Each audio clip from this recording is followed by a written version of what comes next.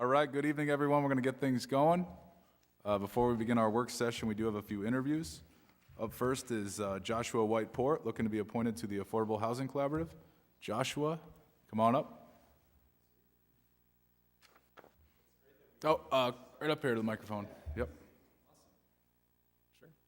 First off, thank you for your interest. Sure. Good to see young people wanting to get involved. But if you just want to tell us a little bit about yourself, why you're interested, and if you've been following it all, sort of, what you foresee. Yeah. I'm Josh. I was originally coming out of Massachusetts. I graduated from Tufts back in 2016. Physics and French major. Went and worked in software for a few years.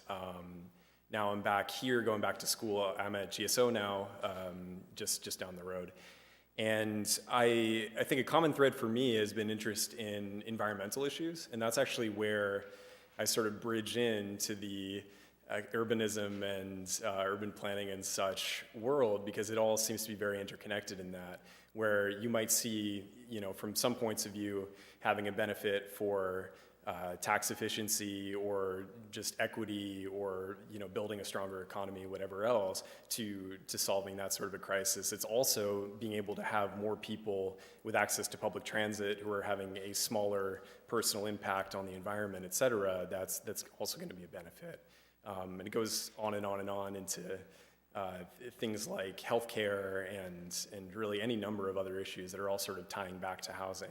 So I guess the environmental thing is what originally drew my interest, but it's just been sort of a curiosity ever since then, and I've been sort of exploring it on my own.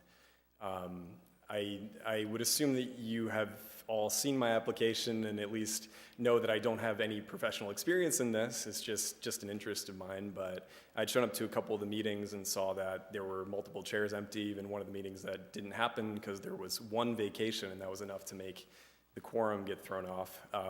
So I figured, it's something that I care about, and it seems like a good first step to start solving the problem, just to do what I can. So. Excellent. Thank you, Josh. Sure. Any questions for Josh? No.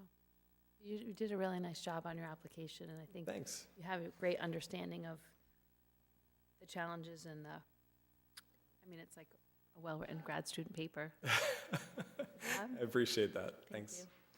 Merci beaucoup for toutes les choses. Yeah, that's awesome. Great. So I guess what else do you need from me at this? That's it, and That's all. you should find out relatively soon. Perfect. But thank you again for your interest, and Yeah. we're looking forward to it. We think you will serve well, but you will find out soon. Thank you. Awesome. Yeah, much appreciated. All right, next we have Dennis John Bowman, looking to be appointed to the Conservation Commission. Thank you for the opportunity. Forgive me, I'm a little hoarse this evening, but No worries. I can answer your questions. My interest is powerful in the environmental area. I've been president of Friends of Green Hill Pond for the last 5 years. In the past 2.5 years, we've been successful in working with South Kingstown and URI in securing $328,000 in federal grant money for restoring Green Hill Pond. We've not just attached our name to it. We've drafted proposals. We've provided tens of thousands of dollars of matching funds. We have done a great deal to secure that money, and it's now being spent in productively improving one of the premier salt ponds in Rhode Island. So that experience I think I can bring to this position and hopefully help address some of the challenges facing the commission. In addition, I hope to learn from my fellow colleagues on the board or on the commission about the challenges facing not just Little Green Hill Pond, but South Kingstown, and maybe we can apply some synergy between the two groups in progressing this and restoring and restoring and preserving the natural resources of South Kingstown. I'm open for your questions. Awesome. Thank you, Dennis. You certainly have some great experience and will contribute well right away. But any questions for Dennis? Will we have him? I wanted to just thank you for the grant writing you did to help clean up Green Hill Pond. That's I feel like one of the areas of need that we really could use more grant writing experienced people. And so I'm interested to just hear a little bit more about the team that wrote those grants. Sure. The very first grant came from actually the town of South Kingstown Public Services Department. They tried to get money twice in 2 years, got turned down both times. We were brought in as a partner. At that time in 2018, we didn't have grant writing experience, but what we did have was some funding from generous donors to go out and hire professional grant writers. We had a compelling story, but it didn't seem compelling or wasn't compelling to the reviewers. So one of the first things we did was bring in grant writings to do a first draft, which the town then polished and personalized. We also provided matching funds for all those programs and so forth. So it really is a public-private partnership in its purest form. We were not just advertising, we were working the substance of the grants and how to get them done. I'm not sure if I'm answering your question, though. You did, thank you. Okay, thank you. Appreciate it. Thank you, Dennis. Any other questions? All right. Thank you. Thank you again for your interest, and you as well, Dennis, should find out soon. All right, that completes our interviews, and now we're going to move over to our work session and walk through the agenda. At this point, I'll turn it over to the town manager, Jim Manny. Thank you, Council President.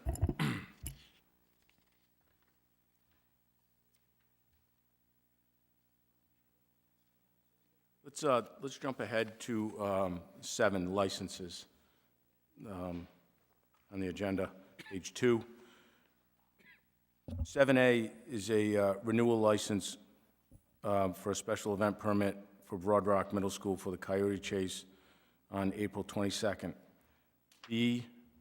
7B is a new license for special event permit for the South County YMCA on October 14th. C is a renewal license, special event permit for the Ocean State Road Race on October 29th. D is a pool table license to Matunic Pizza. It's a request for a new license. E, pool table license for the Ocean Mist, a new license request. We've looked at those, we've vetted them. Other than meeting the requirements that they need to execute that hold harmless agreement, there's really no issues with any of these licenses that we can see at this point. And D and E, I put in the category, you learn something new every day. I didn't even know you needed a license for a pool table in an establishment, so that's a good one. That's never come before us, so. Yeah, that's a good one. The police chief had to show me that in writing, because I still didn't believe it, but it's real, so. The rest of consent agenda items. We have public hearings on 8. We have 3 of them. Before I get into them, Council President, I respectfully request that B and C moved before A. And the reason for that is our finance director, who's been working 28 hours a day, not even 24, he's working very diligently to get that budget ready for March 1st. So he's downstairs working, so if we can get him up, get him through those real quick, because he'll be weighing in, and then get him back downstairs to do his work. Then because A might be a little longer to discuss, so I think that would be the most prudent way to do it. So there's 3 public hearings. One is the big one. It's going to be about the zoning, the text amendments in the zoning ordinance with relation to cannabis and the overlay district. And Director Rabbit is here, who is truly a subject matter expert in this area, and he did a lot of work in creating this overlay district, and we'll explain it to you in a slide presentation that should take 10 to 12 minutes. Under 8B, public hearing, it's a waiver of interest for qualifying quarterly tax payments. That one is mirrored after state law. That's the one I've talked to you about in my town manager weekly updates and here in open session, my town manager's report. What that is that would give residents who have lived here for 5 years or more, have never missed a tax payment if they were late, having to pay that pretty substantial interest payment on the remaining taxes. The reason for that is, it's quite simple. One day I was down in the tax collector's office. There were 6 people there several months ago. They were visibly upset. They were older people that that were there, and they'd missed, for whatever reasons, health reasons or something else, they'd missed paying in that 30-day window. They were late, and they got substantial, you know, to them it was very substantial, $200 late fees, $300 late fees. One gentleman, resident, has been paying his taxes for 35 years, never missed a payment once, and he was insulted that he had to pay that. So that's where we really started doing some research on what the state law would require and what the town should do. So I think once you hear this explanation by the tax assessor, you can come to your own conclusion on that policy change. C is property tax exemptions for elderly persons. Once again, the tax assessor has been working on that. He brought it to my attention. One of his duties and responsibilities is to review the tax exemptions yearly to see should they be updated and should we be expanding the pool. And one thing he found was that there was Social Security had generously given out a substantial increase to the people that can collect Social Security, and his concern was that would put them out of the range of getting tax exemption because they made just a little too much money. So his proposal would be expanding that range a little bit so that the Social Security increase would not knock you out of one of the ranges. Let's go to 9, communications. A, that's an easy one. The Girl Scouts are requesting a proclamation for Girl Scout Week and for the troop members to lead the Pledge of Allegiance on March 13th at the Town Council meeting. B, Chief Stephen Pinch of the Union Fire District and Chief Thomas Reed of the Kingston Fire District requested to come and speak to the Town Council tonight about the allocation of opera funds that were distributed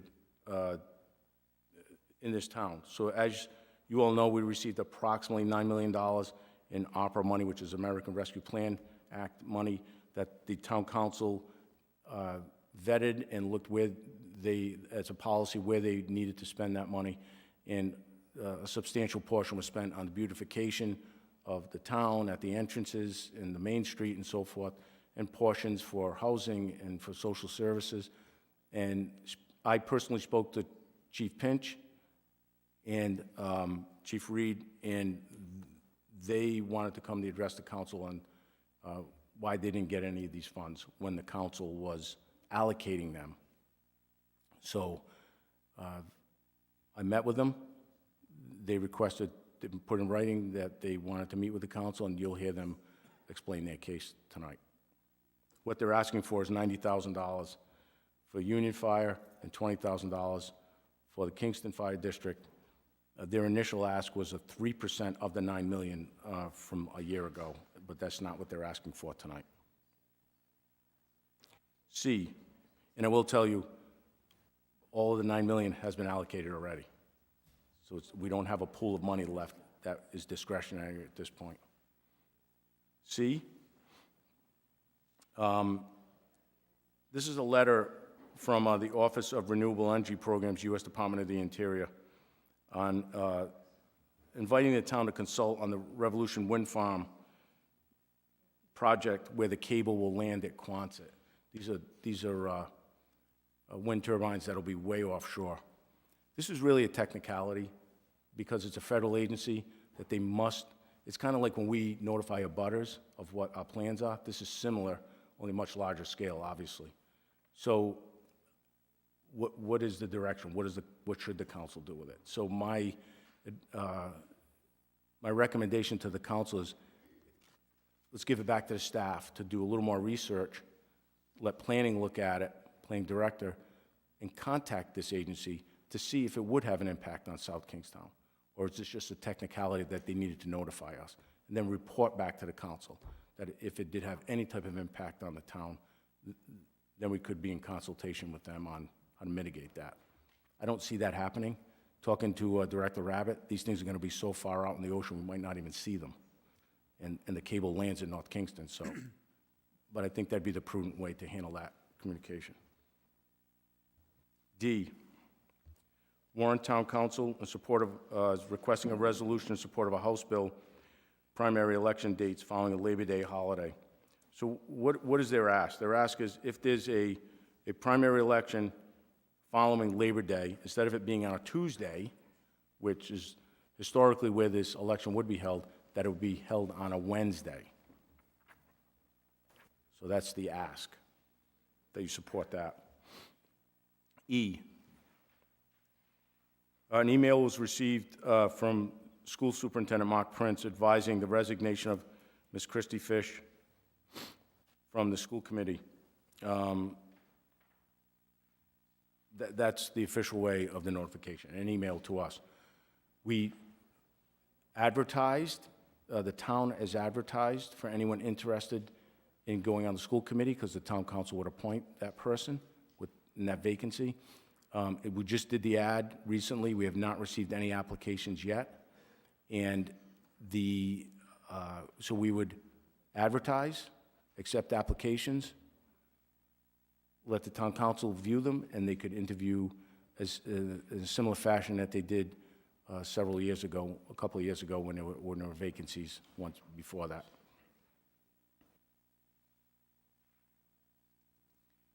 F, the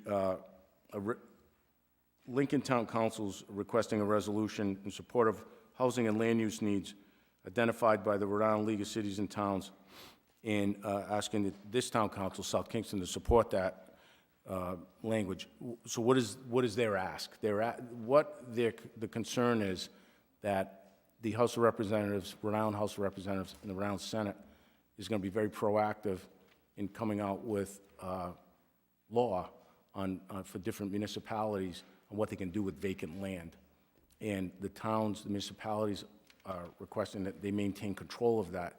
So they're being proactive in their ask, that we support a resolution that the towns and municipalities sit at the table while the state is coming up with these new state laws. G, there's an email received from Christy Kramer regarding outside consultants and literacy coaches in the school department. School department, I'm not going to touch. That's theirs. They're going to have to answer for what, if they are or they're not.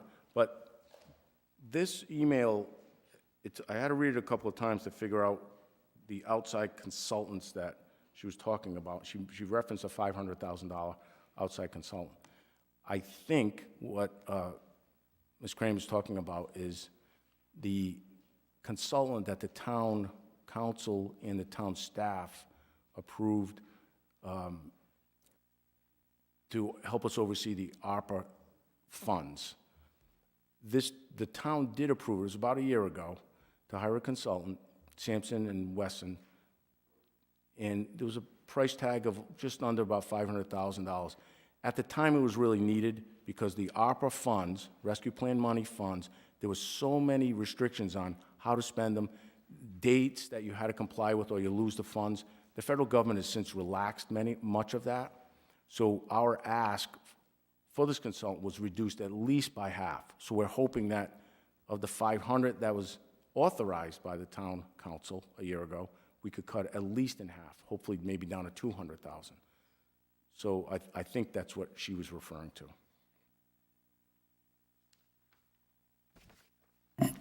H, a letter from Senator Sosnowski endorsing a request for the American Rescue Plan Act funding by South Kingston, for South Kingston Housing Authority and the Johnny Cake Center.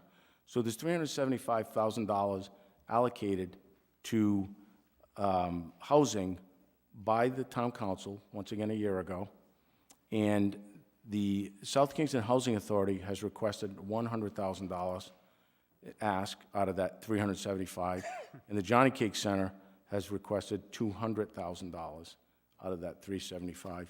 So the council will be seeing this soon, where they will be vetting all this and authorizing whatever funds would go to all the agencies, housing and social services. There's a memo dated October 20th from BPAC requesting authorization for the town staff to collaborate with the town of Charleston in developing the first phase of South County Coastal Bike Route and the Block Island South Bikeway. Speaking with Director Rabbit, this is really a DOT project, so respectfully asking that it be pushed back down to the staff, let him start working with DOT to see exactly what the ask is and see how South Kingston could work collaboratively with Charleston. 10, the town manager's report. I'll do a very, very quick update on the school building committee. There's not a lot to report. We've done as much as we can, waiting for further direction from the town council. So that meeting is this Thursday at 7 p.m., not 6 like we originally discussed. And the reason for that at 7 p.m. is that there's going to be several people here to discuss, and you would ask questions and they could advise you. Studio Jade, a bond counsel, a finance director, which would assist you in deciding which direction you want to go as a policy on the amount of the bond. And then also on the agenda, we put very specifically, you know, whatever information you would want to know on an impact on a tax rate, impact on the bond ratings, any stipulations that could be put in place on whatever number the town council decides or not decides to do. But that agenda, I believe, is going out tomorrow, Susan? Is that right? It did get posted. On the town manager's report is an update on BPAC, on the master plan. If I'm not mistaken, the place looks pretty stacked with BPAC. So there's going to be a difference of philosophy on this, for sure. First, I want to thank them. Of any committee, they were the most involved in working on something, and the passion they had was very evident. The ask that they had under the previous council included that their recommendation be put into a master plan. And having the staff look at it and the planning board, they felt that would be a very good policy, but a true master plan would have to be taken, we'd have to hire a consultant to do that. That's where the disagreement's going to be. Now,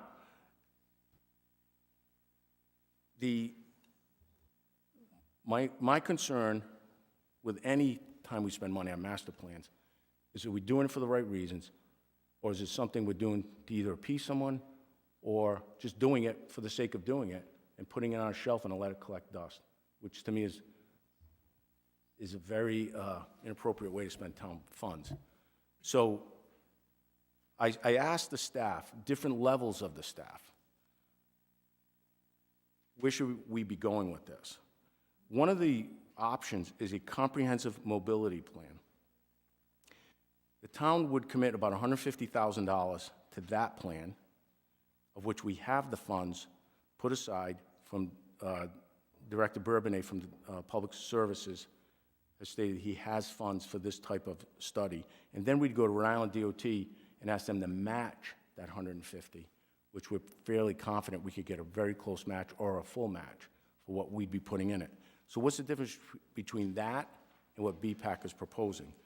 That would be a specific action goals, not only for bicycles and pedestrians, but for motor vehicles, for all the towns, all the roads in this town, with the goal of like having, you know, net zero fatalities in the town. That's the crux of what a comprehensive mobility plan is. So once again, Director Rabbit's here. He'll have a 10-minute slide presentation regarding what the staff has seen with this, what in their recommendation, and what the planning board recommendation is. And of course, we have representation here by BPAC. I'm sure they would want some input on this as well. Under new business, we'll jump right to 13A. Well, that's a consent. We're good with that. 13B and C. So the building inspector.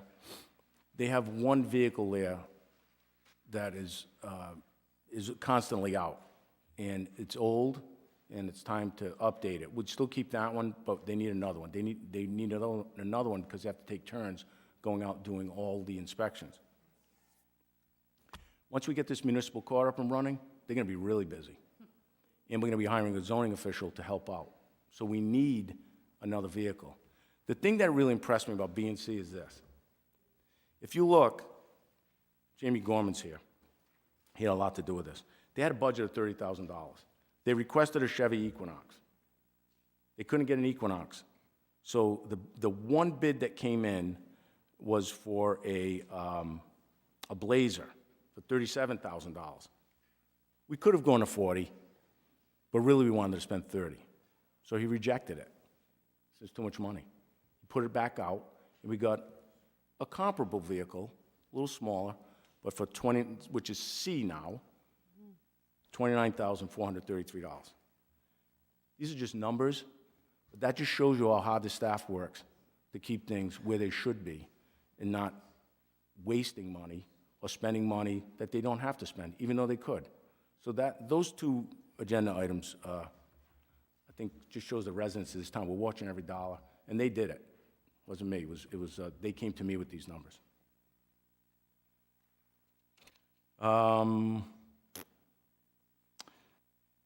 G. That is not consent, correct, Susan? The AEDs? So Luke Murray and Craig Stanley, the chief of EMS, put a lot of work into this to find the best AED, which is a defibrillator, one that would really help save someone's life somewhere, somehow, on vehicles and buildings, whatever. And they found a really good product, and they're here tonight to talk about it if you'd like. But they're only about $1,500 each, I believe, and they have a GPS on them, they talk, it's a very modern piece of equipment. We shared that bid with the school department to purchase their own if they want to, because they're looking for AEDs. So we're paying for the town ones. We gave the information to the schools if they wish to buy those same AEDs for the schools. Jim, just a question for when we go to this, I'm just curious why a lease? Lease, For the AEDs? is it lease to purchase? What is that? Yes. I think we're starting to look at leases in certain, because we can constantly, we pay a fee and we get the most updated equipment. When I think of an AED, I carried one in my Cruiser for a long time. We had them for so long, they went dead. The batteries died. And then we had to put all kind of capital to buy them all over again. This way, you're buying the most modern equipment, last couple of years. It's cost-effective, and it goes right into the operating budget rather than the capital budget. The way it was explained to me, I'm all on board with how they're purchasing these. Okay, thank you. All right, any other questions for the manager? All right, we'll take about a 1-minute recess before we begin at 7:30.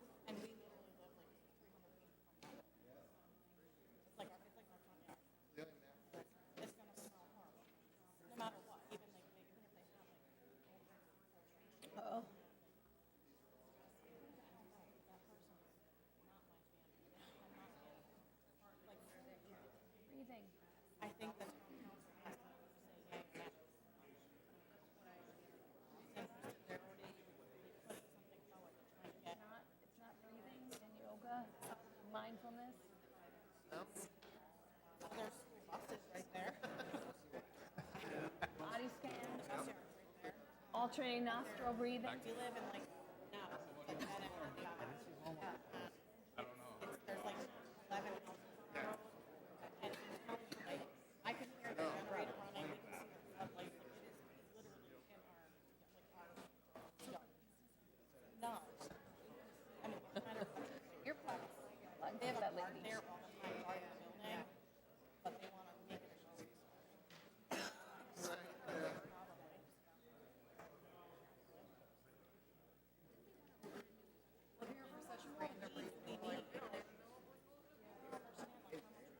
Always. I don't know. Ready?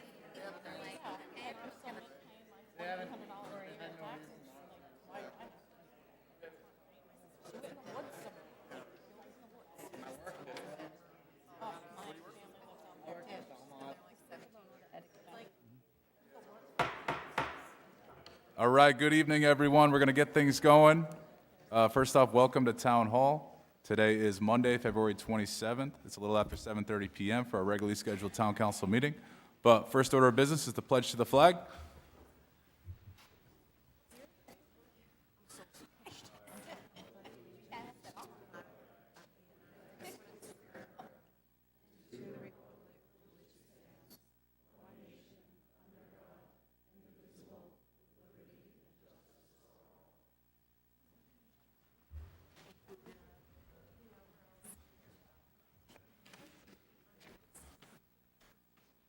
All right, next on the agenda is the land acknowledgement statement, which I will read. The town of South Kingstown pays homage to the indigenous people and land on which the town is now located, but this acknowledgement serves as a reminder of our ongoing efforts to recognize, honor, reconcile, and partner with the Narragansett tribe whose land and water we benefit from today. Next, we have the roll call. If you would, Susan. Council President McEntee, Here. Council Vice President Marin, Councilwoman Bergner, Here. Councilwoman Alley, Here. Councilwoman Rose. Here. All members are present. Thank you. It's going to move us to item 5, approval of minutes of previous meetings.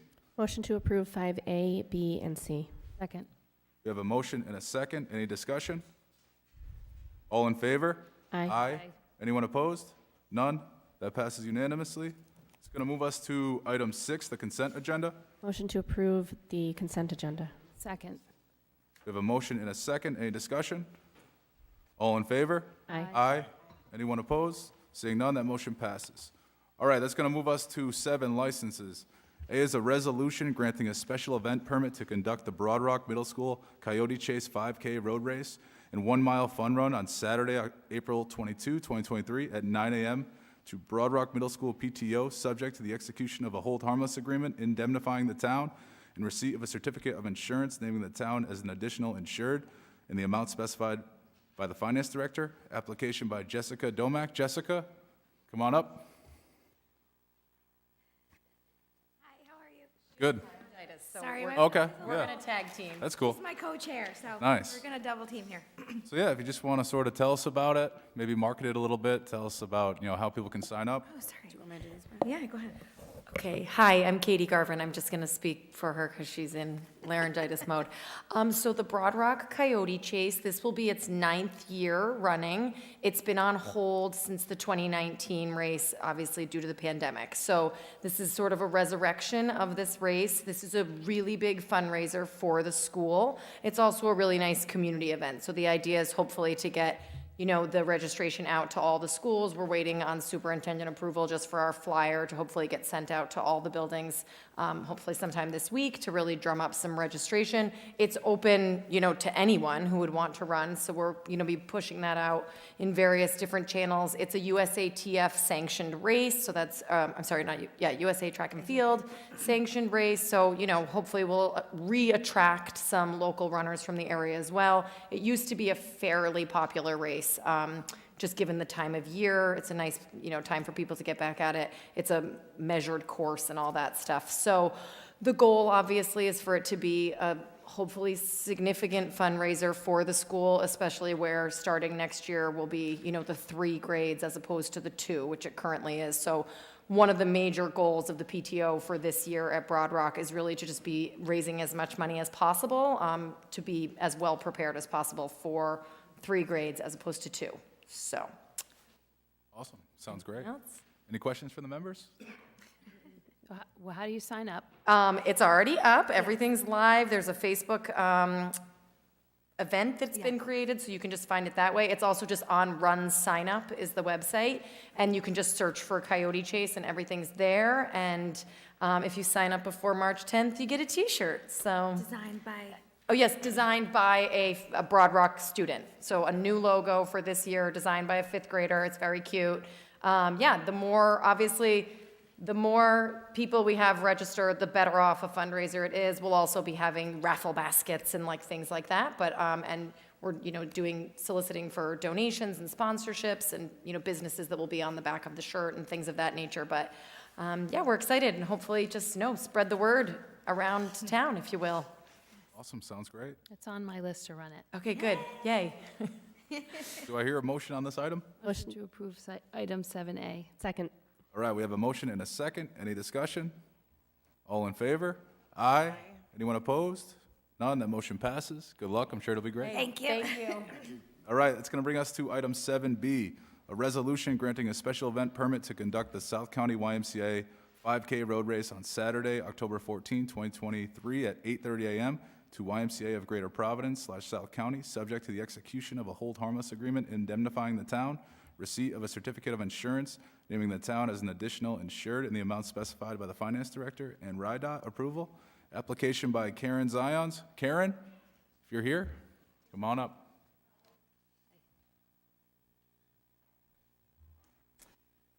Hello, Karen Zions. I live at 14 Hopkins Lane, and I'm the owner of Road Races and Events Incorporated.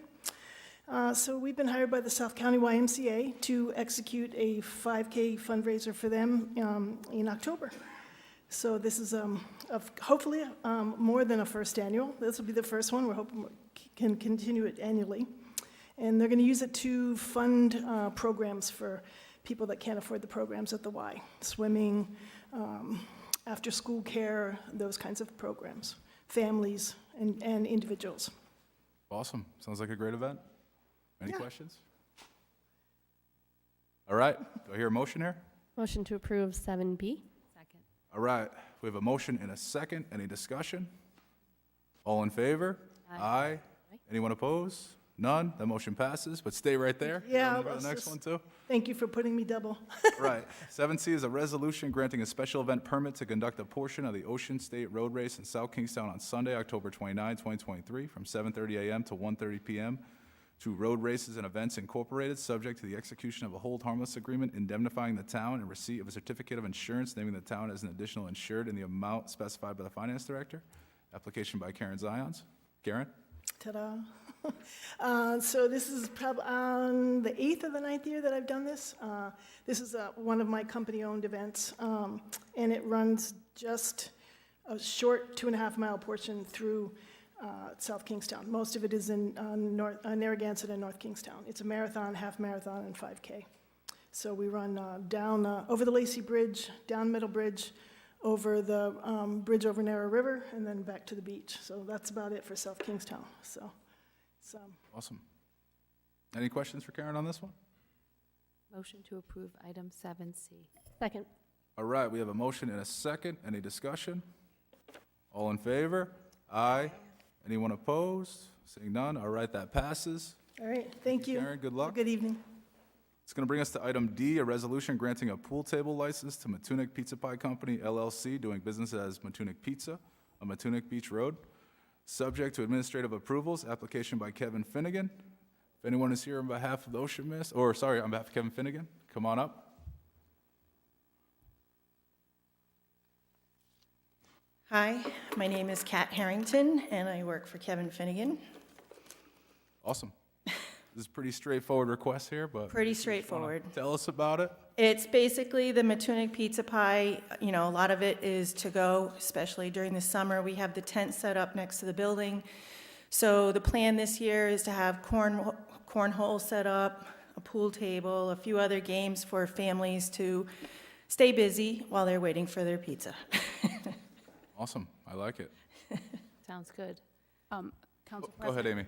It just now came to my attention in reviewing the enabling legislation, giving the town authority over pool tables, because the manager mentioned it was news to him that we had such authority. That actually, the enabling statute was amended last year and effective in June. The council now only has authority to regulate and license pool tables when 3 or more are proposed. So I just learned that within the last few minutes. So I think the question is, if it's only a single pool table, a license isn't required. But if it's 3 or more, then we do have authority over it.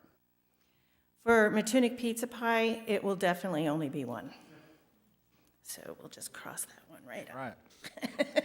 Rarely does it work out. Unfortunately, the next one, I know you got to go through whatever you have to do. I think it's only 1. It may be 2.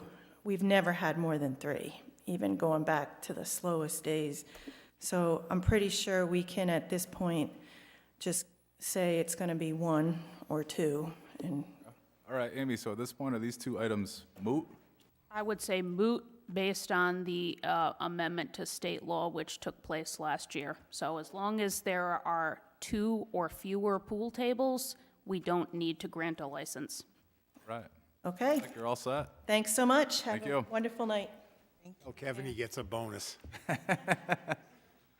All right, that's going to move us to item 8, public hearings. We're going to start with public hearing 8B, which is a public hearing relative to proposed amendments to the Town Code, Chapter 17, Taxation, that would add Article 8, waiver of interest for qualifying quarterly tax payments, as shown in Exhibit 2 attached here too.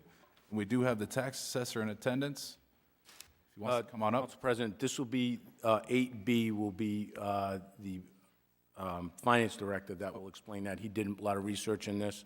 Once again, this is on the agenda. I know I said it at the work session, but there were several residents down at the tax collector's office that were late in their payments, and this is where, and we truly felt for them. They'd been here for a long time, and they were late just once, and we thought of a program that could help them on one-time basis only, once every 5 years, waive the interest on that tax bill.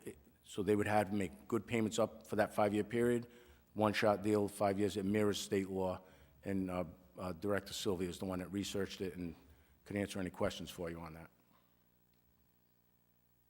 All right, so if you want to sort of walk us through the broad strokes of the provision here? Absolutely. So presently, the town has quarterly tax payments due on August 1st, November 1st, February 1st, and May 1st. And interest would accrue a month after. So taking, for example, the August 1st payment, any payment that is not received by September 1st, interest would begin to accrue.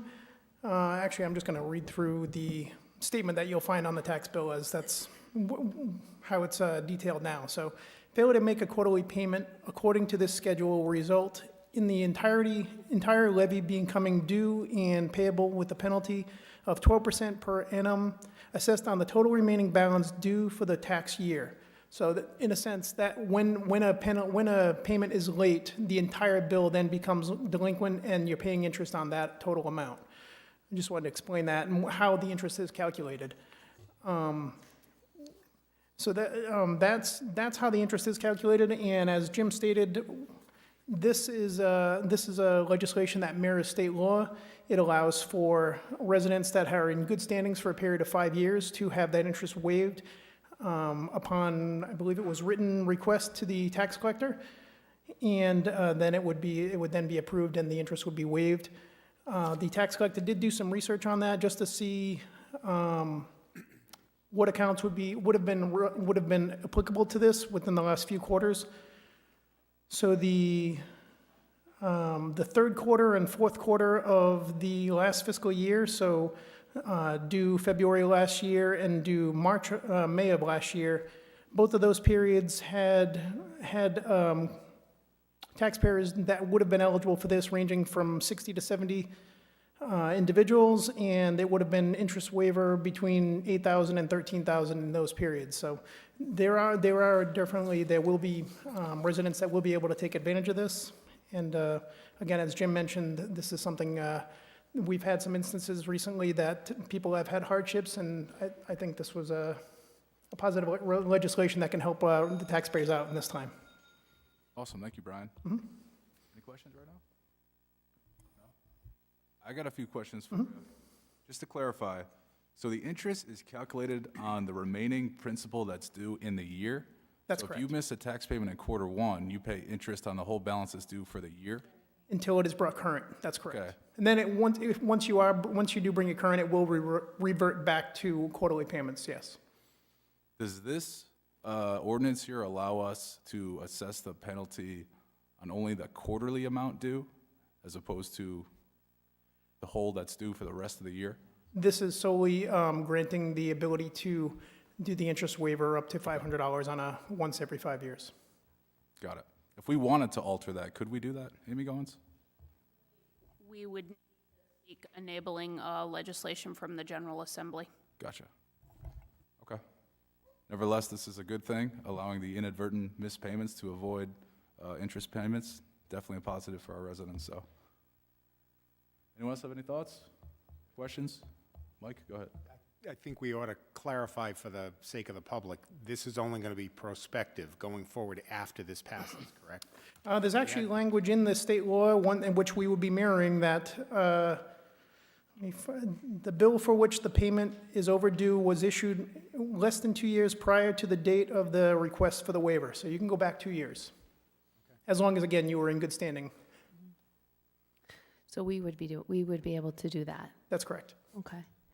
So I think this is a really good change. I have been approached by people in the community, not in the tax assessor's office, but who make a mistake and they're on vacation or something happens, and they're very upset because people, they don't have an overdue library book. They don't miss a payment.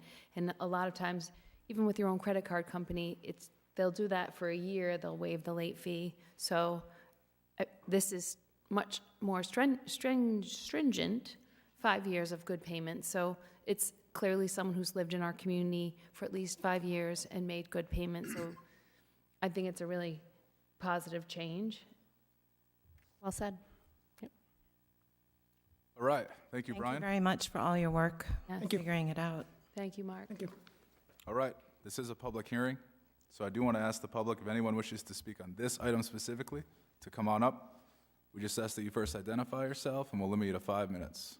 Rory, respectfully, we have a lot of people here tonight that I think will want to speak, and due to the impending storm, we have several town staff members that live, over an hour away. I'd like to ask that just for tonight, we limit comment to 3 or 4 minutes. I agree. Do you mind? Yeah. So instead, we'll limit it to 3 minutes. Thank you. Hi, David Hamill. I have a question. I'm not here for that, but 12% interest, is that correct? Sorry, say that again? 12% interest on the unpaid and... That's correct. Okay, so is that like a credit card company? 12% sounds high to me, and Is it- doesn't sound high to you? Is it the statute, though? It's the Okay, statute. So what does that have to do with the town of South Kingstown? We can change that, right? 12% seems high. That's all I have to say. Amy, are we allowed to even go under the 12? No, the interest is statutory. Okay, so sort of preempted by state law here. Correct. Okay. Right. Any change to the statutory interest rate would require enabling legislation. Okay. So I guess if, Mr. Hamel, if you were interested, just write a letter and ask us to approve it, and we can direct staff to do it one way or the other in the future. All right, anyone else wish to speak on this item? If so, I invite you to come on up. All right, seeing nobody.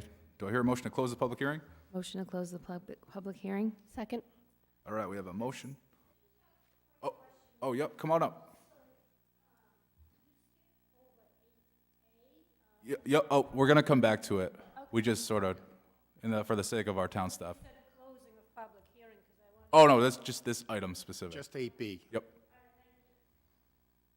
All right, so we have a motion to close the public hearing. We have a second. Any discussion? All in favor? Aye. Anyone opposed? None? All right, the public hearing is now closed. Do I hear a motion on 8B? Motion to accept the proposed amendments to the Town Code, Chapter 17, regarding waiver of interest for quarterly tax payments as shown. Second. All right, we have a motion and a second. Any discussion? All in favor? Aye. Anyone opposed? None? All right, that motion passes unanimously. That's going to move us to 8C, a public hearing to consider proposed amendments to the Town Code, Chapter 17, Taxation, Article 3, Property Tax Exemptions for Elderly Persons, Section 17-44, Amount of Exemption, Filing of Applications, as shown in Exhibit 3 attached here, too. May I just interrupt? So we switched the order a little bit because the finance director is busy working on the town budget, so he came up for this very short hearing, and he wasn't going to sit and wait, so that's why Brian just left. So that explains the order. We talked about it in the work session, just for staff workflow. Sorry about any confusion, but we're going to get to that one next. Council President, before I introduce our tax assessor, and I should have brought that up. We said that at the work session, I'm sorry, that there was some confusion on that. We did change the order. But now 8C, before we go to 8A. This is the tax assessor, Mark Capuano, who's here at the podium. Part of his responsibilities are to review all the exemptions available to residents of this town. He saw this one was, especially for elderly people in this town that do qualify for an elderly tax exemption. There were about 147 last year that did apply. His concern came to me was that because of the increase in Social Security, it could bump some people out of these ranges that we currently have on the books. And that's why we're here tonight, to discuss the ranges, to ask for a policy change by the council to increase the ranges in what his recommendation is, so that we can keep that same pool of people in that elderly tax exemption. So I'll turn it over to the tax assessor, Mark Capuano. Thank you, Town Manager. First of all, I just wanted to thank the council for the opportunity to review this exemption. Hopefully next year we can get a jump on it, maybe in the fall. The applicants have been very patient with getting an application out because there's the maximum income is listed on the application, so we were unable to send the application out yet. So they've been very patient. My staff has been terrific in talking to people and answering phone calls and letting them know that based on tonight's turnout that hopefully we can get those applications out this week. So I did just want to mention that, and again, I do appreciate the opportunity. I'm not sure if you received, as a simple handout on the history of this program, any amendments that were made since 2007. I know there's some new council members, I'm new as well, but I did want to just reference that if in fact it was in front of you, that's there. If you have any questions, obviously I'd be more than glad to answer those.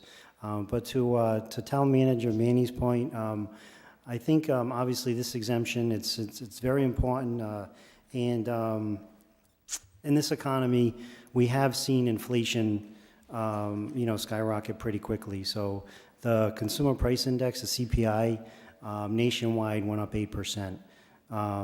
And also, Social Security COLA went up 8.7%. Even though that's for next year, it still shows that obviously on both ends, inflation and income, it's applicable to this exemption. So I was hoping to bring this information forward to the council and answer any questions that you may have. All right, thank you, Mark.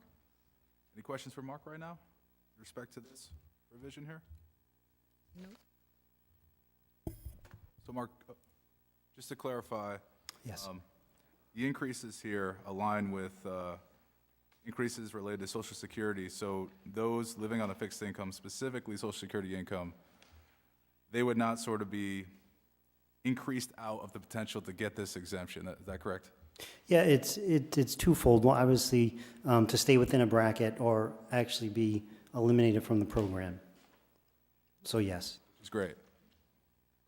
It sort of puts the taxpayers at ease who are sort of right on the edge there of being in or being out. So, correct. Great. Any other questions for Mark here? I really am very happy to see the limits increased, and I think it's really to the town's benefit to get this out in advance of, all of the other things that we're trying to do. So thank you. Thank you. So just to be clear, I think in the past, we have adjusted the brackets. Correct, that's why I wanted to, hand out the history on this, yes. I can't find that in my email. Okay, I I was could, trying to, I know you've sent it, but I okay, no, that's fine, that's fine. I can read to you what the adjustments have been to both the brackets and the income, but Right. you're absolutely right, Councilwoman, yes, there has been. every year, we've adjusted both the brackets, the ranges that qualify, as well as the amounts. So it's just this year, or the past year, there was such a jump in Social Security to 8% increase in the checks. So that's why we need to do a different adjustment. We've always looked at not trying to edge people out. It's just an anomaly year of excessive increase, or larger increase, not excessive. So I definitely appreciate your hard work. Can somebody tell me the date of the memo from the email so I can just look at it, because there's something I'm looking for that I can't find? Does anybody have it? Any chance you know the date of that memo, The date Mark? when you emailed it to us? I did not email this, I think I provided it through, It's in Exhibit 3 in the Town Council agenda. I didn't know if she was talking No, about the. not this. This is exactly it. It's just, what I'm interested in is how many applicants in each bracket. So that's, I can list those for you, Councilwoman, if you'd like. Okay, the first bracket, there's 52. The second bracket, there's 15. The third bracket, there's 32. The fourth bracket, there's 16. The fifth bracket, there's 28. The sixth bracket, there's 15. The following bracket, there's 6, 1, 1, and 8. the reason why I ask is I would be interested in collapsing one of the brackets.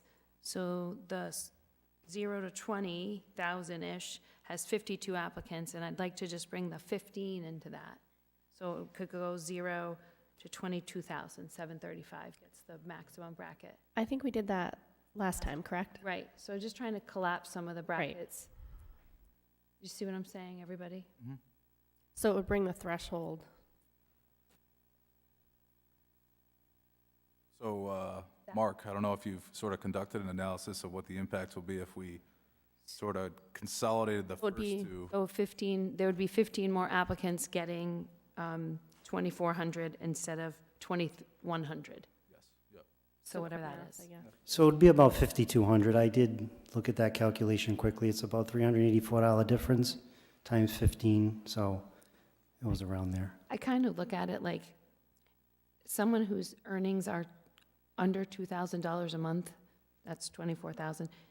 That's not a huge amount of money to operate your household and your expenses. So try to recognize that all of that bracket could use, it's really an extra $300. So, I would definitely be amenable to doing that. you want me to pass that down to anybody who wants to see it? All right, certainly. That's my feeling. Certainly interested in taking up that amendment. Any other discussions on this before we open it up? All right, thank you, Mark. Thank you. This is a public hearing, so I invite anyone who wishes to speak on this item specifically to come on up. And again, we just ask that you identify yourself, and we'll try to limit you to 3 minutes. So with that said, first come, first serve. Come on up. Oh, I'm surprised there's none on this. All right. Do I hear a motion to close the public hearing on this? Motion to close the public hearing. Second. All right, we have a motion and a second. Any discussion? All in favor? Aye. Anyone opposed? None. Public hearing is now closed. Do I hear a motion on 8C? Motion to approve the proposed amendments to the Town Code, Chapter 17, Taxation, as submitted in Exhibit 3. Do you want to? No. No. Well, don't second that motion. We want to collapse that, right? So I move that we,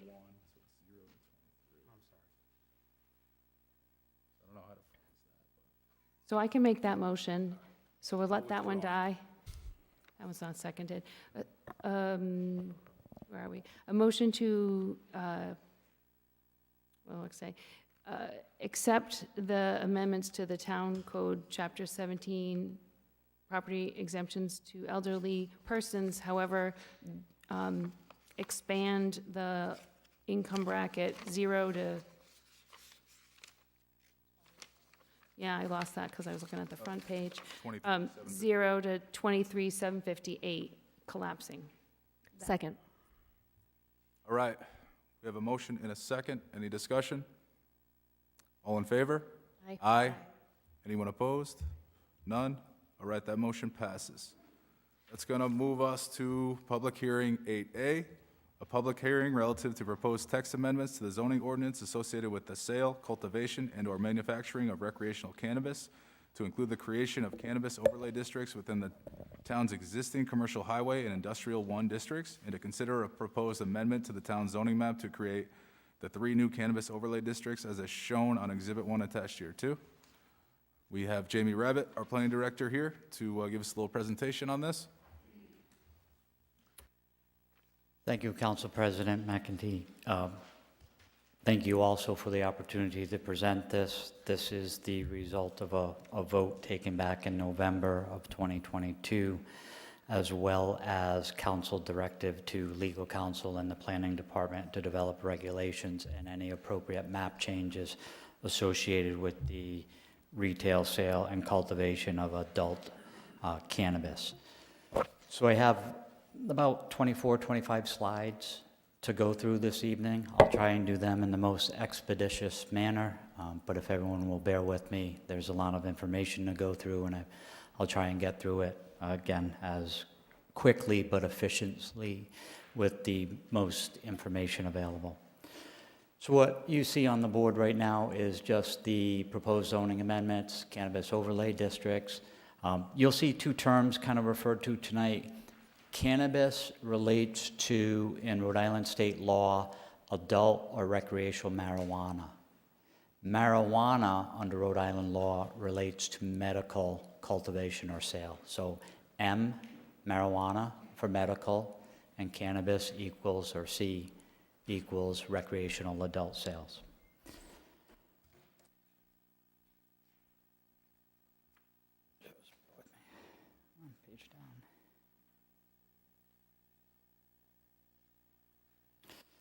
So the next slide represents the existing industrial areas in town, IND1, and the existing commercial areas in town. What's important to note out is in the existing IND1, which is the industrial areas in town, represented by these 4 green circles.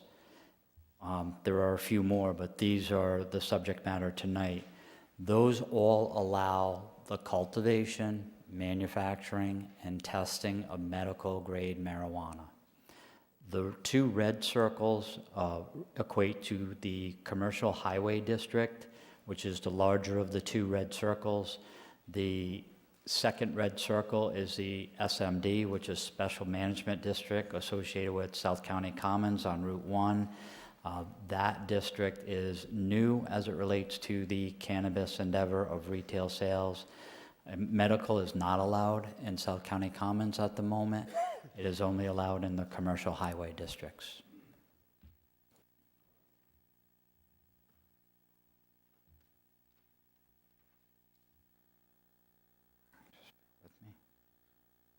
Again, the yellow represents that South County Commons Special Management District. As I mentioned earlier, there are 3 primary industrial districts associated in the proposed amendment to allow cultivation, manufacturing, and testing. These are proposed as overlay districts within the existing IND1. The 4th industrial area is coded as Cannabis Overlay District MT, where cultivation would be prohibited and manufacturing and tested would only be allowed. Again, the 3 for cultivation, manufacturing, and tested are represented in the IND district shaded green, and then manufacturing and testing, and an IND overlay is represented in blue. Again, 3 overlay districts for cultivation, manufacturing, testing, 1 overlay district for manufacturing and testing. The first of the districts is located on Fairgrounds Road, Waits Corner Road, and Liberty Lane. To put you geographically located, it's this Amtrak is located on this aerial photo. You're looking at the north and south side of Route 138 by the Arnold Lumber and the turf fields to the north. The second proposed overlay district associated with cultivation, manufacturing, and testing is in the area associated with Dam Street across from the pump house and an existing historic mill. And again, that's located on Kingstown Road across from Dam Street where you have the pump house located. So this is home to existing distillery and an electrical retailer, wholesaler, and a couple of commercial buildings. The third area, IND1, which would allow cultivation, manufacturing, and testing, is associated with Railroad Street and Church Street. This is in Peacedale. It's the historic mill site, as well as the south side of Church Street, where you have existing mini storage and industrial buildings. The last industrial area as an overlay, which would again prohibit cultivation but allow manufacturing and testing, is located on High Street, just north of Main Street. So you're looking at the intersection of High Street and Main Street, just below the blue shaded area. So again, you have those industrial areas highlighted in green, and the next subject matter are the proposed retail areas for adult or recreational cannabis. There are 2 proposed for that. They're listed as CODRs, or Cannabis Overlay Districts Retail. Again, they're associated with the area on routes 108 and Old Tower Hill Road in the town's primary commercial shopping district. The second area is located to the north in the existing special management district associated with South County Commons. Again, 2 overlay districts for retail sales. The first primary area, as I mentioned, is Old Tower Hill Road. That's associated with Holly Street, Cherry Lane, Kingston Road, Patton Ave, Persian Ave, Charles Street, and Narragansett Ave. The outlined area you see in purple correlates to the highway commercial zone that exists in town. Everywhere inside of that purple, you presently allow the retail sales of medical marijuana. The difference between the highway commercial in this zone and the proposed overlay district is that the planning board thought it would be important, based on past experience, to only allow adult recreational sales if it had direct access to Route 108 or Old Tower Hill Road or the eastern portion of Main Street. So you couldn't be 2 properties behind someone who fronted on Old Tower Hill and get an easement or a right-of-way. You have to have direct connection to. And what we did in the overlay district, and it's a little bit hard to see here, but towards the top of the page, you'll see the purple line, and you'll see that the overlay district is pulled back from that. If you go down in the Persian Ave area, which is to the middle of the slide, you'll see that the highway commercial district is larger than the overlay district. So this overlay district contemplates and shows only the properties who have direct frontage on those streets, basically 108 and the eastern portion of Main Street, as well as Old Tower Hill Road.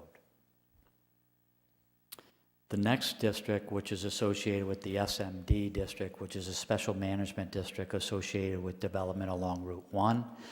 It is both on the east side and west side of Route 1. Before the proposed overlay district, it is only the shaded fuchsia colored or light red colored and that is associated with South County Commons proper and their retail and commercial area. So it doesn't include the southern portions of South County Commons where Fairfield Inn and Suites are, and it does not include the northern portion. So basically, it's kind of Main Street North, and Main Street South, internal to South County Commons. So in going back to the overall picture, you're looking at 4 existing industrially zoned areas, 3 in green, 1 in blue, and 2 retail proposals associated with the overlay, that's Old Tower Hill Road area, and the South County Commons area.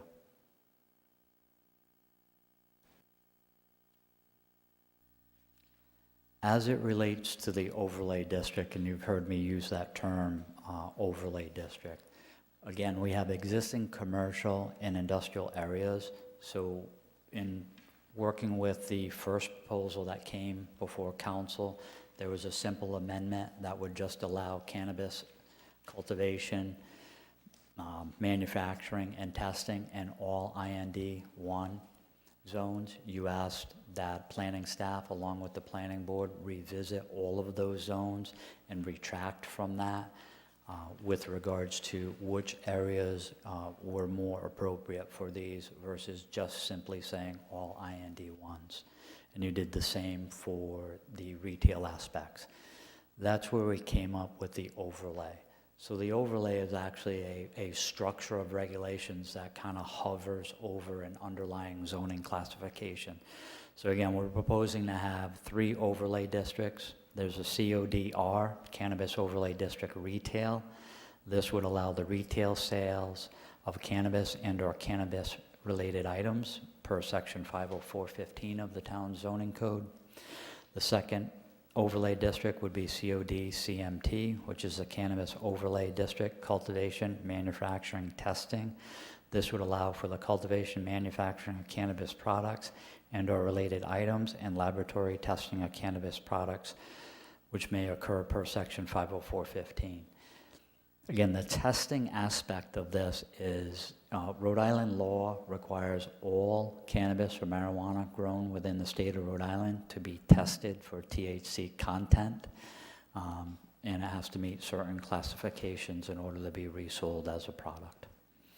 The third is CODMT, which is Cannabis Overlay District Manufacturing and Testing. This zone, as I mentioned, is associated with High Street and Main Street and would not allow cultivation.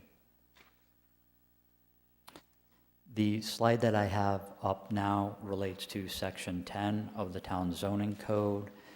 The existing uses within this table allowed medical marijuana. We are inserting the term cannabis into that section, as well as commercial highway and the COD retail.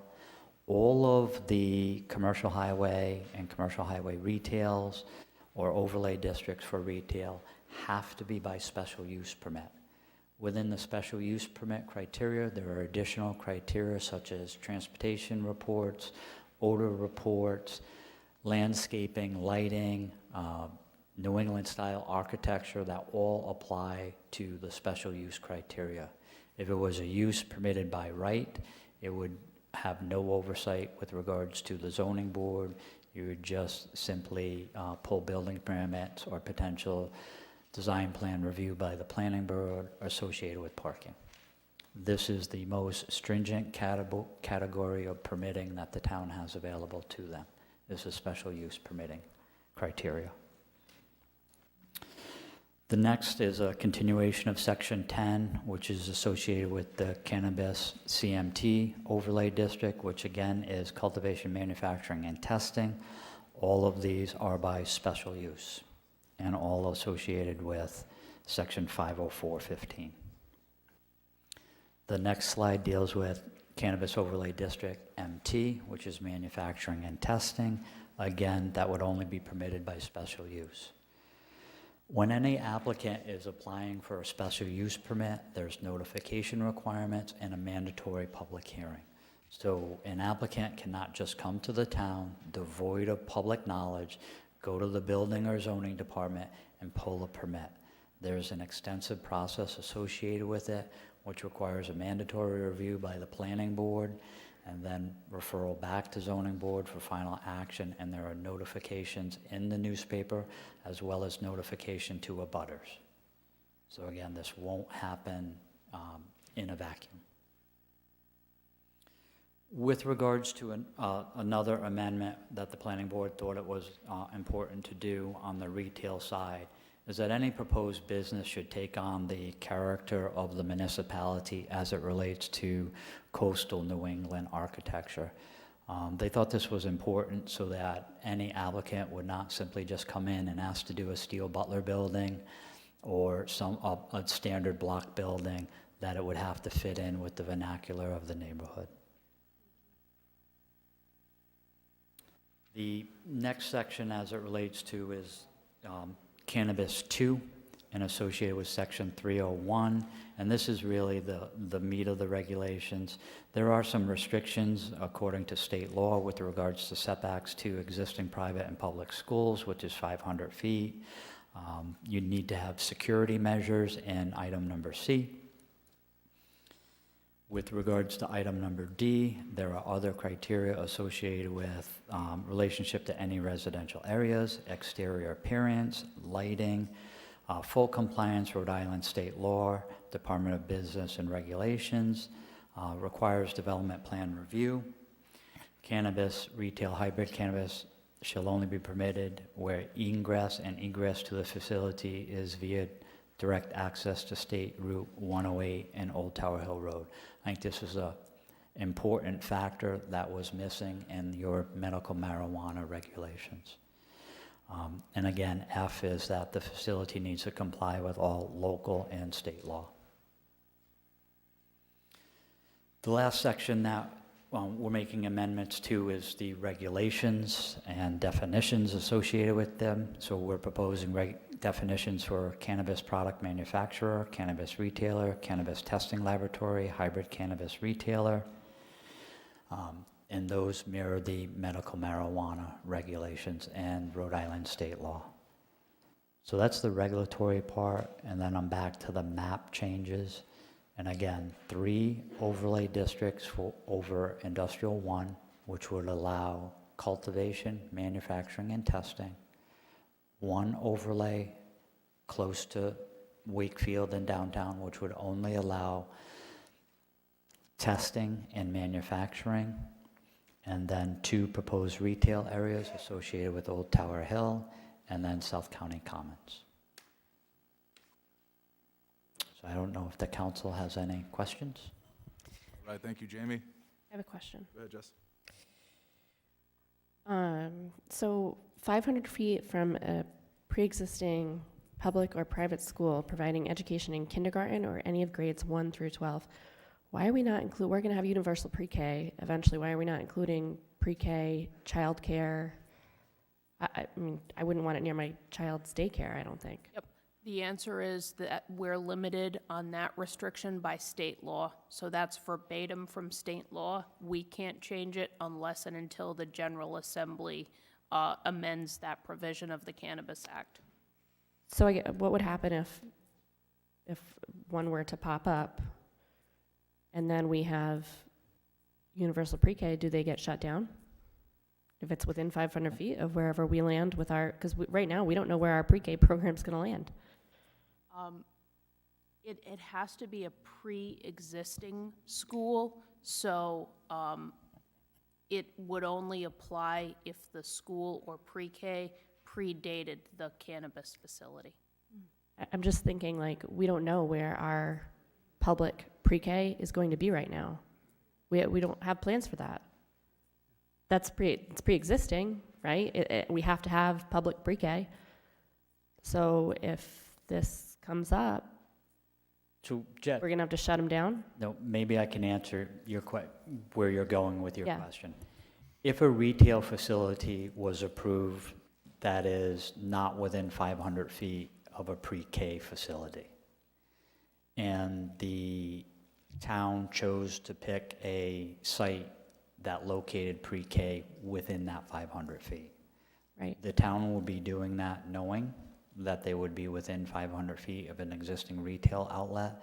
You would not, under my knowledge of zoning law, be able to go to that retailer and say you need to stop operating your facility. They would be considered existing, non-conforming, and grandfathered from any regulatory change. So we're really limiting ourselves as to where we can move our No, required pre-K program. So let me clarify that. You can locate closer than as a municipality. Right, but I wouldn't do that in good faith. I just don't know what's within 500 feet of potentially Columbia Street. Right. What's 500, is it the bowling, is Holly Street 500 feet from? There is no, so I did look at the setbacks. So there is I'll pull it back up. Following you there. So along Kingston Road, there is a small, maybe 500 to 1,000 square foot area on the northern side. So let me go to my mouse. It just clips that area.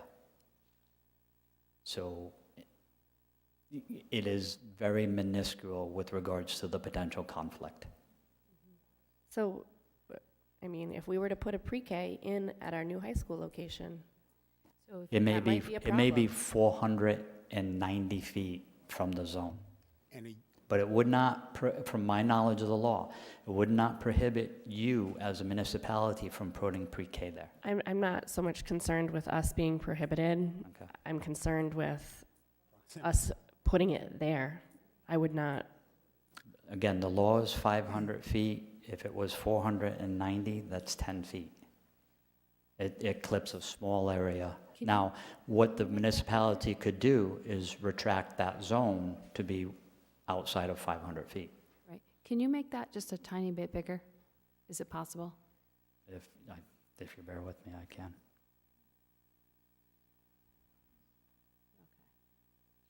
Yeah, see, so there's Old Mountain Field, the baseball field.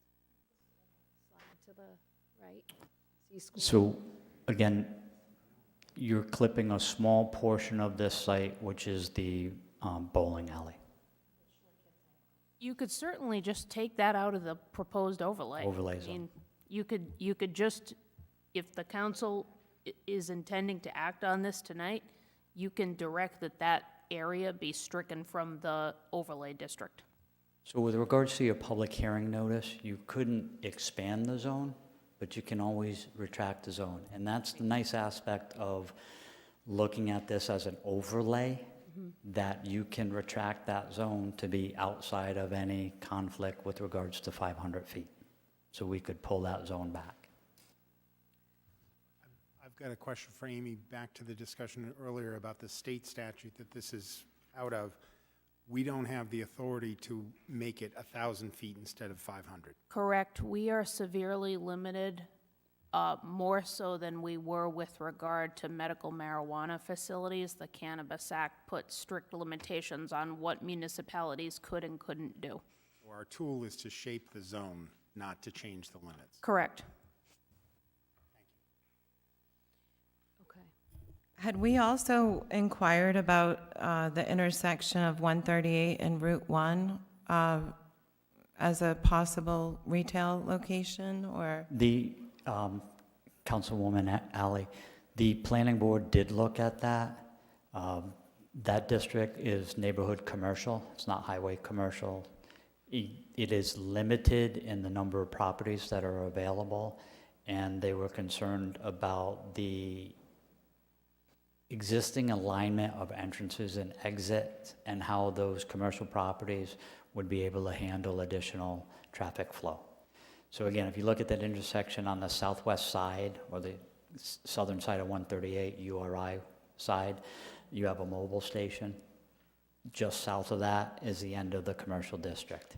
To the north of that, you have a fully utilized strip commercial development that has limited access off of Route 1 and limited access off of 138. To the north of that, you have a hotel. To the north of that, you have a utility facility. There's 2 residential homes used in the commercial sector. Then you have a car dealer.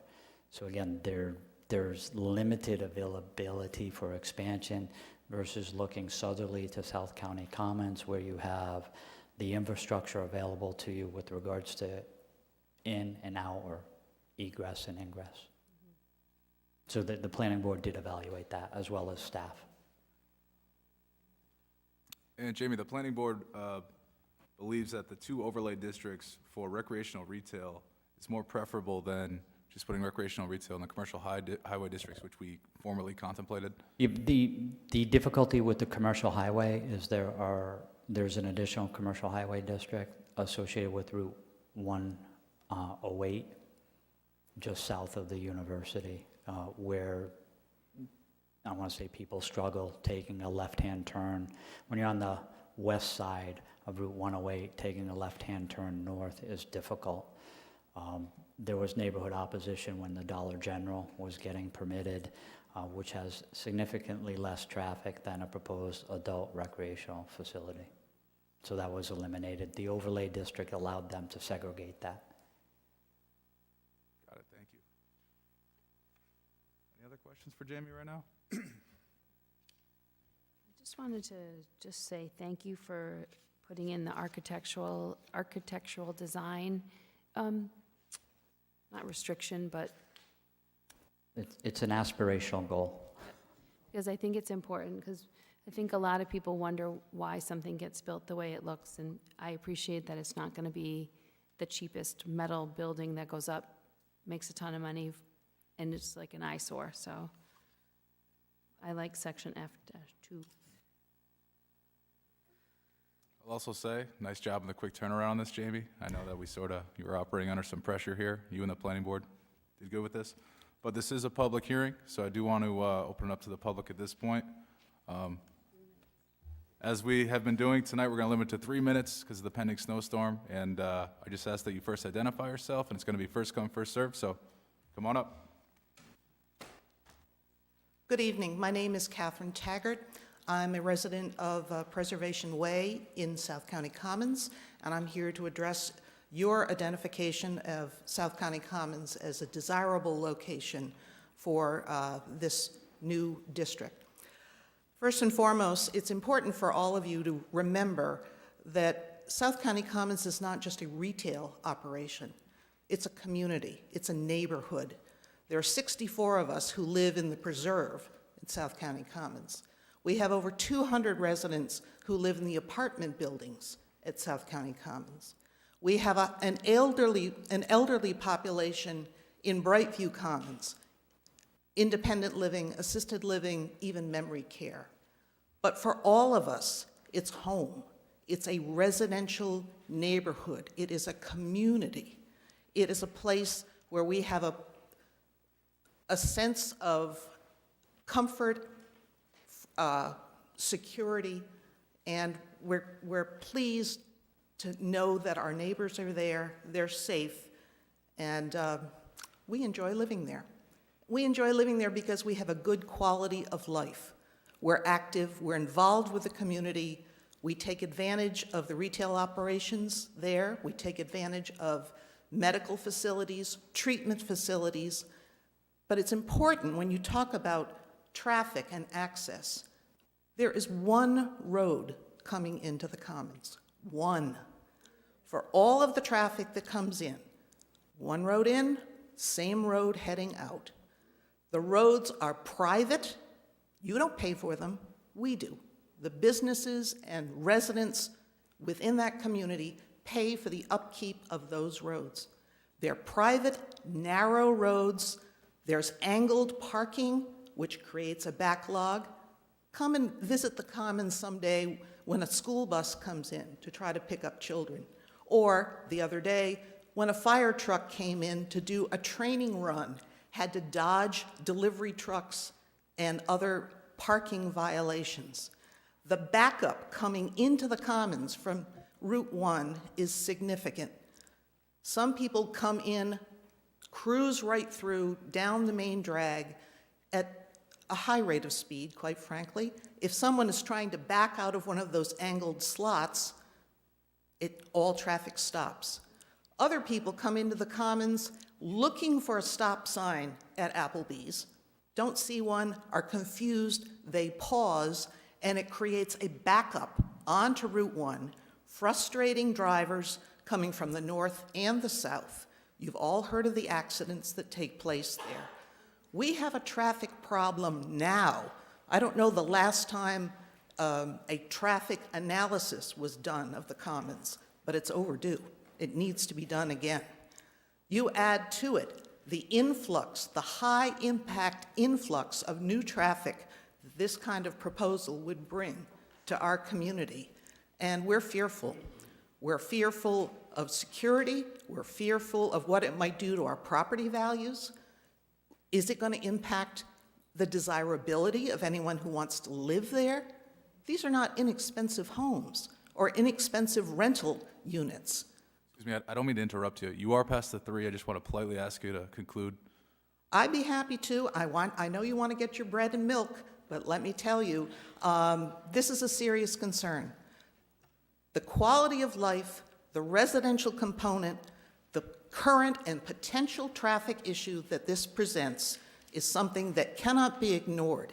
And as a member of the executive board of the Preserve at South County Commons, we vehemently oppose your inclusion of our location in your new zoning proposals. Thank you. Thank you.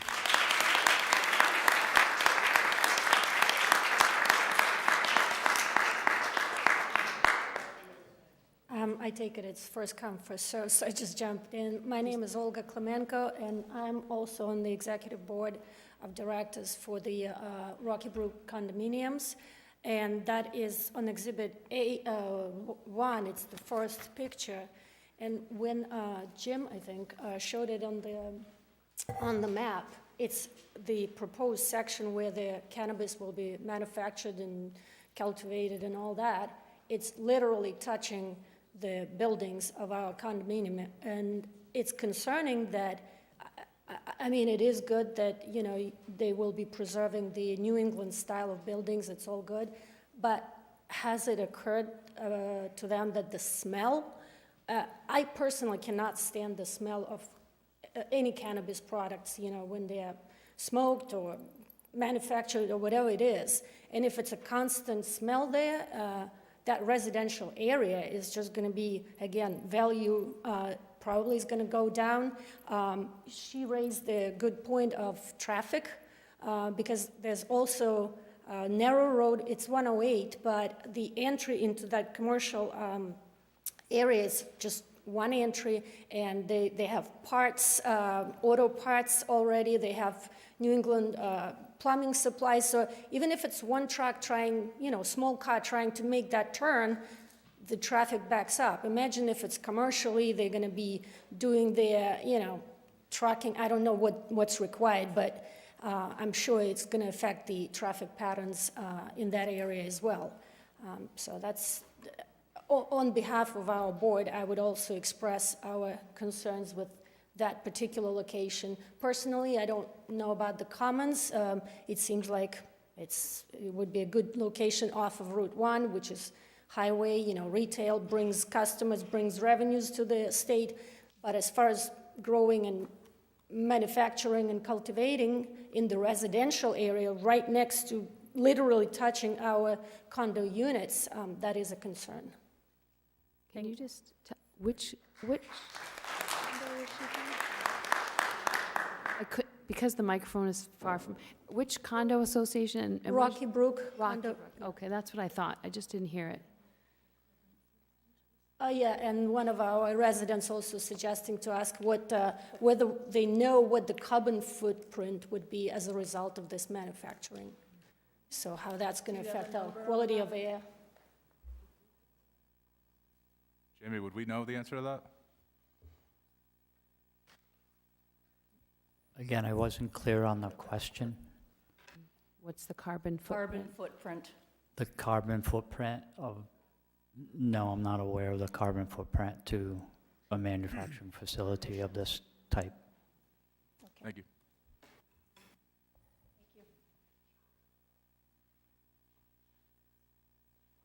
My name is Eric Scher. I live at the Commons. I've been a resident for South Kingstown for about 20 years plus.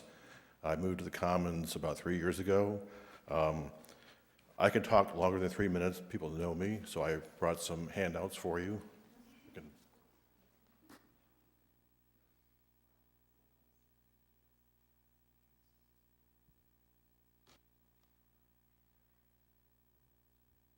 Like Ms. Taggart, I represent a group of people who can't be here. They're called snowbirds, very concerned about what's going on in the area. As Ms. Taggart said, these are private roads. They aren't well maintained all the time. We have a lot of traffic. I'm concerned also about the Goddard School. It's been there for a long time. A lot of kids come and go. I hate to see that school impacted by something like this. It's within 100 feet of the center of the commercial area. I'm also concerned about the future plans. I know across the street there is a proposed development for 40-some-odd houses that may come to pass. I know there is plans for expanding the area below South County Commons to the south. I believe also there is a proposal to go with a brewery inside the area. If this all happens, we're going to become an adult recreational area. I'm concerned about traffic, about the area becoming a very passive recreational area for people who buy and sit in the park areas we have. It's next to the bike trail, which goes up to Broad Rock School. So there's quite a few issues that I don't think are addressed by just a quick analysis of this, which I'm sure wasn't quick. So these are the residents' concerns. You'll have a whole list of them. Try to group them into areas of residents, commercial, traffic, and just other concerns. Thank you. Thank you.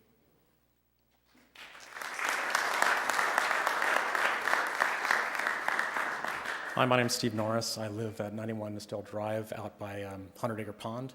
And I just have a couple questions in general. Why are we doing this? What is the gain of doing this? I think I understand why we're doing this. It's all about tax revenue. At one point, I wasn't here for the meeting, but I heard there was at some point there were people complaining about rooster noise, et cetera. And I think the town council had voted and said, we're going to keep roosters because it's the type of place that we live in. It's bucolic. That's what we want. We want to remain bucolic. How is this bucolic? You know, we're talking about industrial manufacturing. From a compassion standpoint, medical marijuana, okay. But retail sales, have we really planned out and thought what's going to happen to our community? Have we really thought about it? Do we want to sell our souls for tax revenue? So, sir,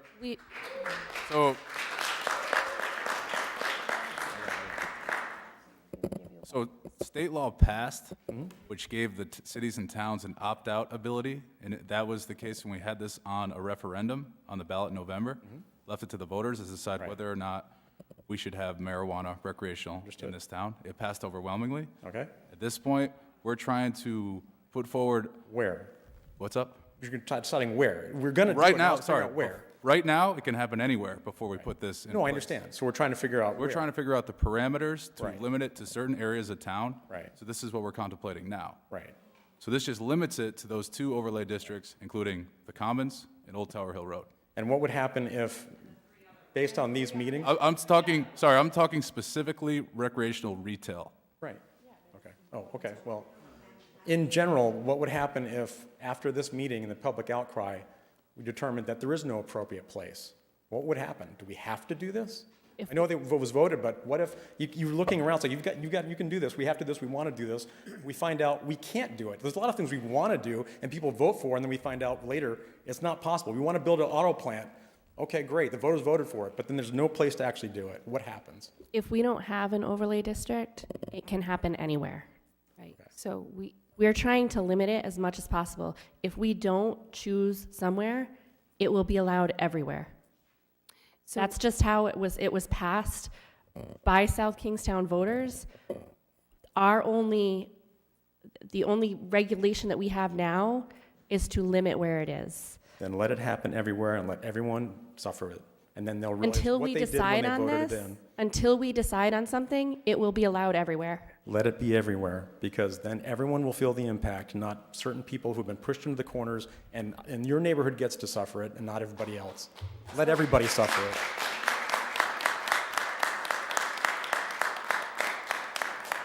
I wanted to speak for a minute. So when we originally had a public hearing on this, I feel like it was early January, other groups of the community came forward and said, why are you putting this here? This is where low-income housing is. You are creating even more harm on a very vulnerable population. So we took a pause and we said, we want to come back and look at other things. So the zoning board, the planning board under Jamie Rabbit came back with a different set of proposals. I don't disagree with you. Wherever it goes, people are going to grind against it and be very upset. So I don't know what the solution is. I hear nobody wants it near them. I wouldn't want it next to me either. No one does, really. So how do you decide? The question is, how does one decide where it goes? And I think that the public hearings, we don't have to decide on this tonight. We can continue this public hearing because we want to hear from all the different groups. We want to be able to come back and say, okay, well, this didn't work out for this group, so now let's tweak it some more and get to a point where there is as little friction with the people in this town as possible. We want to make this work. It's going to take time.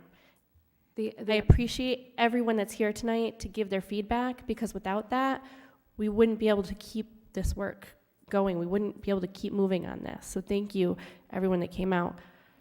The other piece of that is when we continue the public hearing from January. Shoot, I just lost my train of thought. I totally lost my train of thought. It went somewhere. It was about, I can't remember. Come back to it. Yeah. President McEntee. Go ahead. Oh. Hi, I'm Helen Metter. I live on Fairgrounds Road, right across the street from that big area, right across the street from it. But that's not what I'm here for. I understand. We've lived there for 38 years. It's always been zoned industrial, understand that. So that's really not my concern tonight. My concern is I think this zoning change is putting the cart before the horse, because I don't know if South Kingstown has created a comprehensive strategic plan on how to safely incorporate the recreational sale of cannabis in our community. I'm especially concerned with public safety, education, especially for children, adolescent children whose, if you look at the statistics, there's been, after a historic decrease in drug use among adolescents, probably due to the pandemic and the existential crises of our time, what we're leaving our children with to deal with. Children are starting to use more drugs. There is a drug crisis, so I'm concerned about education and resources. I'm concerned about public health in general in our town. And I also want an answer, or want to know where we are as a town in figuring out how much revenue is anticipated and how the town is going to use that revenue. So these are just some of my questions, but I think we're putting the cart in front of the horse if we don't have a comprehensive plan in place. I am not anti the recreational sale of marijuana at all. I just want to see us do it as sensibly as possible. Thank you. Thank you. I did remember my train of thought. So the pressure to solve the problem from the previous public hearing is we were concerned that the Department of Business Regulation was going to allow recreational permits to be given out, and then we would be behind in terms of what Jess Rose is saying. If they start issuing permits, it could be allowed anywhere in town.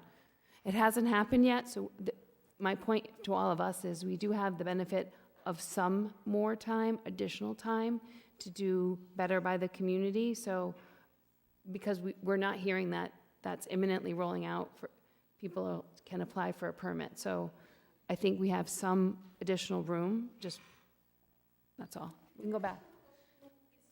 If you're going to speak, we just ask you come up. Yep. Dr. Metter, sorry. I don't believe that we have a comprehensive plan like you're asking for. Is that something that you feel is critical to the zoning overlay? Okay. Okay. So the only thing that is concerning with respect to that is if DBR issues any of these licenses prior to us having a zoning ordinance in effect, there's an argument that they can place that retail facility anywhere in town because there's an argument that there are no regulations. James. There is a little concern about that, but Jamie, go ahead. Just clarity on the anywhere in town. So it's my understanding under the law that if you don't adopt regulations specific to the adult retail sales of cannabis, that they will be treated like any other retail facility. So the terminology of anywhere in town may be a little bit broader. I would classify it under Rhode Island law that any zoning district that allows retail sales, you could not regulate the adult sale of cannabis any differently than the sale of a widget, the sale of a gallon of milk, the sale of a hamburger, the sale of a quart of oil. It's the retail sale component. What Rhode Island law allows you to do is specifically regulate the sale of adult cannabis differently than you regulate other types of retail sales. The same thing goes for manufacturing. You're not allowed to manufacture or cultivate anywhere. You would only be able to manufacture or do testing in another zone that allows manufacturing or testing. The cultivation aspect is potentially an unknown because cultivation of an agricultural product is what they would in all likelihood argue, and that is allowed in residential zones as well as some commercial and industrial zones.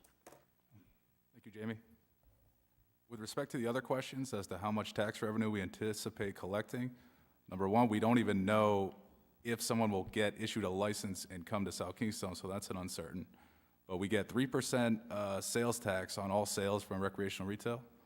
So based on the uncertainty as to if any would even come here and the amount of sales tax those stores would generate for us, we are not certain as to those amounts. So I just want to put that on the record. But go ahead. Yes, my name is Paul Perkins. I live on Blueberry Lane in West Kingston. We are adjacent, we're not abutters, but we are adjacent to the industrial park. And my concern is, I came to a hearing here back up 30 years ago in front of the town council. And there was a gentleman by the name of DeWardner, I don't know what his first name was, but there are minutes of the meeting, of the town council meeting, where there was going to be a proposal for a retail marketplace on the properties across from Schneider Electric. It was going to be more of a flea market type. And the residents of the area had basically the same concerns as the young lady behind me from the Commons, was traffic and also change of zoning. Now, I've been here since 1960. I don't think a lot of you were born before 1960. So I've seen a lot of changes in this town. And the council had made a lot of commitments to me as an individual, as a taxpayer, as someone who bought into this comprehensive plan for the town of South Kingstown. We live on a residential compound. What that means is we plow our own roads, we maintain our own roads, we take care of our own property, and the town does not even send the police department up there. And we've only had one fire, which the fire department did show up for. That was questionable. But in any case, the covenants that we signed with the town were covenants that were based that we would not petition the town for over 100 years. We had 100 years where we would not petition the town for any services. And we agreed to those. We all signed covenants. There are several members here from the same organization. Now I see change. The town council said they would not change the zoning from light manufacturing to retail.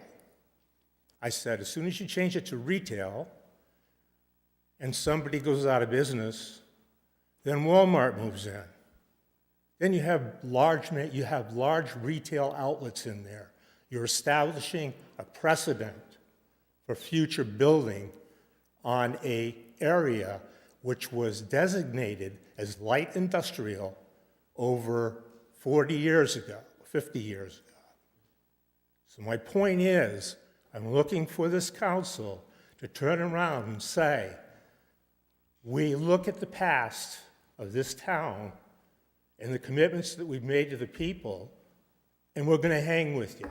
We're not blowing you off, and we're not going to start changing things simply because we're the new kid in town. That's all I have to say. Thank you. Thank you.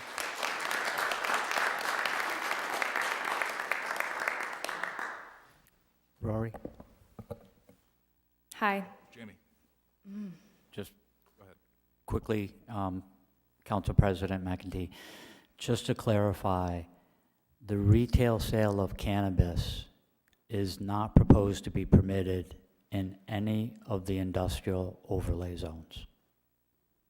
So if someone misunderstood that, I can only apologize during the presentation if I did not make that clear. The overlay districts associated with the IND1s are only for cultivation, manufacturing, and testing, or portions of that. The only areas that were proposed for retail sale were the old Tower Hill Road area and the South County Commons. So industrial areas, that were those 4 that I showed on the slides, there is no allowed retail. Thank you, Jamie. Go ahead. Hi, my name is Abby Dabrowski. I'm really glad I came tonight. I share the view of many of the people behind me. I have many concerns about this. I live on Railroad Street. I've lived there for 28 years. Jessica, you actually brought up my main concern is it's very close to schools. And our state regulations say 500 feet. With a quick search on Google Scholar, you can find back studies within 1 mile, which is well over 500 feet, causing cancer, birth defects in growing kids. So you have an elementary school, you have a high school, you have a kindergarten already there, you have plans to expand. That's all very concerning. I would like to see a plan on how you want to handle the repercussions negatively of the chemicals that are going to be emitted from the ventilation from these cultivation centers. People are talking about just the smell of cannabis, but they haven't even acknowledged yet the chemicals that are used on these. And yeah, people smoke it, but they still use pesticides. And then I'm also concerned, about what we're investing in for our community. I'm only 28, and I can already see the downfall of what drugs have done, the vapes. It's just really disheartening. So yeah, I'm sorry I don't have more. I'm a little lost for words that the right facts aren't being told for safety precautions on this. Yeah, thank you. Thank you.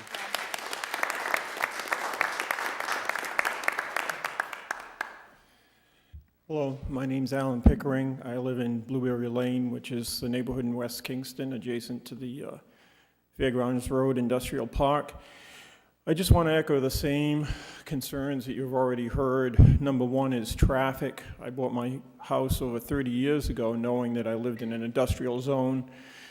But that traffic comes in 8 o'clock, it leaves at 4:30. It's not an all-day retail operation. So that would certainly change the neighborhood, and I'd be concerned about my housing values at that point. I'm also really shocked. I mean, I realize that we had this referendum that allowed recreational marijuana, but we're not talking about just that. We're talking about cultivation. I'm really shocked that we've got multiple zones all over the town that you want to permit this thing. I can't believe that that's what the people of South Kingston want. And as you mentioned, not in my neighborhood. I hate to be the NIMBY up here, but I'm concerned about the smell of marijuana as well. We live less than a half mile away. I just think it's a bad idea, wholesale bad idea. Thank you. Thank you. Yeah. So I just want to clarify for you, the area that is of your concern will not have recreational retail. Are they currently growing it there, or, because I know there's a tremendous amount of ventilation systems that go into these places, so they're not emitting odors to the general neighborhood. Have you ever, yes, drive by Richmond, you'll smell it. The big red building in Richmond, you'll smell it. All right. Anyone who wants to speak? Anybody to come to the microphone? Hi, good evening. My name is Nancy Baker. I live at 94 Rocky Brook Way. I purchased my condo a couple of years ago with the hopes of living there for a while and then maybe making a little money on it. The proposal to use the mill facility to grow, cultivate marijuana, both medical and recreational, concerns me for property values, safety, but then environmental reasons. That particular site in traffic, 108 is crazy enough, and now you're gonna add more trucks coming in and out of there. That particular location is a very old building, old building. It's a historical building. There's a dance studio in there for kids. There's a new indoor bike facility for kids to use, little kids for ramps and stuff. And there's also Rocky Brook, which runs all around that area, and wetlands. And I've been doing a little bit of investigation as to what takes place when they create medical marijuana. And one of the things that they do is they do volatile solvent-based hydroactive extraction. Then the things that they use to do that are butane, propane, ethanol, and different volatile hydrocarbon substances to extract the stuff that makes you high so they can sell the medical marijuana. These are all require very stringent regulations by the EPA and by the Rhode Island Business Administration. So I don't know what kind of a plan you folks have for there, but if they're gonna do that there, we have an issue, because if there's an accident, if there's environmental leakage into the river, and also the filtration systems for the quality. I don't want to sit on my deck at night and be inundated with the smell of marijuana. I think there's a lot of homeowners there that feel the same way. Thank you. Thank you.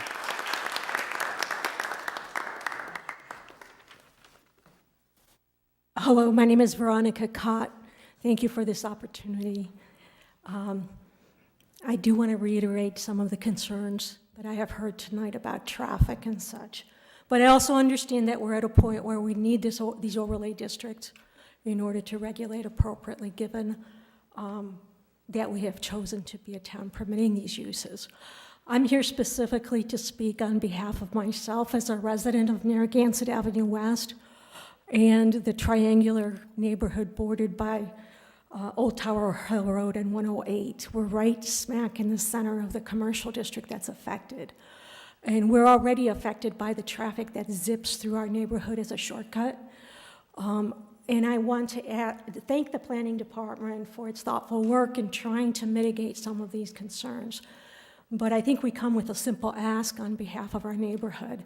Just move the overlay district for this commercial area, for this retail area, to the other side of Old Tower Hill Road and preferably 108 to safeguard our neighborhood from further commercial encroachment that's incompatible with our neighborhood.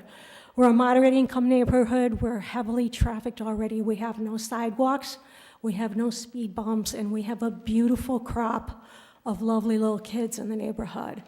And I can just imagine what this is going to look like on a Friday, Saturday night. Even with entrance and exit intended to only be off the main drags.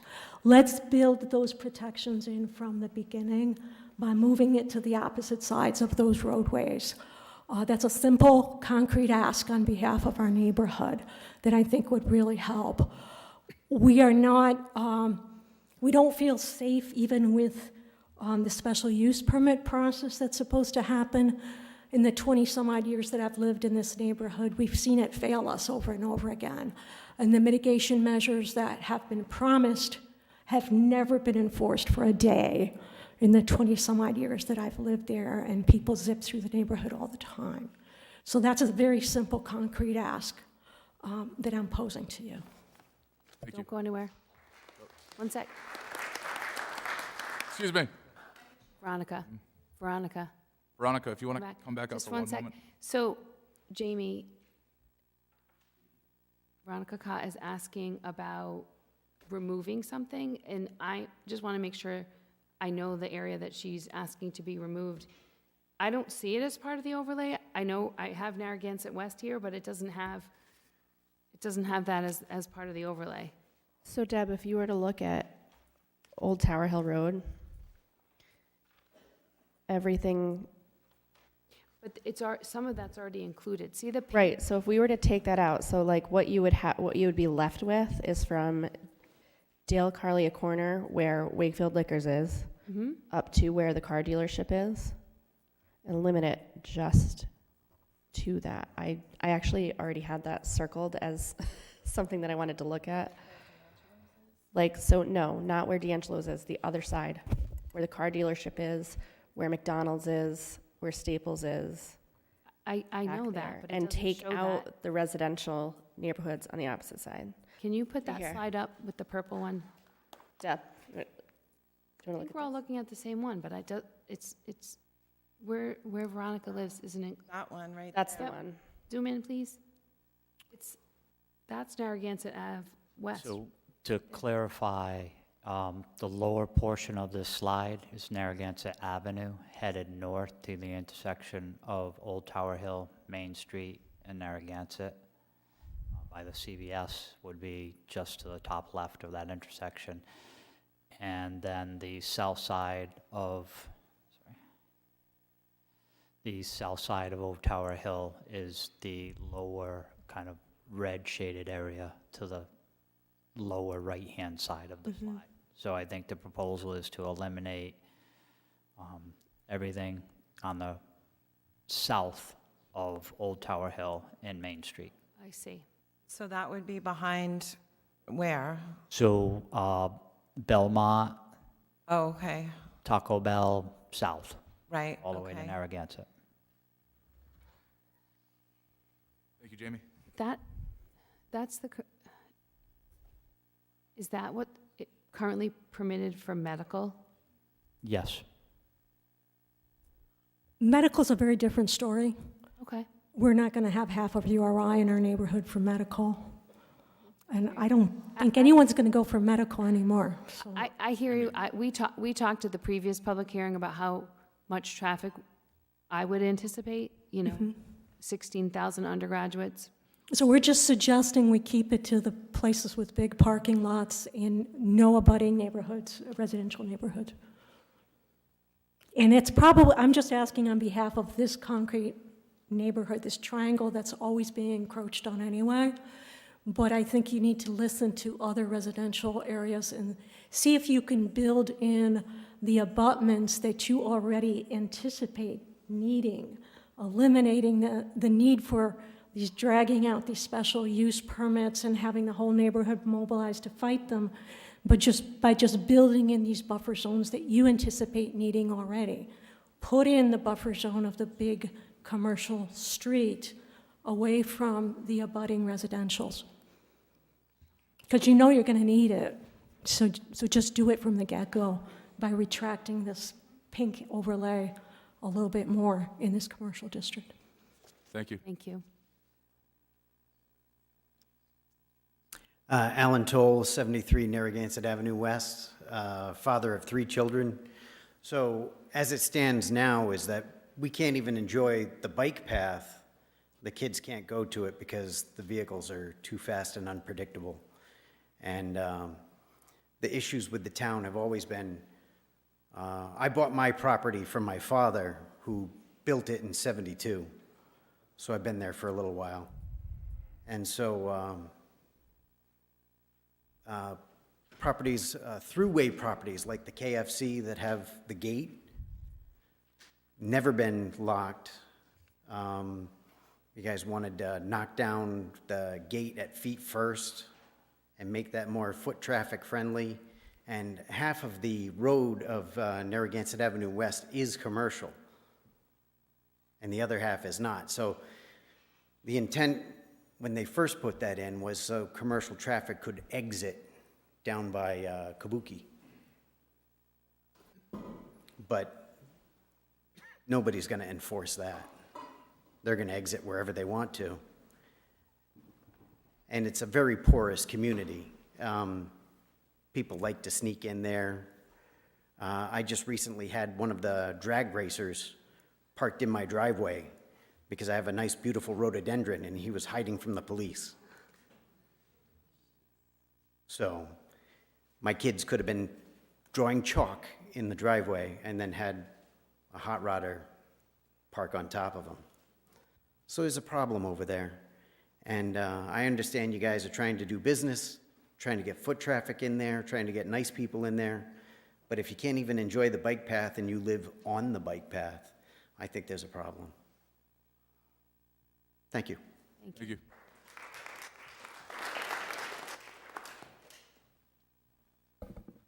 My name is Travis Fuller, and I live on Fairgrounds as well as attending South Kingston High School.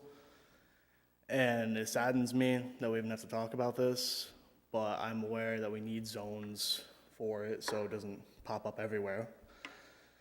But we already have an epidemic in the school of underage smoking and generally the entire town.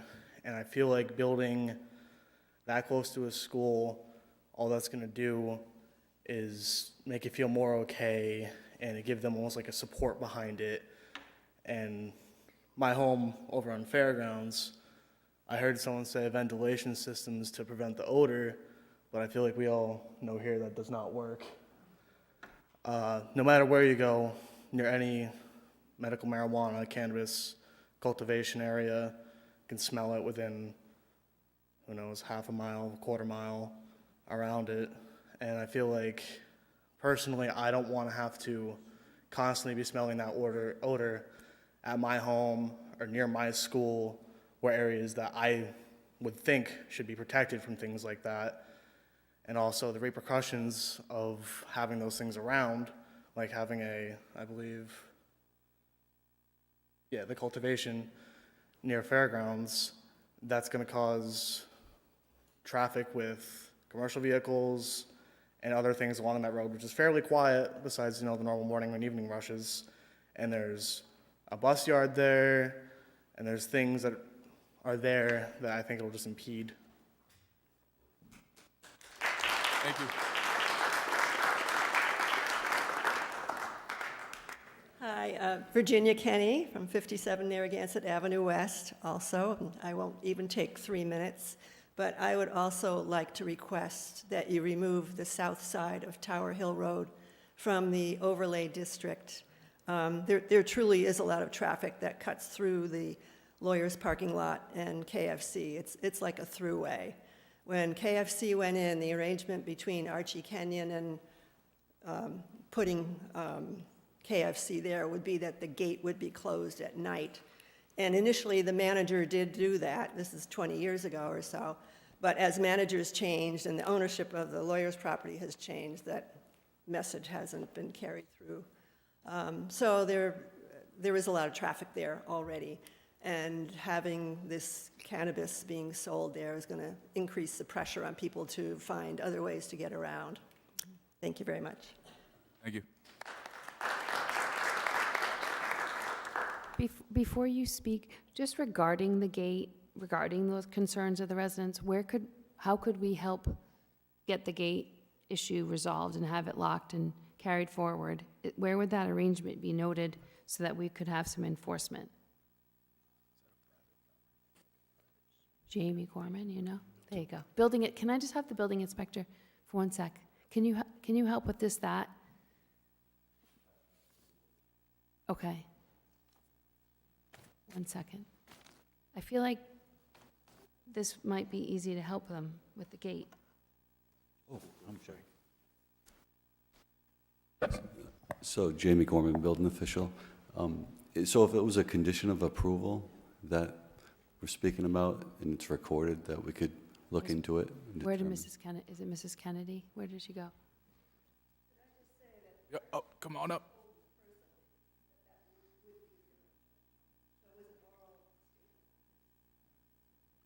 Can't do that? So the community member just said, I'll say it for everybody because she wasn't on the microphone, is that she was told personally by Archie Kenyon that the gate would be locked. Closed, sorry, at night, sorry. I don't think the town could enforce that. I think that'd be a civil matter. Thank you. I don't know. People are, holding on to long time frustrations about things that maybe we could have resolved. Can we send a letter requesting on behalf of the town To the property owner? that they close that gate at night? It might not be binding, but it might I don't think we, give them the incentive. Why don't we look into it, and if we can, we will. Perfect. But it could be civil, could not be. We don't have all the information, so we'll look at it tomorrow. Great. Thank you. Thank you. yeah, and I was going to say, if they did go before the board, the zoning board or planning board, if there was a condition of approval, like a stipulation, that we could hold them to that Okay, as well. So I could look into that. okay. Thank you. Thank you. Thank you, Jamie. Sure.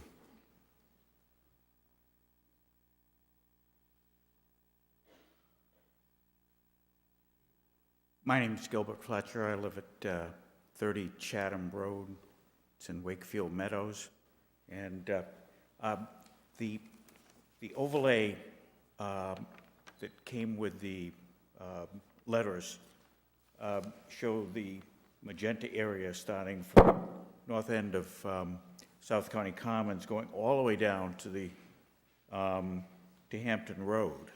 And I'm not sure if someone said in the presentation, the town's presentation, that that was not a true representation, that the bottom, there was a solid black line, and below that line was an error, I hope, because that includes the Bradley School as well as the Fairfield Hotel. But my comments are broader, that we have so many touchy issues in our culture. It's difficult for someone to be critical because you're going to be accused of being prejudiced against something. But we're dealing with the 800-pound gorilla that we're dealing with is an activity, a business that is not desirable by, I think, the vast majority of homeowners in South Kingstown. And there's no good place to put it. And if we're under pressure from the state or under state requirement to define certain areas, I'd say, okay, we can't fight Capitol Hill, but the size of these areas, the overlay areas, kind of is going to encourage retail people to set up shop there. And maybe we ought to look at through the other end of the telescope and define those areas much smaller. I won't give you suggested examples, that's going to be hard. However, the acreage on Rose Hill Road that has a nice mounded appearance to it comes to mind. That's tongue-in-cheek, but you know what I mean. You could say this is all you got to work with. Also, I think we should limit, the town should limit the number of activities. I mean, 2 growers, 1 manufacturer, 1 retail. I mean, we should not be trying to make business opportunities for the people who are trying to make money from this undesirable activity. And we don't need to make it convenient for their customers. I mean, I don't think South Kingstown is big enough to need to support more than 1 retail activity. So one of the challenges was when we discussed putting this on for a referendum is that we couldn't select or unselect. We had to have manufacturing, retail, we had to have all of that, I think, in testing. So we couldn't pick and choose, like we couldn't exclude manufacturing from cannabis. It was an all or nothing. And so it's it's very frustrating because I can tell you that there were a few residents who came to town council meetings trying to get people to be aware that they should vote no against it. They were lobbying, they were out on election day with signs trying to get people to vote no. I don't know if you saw that where you voted, but I mean, it never felt good because the previous council could only decide whether we let the community vote for it or 5 people were gonna vote for it. So we voted to have the community decide, and I was just looking up, it passed 70-30, which really surprised me, but people aren't really aware of what the impact is. But I hear you. I think reducing is a great suggestion. We had a very specific one from the previous speaker, and I think that we're hearing that we can be very sensitive around the school and reduce, and I think we don't like some of the things, I'm speaking for myself, we don't like some of the things either. We're gonna try to do the best we can to get it right, because we got the voters to tell us you have to allow it. Well, I think it might be like Brexit, where it sounds Say like that- people get emotional. Say that again? That, Oh, Brexit, oh, yeah. yes, and there was a lot of, post-election. I agree. Just one last point. Speak into the microphone, though. Sorry. I don't live in South County Commons, but I empathize with the people who do and the people who spoke quite eloquently earlier in the public statement section. Okay, it's a commercial district. I mean, there's a lot of money making being done there, but it's done tastefully. It's very attractive. It's really a jewel. And I don't know, stain that I don't think would be a smart thing. Thank you. Thank you.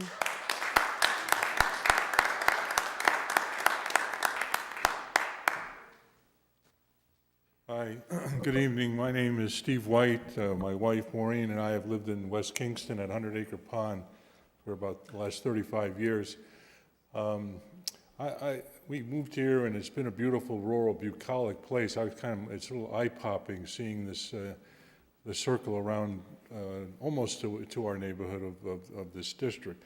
But my real point that I want to make, and the last gentleman I think stole my thunder, because I was going to suggest that maybe what was passed, as I understand it, my perception was it was about the recreational use of recreational marijuana, not this broad spectrum. But Councilwoman suggests that it is a broad spectrum that was passed. And I was going to suggest maybe the town attorneys could look at this and maybe restrict it, have a more conservative, restrictive approach to it than this broad-based, multifaceted, multi-circled venues all around town. If that's possible, I suggest that, but maybe that's already been thought through and it can't happen. But if it could be, I think that might be a way to limit the application of this all around town. So that's my point, whatever that's worth. Thank you.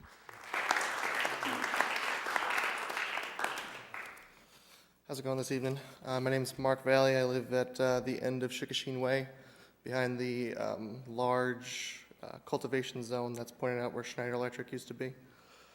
My main point that I want to make is understand that now as a town we have to allow this to potentially happen throughout the town, but that building I think is still up for lease as it stands. Is that correct? Schneider Electric? Yes. Schneider is still available, yeah. Okay. I mean, in doing these overlays, in my mind, we're like putting a magnifying glass on one of the largest industrial buildings in South Kingstown, which could really, if somebody was to get their hands on it, they could make it a large operation. And that's my backyard. And there's no amount of filtration or treatment or anything in this world that would stop the smell from not only my neighborhood, but you're talking like a 2.5 mile radius. For sure. So West Kingston Elementary School is going to smell that. The other part that I wanted to bring up is the environmental impacts. I mean, that abuts Great Swamp Management Area, which is all wetlands and rivers. So all the chemicals that are going to be used in the manufacturing of cannabis there could potentially affect my drinking water, because my well is right there. Yep, and I mean, that's the whole aquifer for a lot of the town. I'm not gonna really, beat on the points that everybody else made because they were all really good, but that's, those are my two main concerns for that specific overlay. Thank you. Thank you.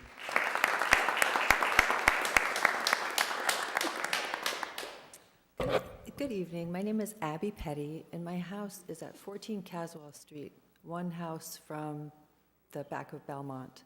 And I'm just concerned about access to the retail facilities are to be from 108 or Old Tower Hill Road. But where the line goes, it's not up on the board anymore, it includes Cherry Lane and the streets behind it.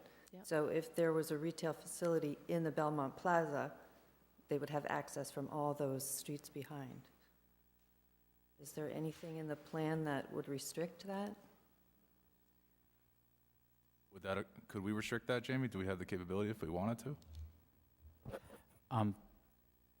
Mr. President, if there's an existing facility that has multiple access points, I think you'd be hard-pressed in an application process to require them to close one of those. It's something you could always ask through the special use permit, but the intent is to not create new access points onto secondary roads.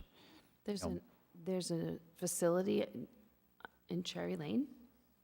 No, what the comment is that someone went to one of the inline stores at Belmont, because it's a shopping center, there is access to the rear of that property, which gets you onto a secondary street. Oh. I thought you were saying there was an existing Which facility. I'm like, similar aspect would be if you looked at the Ocean State job lot property that has access, direct access on Route 108, but there's no prohibition from someone going out on Holly Street. Thank you.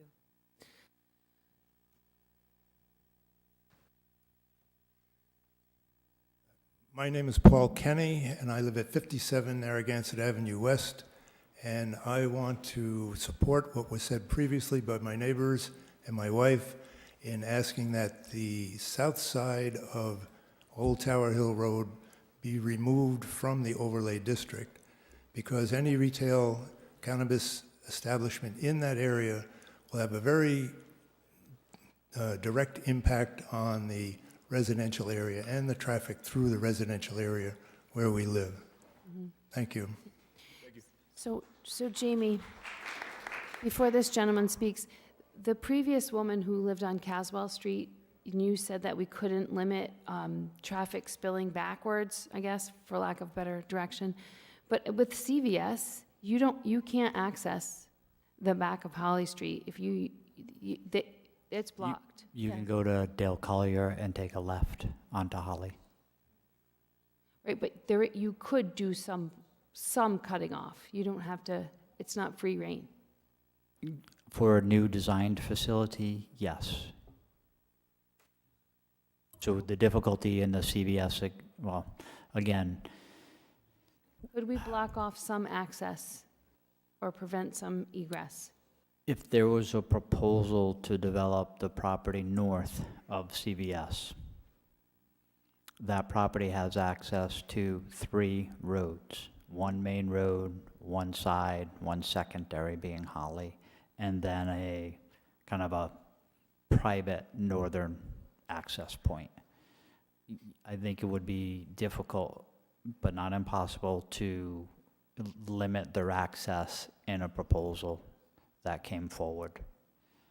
But again, that would be done during the special use process. Okay. I already spoke, I just want 15 seconds, that's okay. You got 15 seconds. Great, thank you. I just want to remind the council that at one of these overlays, potential overlays, is Kingston Station, and first impressions are important for our town, and I'd hate to have someone get off a train, first impression of Kingston and South Kingstown, and smell pot first thing they experience, so just think of that, thank you.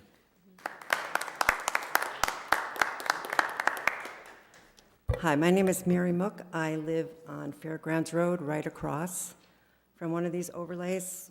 I've lived there for 38 years. I don't want to repeat what everyone said, the environmental issue is huge in that area, the aquafilter. That neighborhood, if you've been there, it's farmland, it's been potato farm, it's turf. It's a beautiful part of South Kingstown.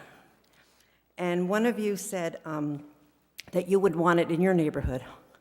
And one question I have for you, I'm standing on my tippy toes. One question I have for you, have you gone to these sites? Have you visited all these sites and seen where they'll be? Because if you came to my neighborhood and we have new homes with young kids, and would you want this across from your neighborhood? I think when people voted, and that's probably our fault that we were not informed that this is what we were voting for. There's no way that I voted for this. So if you haven't, I would encourage you to come and see where these places are going to be. You are residents of the town, you come and see, because it will drastically affect our farm, rural neighborhood in West Kingston, and I'm sure many of the other areas. So thank you very much.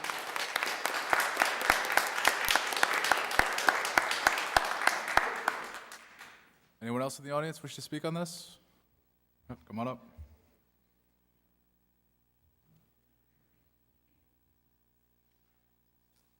Hi, my name is Oscar Yepes. I live in 82 Rocky Brook Way, which is behind the mill, one of the proposed areas for the manufacture and cultivation.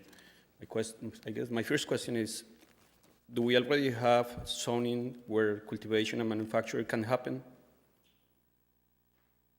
Why do we want to expand then? Is there already some place where there can be industrial zoning? Is that what you're asking? Yeah, do we have zoning that already is approved for the cultivation and manufacturing of cannabis? Jamie. Mr. President, to answer the question, all of the town's existing industrial 1 zones allow cultivation, manufacturing, and testing of medical marijuana. The town has one existing grow facility on Frank Ave that produces and cultivates medical marijuana. So why do we need to expand? As stated earlier through the President, the Rhode Island law states that a community had an opportunity to opt out of any retail or manufacturing. And as Councilwoman Bergner mentioned earlier, it wasn't an option for the community to determine they want retail but not manufacturing. They want manufacturing but not retail. It was, the terminology was all or nothing. You either had to allow manufacturing and retail of adult cannabis, or you had to vote through the populace to prohibit the manufacturing or retail sale of adult cannabis. The vote was taken in November, as I think Councilwoman Berger said, 70-30, roughly a split, in favor of allowing it to occur. Once you allow it to occur, if you do not adopt regulations, they fall within the same category of growing a tomato versus growing a cannabis product, or growing sod versus growing a cannabis product, or selling a widget. So why do we use the existing zones that are approved for industrial, in the industrial zone that? I'm not clear on the question. Why can't we use what? Existing zones that are already in use for cultivation of other produce, let's say? Oh, zones. So Why can't we use for cultivation, you are actually, or the council is proposing to use less of the IND1s for adult cannabis cultivation. So they have actually eliminated some of the IND1 zones from cultivation. The same is true for retail sales. Not all of the highway commercial or all of the town's existing commercial zones would allow retail sale. So here on the D1, it says the requested use of the proposed location is sufficiently buffer in relation to any residential area. What does that mean exactly? How is this buffer? Because, so if you know, Rocky Brook condos is right on the limits of the mill, right? And so what does this definition of sufficiently buffer means? Like, how does that impose? What does that look like? Because there is a path that connects us between the mill and the condo. right? So is that going to be closed? How does the buffering is defined? Yeah. Again, I'm as a planning director, it's hard to deal with specifics associated with specific properties, not having a site plan or application before anyone. But the regulations contained within the special use criteria have buffering requirements as they relate to landscaping. If it was the construction of a new building, there are setback requirements and landscaping requirements to screen that building from any abutting residential property. So again, the specifics of exactly what the buffer would look like are difficult to answer this evening. But there are provisions contained with the regulations that would require adequate buffering. Do we have any studies showing how the installation of these facilities do not impact the value of the immediate areas where these locations are installed? Because I assume that my property is going to lose value, right? Because the smell, the traffic, what assurances do we have that our property, our condo is not going to lose value because of the placement of this particular facility? I don't know that there are studies because this is new. It hasn't been carried out yet, so we wouldn't be able to, we don't have anything to compare it to, so I understand what you're asking. Unfortunately, I don't think that there's... But I mean, can we compare in other parts in other states, or because I'm sure these plants exist somewhere else, right? Yeah. Sure, there can be something that can be analyzed to see how obviously those Colorado. areas have been impacted, right? Yeah, obviously it's legal to use cannabis in Colorado, so that would be a... Yeah, and so I'm asking, we should have an assessment on that, right? Because we've been assured that the value of our properties are not going to be affected, but I haven't seen any evidence to show that, at least in other states, that has not been the case, right? Where cultivation and manufacturing facilities do not impact the value of properties over time, right? I don't think that there is assurance that it will not affect your property. But it's one of the clauses, right? It's supposed to not impact the area around where the facilities are installed, right? President McAtee, again, as I stated, without any applications before the planning board or zoning board, it is difficult to evaluate impact without any specifics. Can we request that assessment be made? Sir, I don't want to cut you off, but we've extended you well over the 3. Just want to ask you if you could sort of politely conclude here. Yeah, no, so if we can request that assessment be performed, so we can at least have some assurances that the value of the properties are not going to be impacted by the existence of these installation plans. A study like that would be something that an applicant for a special use permit would potentially bring before the zoning board in support of their application.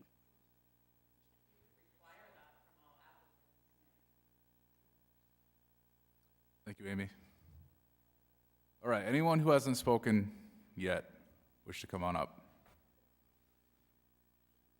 I'll make this short. My name's Harold Thomas. I'm actually a retailer on Old Tower Hill Road. It wouldn't actually impact me because I'm within 500 feet of Monsignor Clark. But as you all know, Old Tower Hill Road has just been redesigned. DOT actually put those beautiful center islands in to slow the traffic down, which hasn't helped the fire department, hasn't helped the police department. It's actually helped my business. There are a lot more accidents. If we put a retail establishment for cannabis on Old Tower Hill Road, the only place it could actually go would be the mall because it has a traffic light. Right now, if you try to get out of the mall, if you try to take a left and go north, you cannot do that at McDonald's, you cannot do that at Burger King, you cannot do that at the mobile station. It's going to be almost impossible. So the only really good place would be the mall. It has a traffic light, it has ample parking. On the other side of Planet Fitness, now that that's there, there's no parking. So I know it's commercial highway, that area. It's going to be extremely hard. They are correct. I do own a house also on Narragansett Avenue West, and it is a cut through to the post office. It always has been. I lived on Persian Avenue as a child. I don't see a place other than rezoning something on Route 1 that's on the highway, that has access to one-way, a traffic light down the road, because I've been in Warwick, and these places where it's available for recreational use creates such a traffic jam. Our public services are going to be inundated. Yep. I know we have to do it. I think we're going to have to create a place for the commercial end of it. The commercial end is really going to impact it. I also own property on Dry Bridge that cultivates, and they do have ventilation, and I store cars, and I'll tell you, the ventilation doesn't work. So I think this town has a process to go through. I can't believe it passed, but it did. People voted for it. Now we're stuck with it. So this town council, along with all the people that are employed in this town, are just going to have to figure out how we're going to do this. But I think we'll have to utilize Route 1, which nobody wants to do because that's the highway to the beaches. But that's going to keep it away from everybody, and it's probably the safest place for the public services because it's going to create way too much traffic. Thank you. Thank you.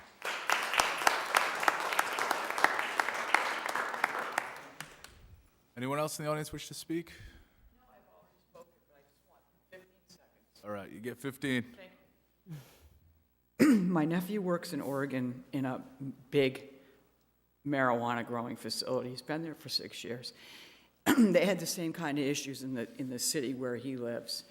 They went out to the farmers, and the towns made contracts with the farmers to grow and cultivate the marijuana. Everybody got a cut, and it worked out really well. We have farmers in this area, and I know that we had to somebody spoke about the area down in Kingston, but we have farmers in this area that are struggling. They're getting money from the state to make ends meet.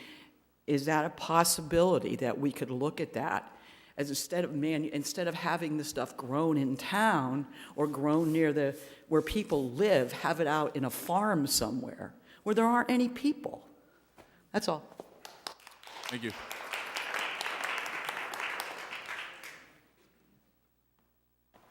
Hello, my name is Emily Holland, and I live on Great Neck Road out in the Great Swamp at the end of Liberty Lane.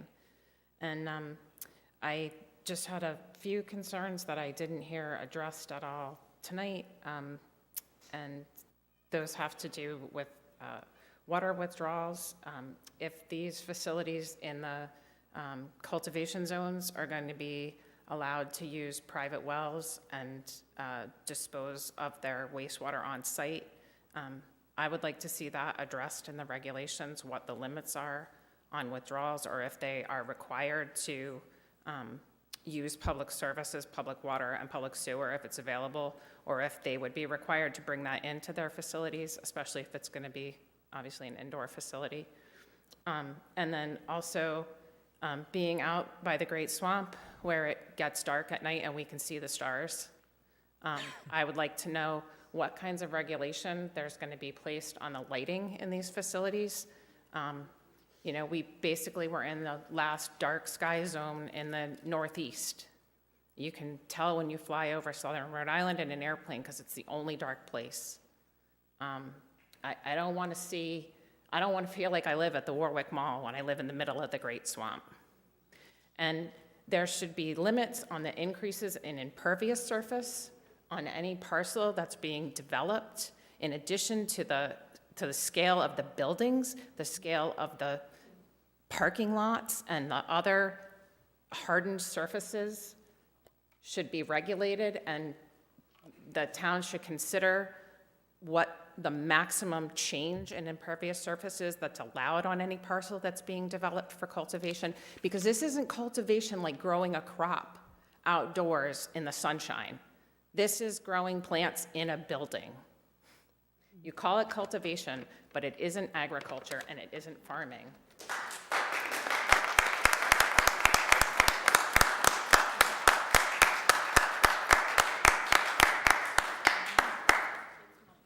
Anyone else wish to speak? Everybody come on up.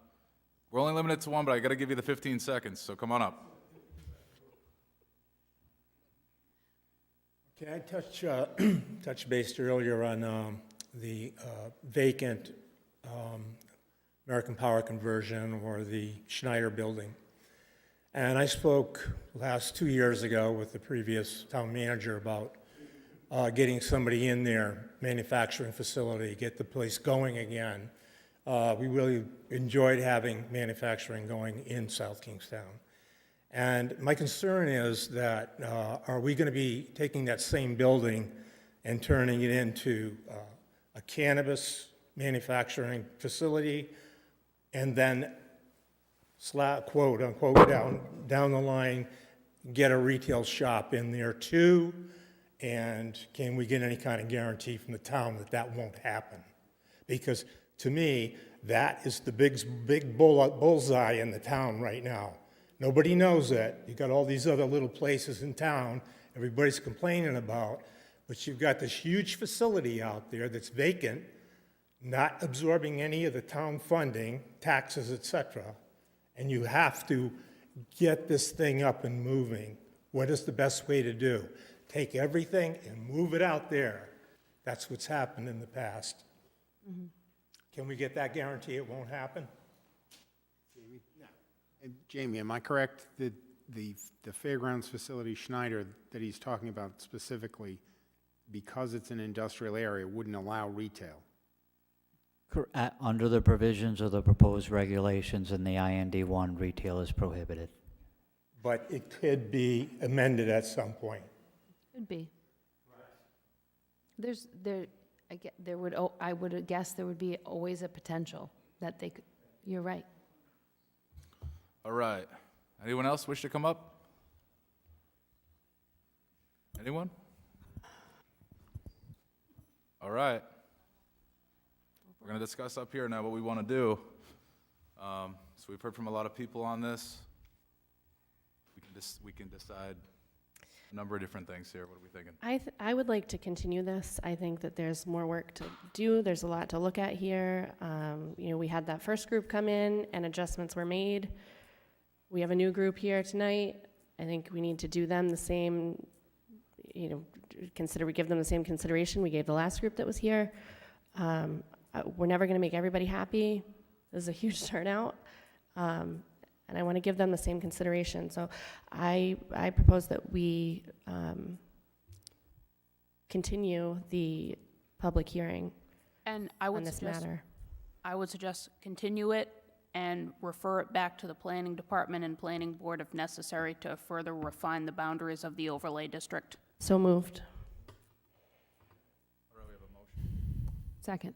All right, now we're in discussion. Jamie, I got a few questions on that, and to you, Amy Goins. So if we continue this and direct it to the planning board, they can suggest amendments to us, which we can make at the next meeting if we feel confident in those? Is that correct? I don't think you would have to renotice it if the only thing you were doing was cutting down the size of and the boundaries of the proposed overlay district and making other technical type amendments to the text amendment.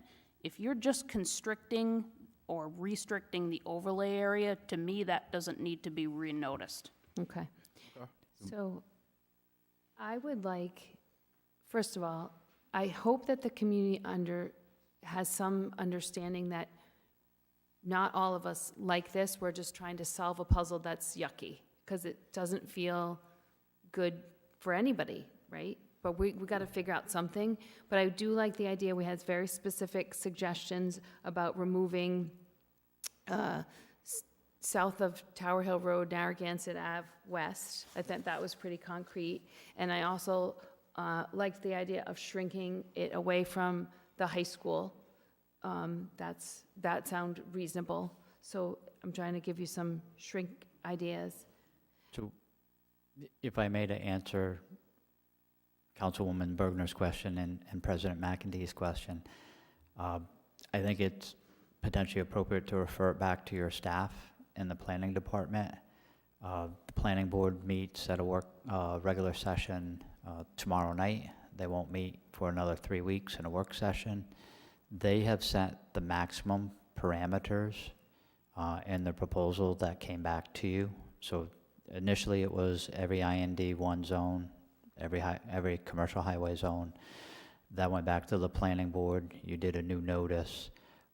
My concern would be if it goes back to the planning board about potentially receiving information outside of the public hearing process, which you're in right now, referring it back to staff. And the planning board may or may not have listened to this council meeting, may not have listened to the 25 plus or minus individuals who spoke. I took fairly detailed, diligent notes of the testimony tonight. That may be appropriate if you're intending to continue this, to direct it back to the planning department to potentially offer options back to the town council with regards to incorporating some of the comments that were received this evening. And we're prepared as staff to the council and the planning board to do that. That sounds good. The one thing I would recommend that you do need to continue it to a time and date certain. Time, date, place certain. I'd just like to address the statements that have been made about cutting back on certain districts. By doing so, in the retail districts, from what I've heard, by cutting back, if you do, you're going to put the onus on the South County Commons to be the place for the retail cannabis. The more you cut back on one side of Narragansett Avenue, not that I want a cannabis shop in Narragansett Avenue. I'm against this whole cannabis business to begin with, but if changes are made, it's limiting where this retail shop is going to be. It's going to put the onus on the South County Commons, which is a big residential area. Thank you. Can I ask a question about the odor? Is there any legislation or any oversight of this that we could refer to? Because that seems to be a big objection for... Yep. Councilwoman Alley, there is a provision within the proposed language to require the applicant to submit an odor plan, which includes misting. There are a number of criteria that a manufacturer or cultivator can use with regards to carbon filtering, negative pressurization, misting, or creating a different environment and humidity within the building. A number of municipalities fail to include that provision. There is a proposal within our language to include that requirement.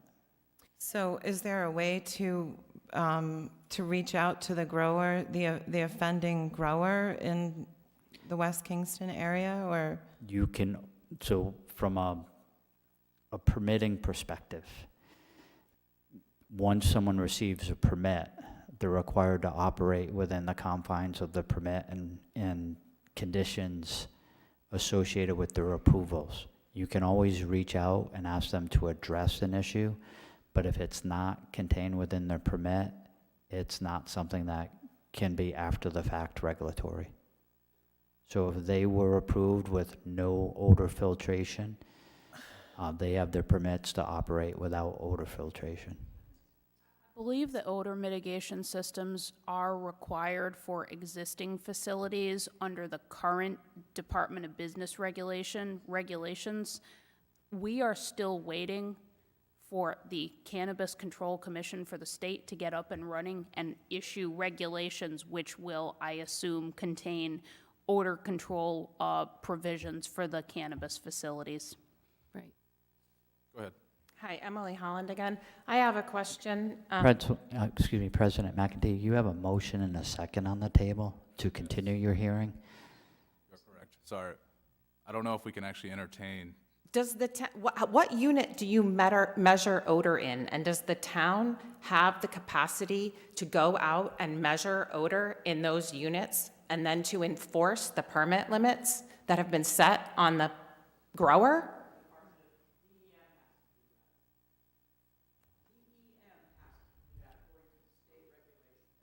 Okay, so All right, we're going to presume the discussion. Who's going to be doing that?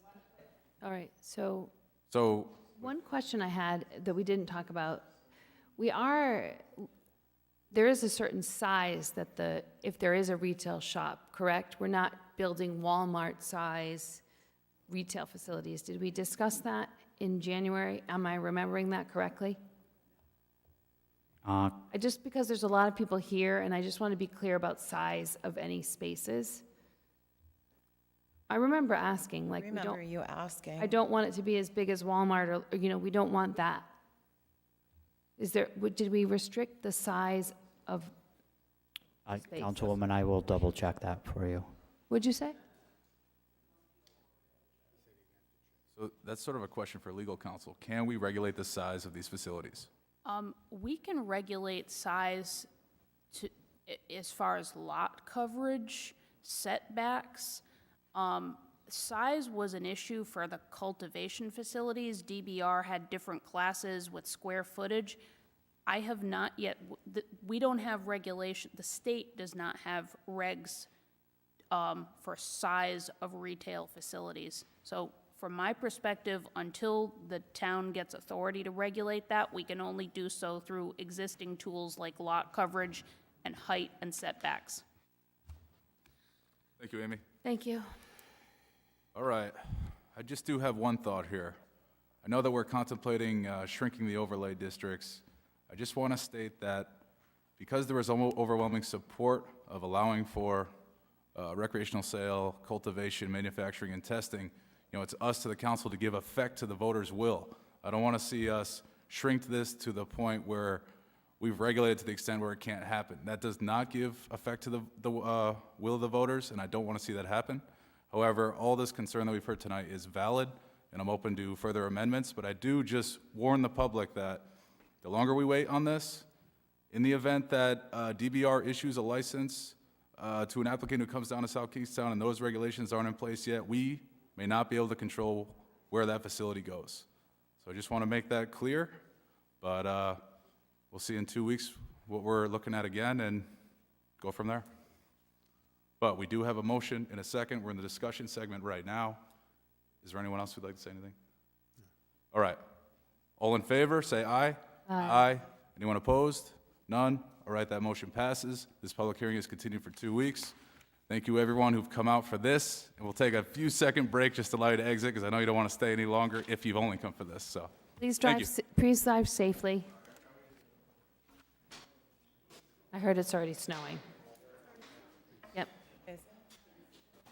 So, while they exit, I just have concerns that people have long drives home. I don't care who Chris is. I just have concerns. Let them know. Should I tell them? Oh, okay. Amy lives in Smithfield. Jamie. Are you staying? Can you go? Oh. No, we got Amy too.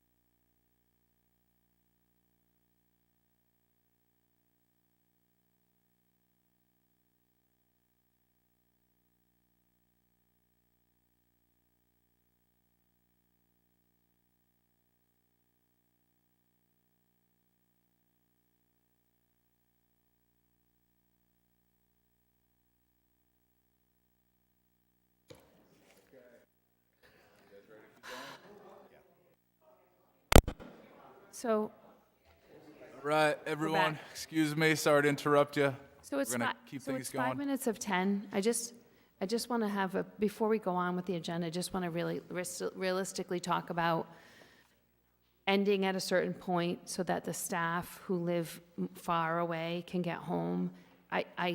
We have a lot of things left to talk about. I just don't, we have to make a decision. I mean, we could go to 11, and if there's no motion to continue beyond 11, it ends right there. Okay. So just so everyone's clear, we'll do the best we can in an hour and 5 minutes. All right, Lightning round. so that's going to bring us to communications. I think it's 8A is an email dated February 12, 2023, from Mel Wathen of South Gansett Girl Scouts Public Relations, requesting a proclamation for Girl Scout Week and for troop members to lead the pledge at the March 13th council meeting. Mel, if you're here? I don't think so, but this is an easy one, so do I hear a motion to approve this one? Motion to approve 9A. Second. We have a motion and a second. Any discussion? All in favor, say aye. Aye. Aye. Anyone opposed? None. All right, that motion passes. That's going to bring us to item 9B, a letter dated February 13, 2023, from Stephen Pinch, Union Fire District Chief, and Thomas Reed, Kingston Fire District Chief, requesting an allocation from the town's American Rescue Plan Act funds. If either chief is here, come on up.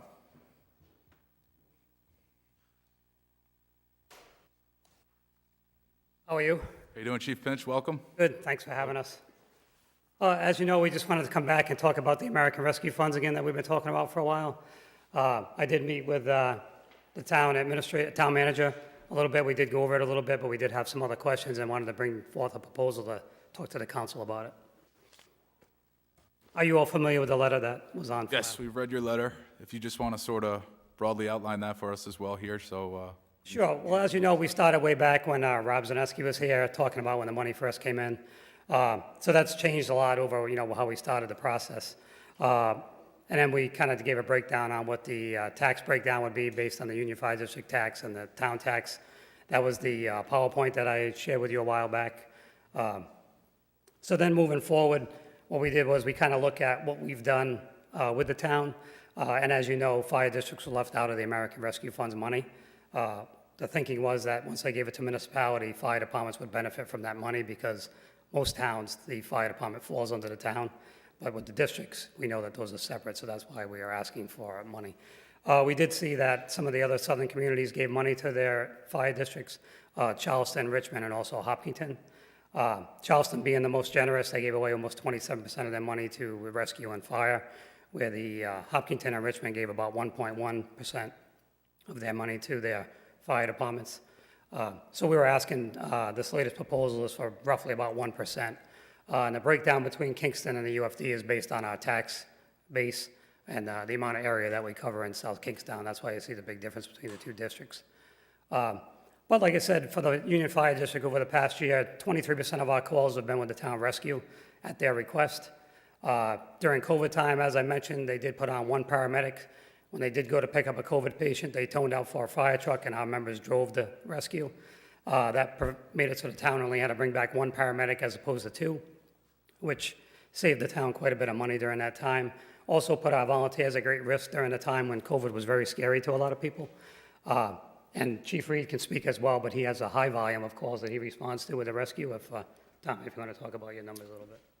Yeah, I'm up to about 23 to 25% of my calls for EMS, but that's not new for Kingston because we've had Rescue 6 since the 70s. That's rode with either the volunteer ambulance at the time or the paramedics. So it's not a huge volume of call increase for us, but like Chief Pinch mentioned, South Kingstown is one of two communities in the Southern League that are covered by volunteers that didn't participate, or the fire department didn't receive any funds from the ARPA money. So that's just something to think about. We're asking for a small share of it, earmarked for individual projects that are outside of our regular budgetary windfall right now. And as you know, like what the Union Fire District put in for was for 10 air packs for the Wakefield Fire Station. Their air packs are coming to end of life. Roughly it's about 15 years. So the new packs would serve for about 15 years and cover that whole station.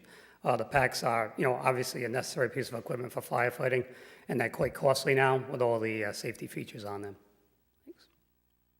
And the money that we put in for the Kingston Fire District was for the proper maintenance and decon of our protective gear, which is now at almost $4,000 a set for each individual firefighter.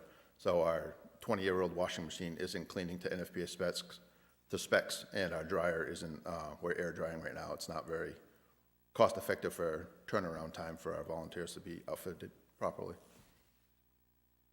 Thank you. So I want to ask you, obviously we've spent a lot of time putting together a framework as to, how to spend the allotment of money that we're getting through the American Rescue Plan Act. And anytime we sort of shift money towards something else, that takes away from something else. And, that can always be an ever-changing process. And we've seen that. We've made certain changes, and it's always tough to contemplate. But I do want to ask you, have you considered increasing the fire district taxes to raise the money for this ask that you're seeking here? Well, we always could do that, but we're just like you. We have to, stay within a certain amount of money that we can raise for taxes. As you know, we're also building the new Matunic Fire Station, so a lot of increase to our budget is being taken up by a lot of capital projects.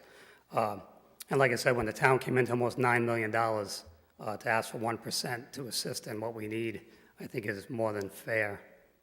Yep. All right. Well, this is certainly something we can take under consideration. It's hard to give you just a yes or no right now. There's a lot of different moving parts. If something ends up costing less in our plan, then that frees up more. So it's always a possibility. So sort of stay with us on this. I think we could sort of just refer this to the manager's office for us to consider.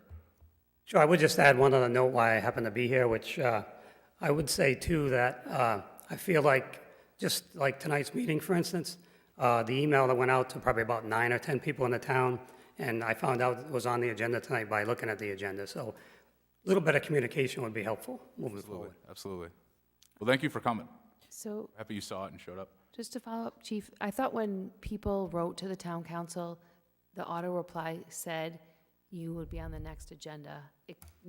No? It didn't say what agenda it would be on, so I don't even know if I had an auto reply. Actually, I'll have to go back and look unless it went to spam, but, yeah, we didn't get anything about on, so. It might Luckily, not- somebody did see it and alert us, so we are here, yes. It might not say February 27th, but it says the next agenda. Thanks. Thank you. Jim, we're taking up the ARPA allocations next month? Yes. Chief Pinch and I met. First, I'll say, and they know I mean this, that I think very highly of the Union Fire District and the Kingston. I've not dealt much with them, but Union Fire, they're a tremendous asset to this town. They're like a quasi-agency, even though they're not really part of the town. They're vital to the town. And if we had to pay a fire department, we'd be paying 5 times the budget that they're getting. But nonetheless, a year ago, when the town council was voting on rescue plan money, the proposal was flawed. And I explained this to Steve.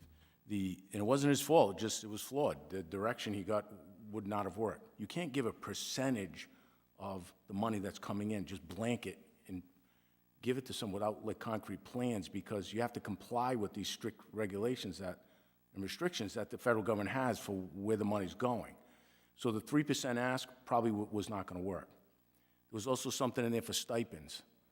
That was not going to work as well for the individual firefighters, even though they deserve it. So I think time was lost. I think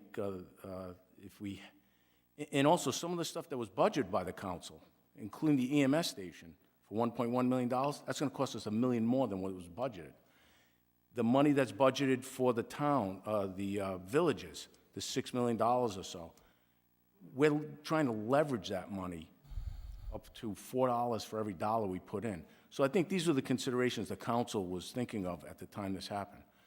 What I would say is that if we do leverage a lot of money, and there does seem to be some type of additional money we could give to the 5 districts, we won't know that for at least a year. So, because it's going to take that long for these grants to come through. So right now, every dollar spent, there's nothing left to give out. We've committed with consultants and everything else to work on the plans that the council put forth a year ago. It's unfortunate, but a year from now, hopefully within a year, We would know where that money is, if we can leverage that money, and if we do, we'd have a lot more money left in rescue plan funds that we probably could disperse. Can I ask a question about we talked earlier about the consultant for the ARPA funds that was allocated 500,000, but we are only needing like half of that. Could some of that money, that 250, be applied to their ask? So that's a good question. There's a policy decision that because we already have one project that's going to be underfunded by 50%, that any savings would go there. That was early on, right? So we committed a lot and we have the money for some projects, but we don't have for others. So the bottom line is this. If you decide to do this and give money, especially now, it has to come from somewhere. Where is that somewhere? I did notice I don't know if I was looking at the right budget, but it looked like there was like $120,000 that was unallocated in one of the budget things that I was looking at, but I'm not sure if it may not be the most accurate one. It was the last line on a budget. I would have to find it. Yeah, I think that's where we're saving money, and it's unallocated, but the policy is to put it in EMS. Oh, okay. So I have asked multiple times if we could reallocate these large buckets. It's very challenging. Multiple meetings I have publicly and privately said to Jim, I regret how we organized that because they said, we'll put this money in these buckets. I didn't realize the buckets became lock boxes and we couldn't reallocate. So like, we could, I guess, if you want to take away money from the housing fund or the social services funds, we will get a different group of people coming and saying they need that. So that got done, that allocation got done, and it really was presented as a very vague thing.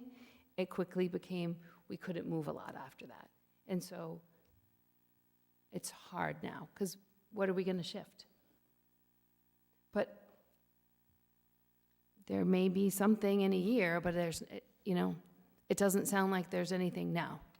Well, that was one of my issues because when Jim talks about before Jim got here, but the breakdown of the taxes with the 348,000, that the PowerPoint that we briefly discussed, and I think if we look back at the meeting that was briefly discussed, I think I was told, like, we'll notify you and come back when we talk about the funds. We were never requesting a check for that amount of money. That was merely a comparison on what the tax difference is between what the town got and what we tax. However, the communication, when I talk about LAC, we never got invited back.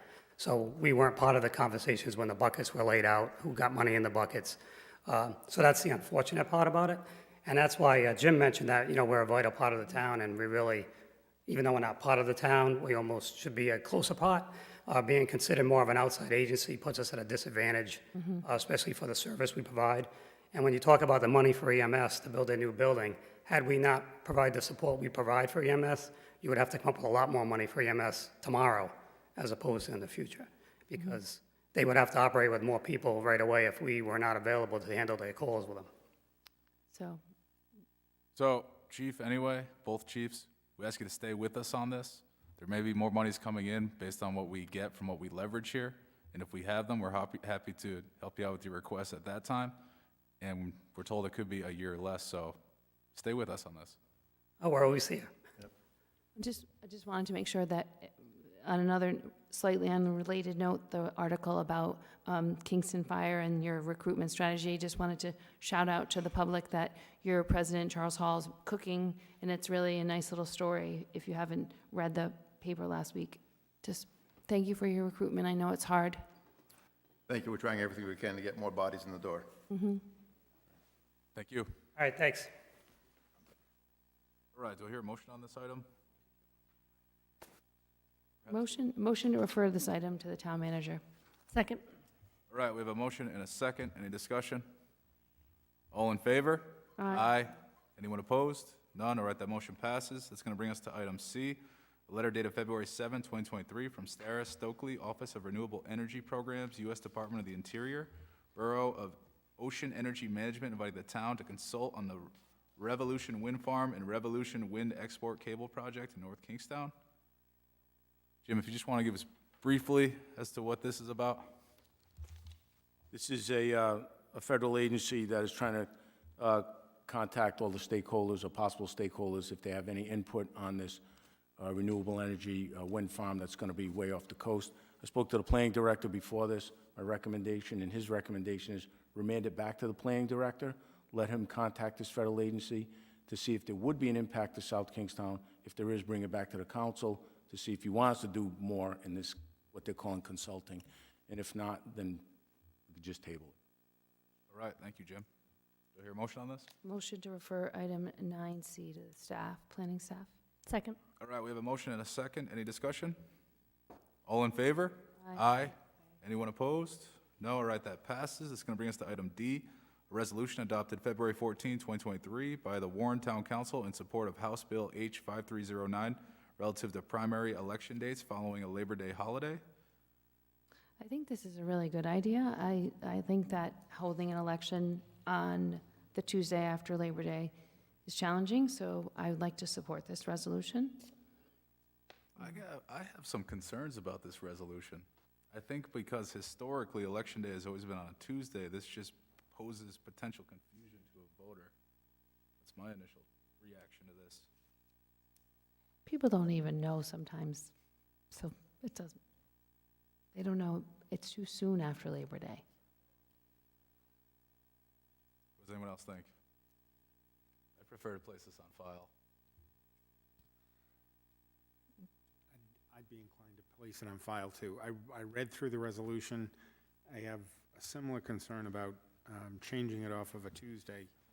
And ultimately, it'd be the state legislature that has to make the decision. I think there's more to it than just this. All right. I'm going to make a motion to table item 9D. Do I hear a second? All right, we have a motion and a second. Any discussion?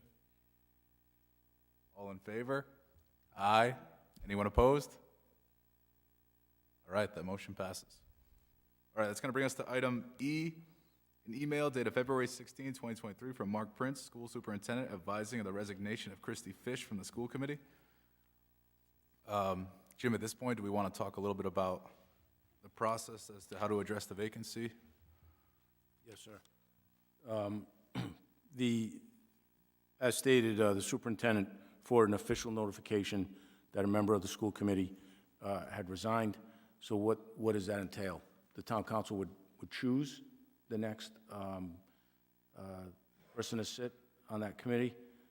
They could pick that person any way they want. But the last way that it was done was that there was an ad placed in the paper, which was done by the clerk, who was about 6 steps ahead of me and already did it. So, and then we would get all the applicants. We'd send them to the council. We would not be making the recommendations who you'd like to interview or not. That would be your decision who you'd like to interview. Then we bring it before the council. You interview who you choose, and you select that person. It's fine. All right. So you're advertising, it's closing what, Friday? The 3rd, I believe. That's Friday, right? Yeah. I'd rather, well, it depends on how many people apply. I'd rather probably, we did have a special meeting at that time, at a different time. So it feels like every time is a special meeting, but we're going to need to have a different meeting time because. So at this point, there's been no applications received. That's correct, none. And this deadline is in 3 or 4 days? March 3rd. So should we consider extending the deadline right now? No? People have been texting that they will apply. Usually, all these things, they wait till the last day or the I'll last. come in on Friday? It's gamesmanship. All right. It's coming on quick to the public. So They see that, oh, the deadline's over. I didn't know there was an opening of it. But do we want to set a special meeting to review the applications and move this along? yes, but let's decide that after we see how many applications come in, because right now there's 0. In the event there's 0 at the deadline, then we got to open it up further time. but it's 2 more weeks. I mean, it's 3 days. Oh, till we meet again. Well, we could meet for scheduling, and we could tentatively say another Thursday. After the 3rd, I'll let you know how many applications we get, and you can make a decision. Thursdays are always good, or the non-Monday, the non-meeting Monday, which would be Monday, so that doesn't work. You see what I'm saying? Okay, so Jim, just touch base with us all once that deadline hits. You'll know by Friday how many applicants we get. Perfect. Great. All right. So to hear a motion on this item, Motion to accept. we're not like opening this one up to the public. Motion to accept Christy Fish's resignation from the school committee, item 9E. Direct the town staff to thank her for her service, and we will move forward with replacement after the application closes on March 3rd. Second.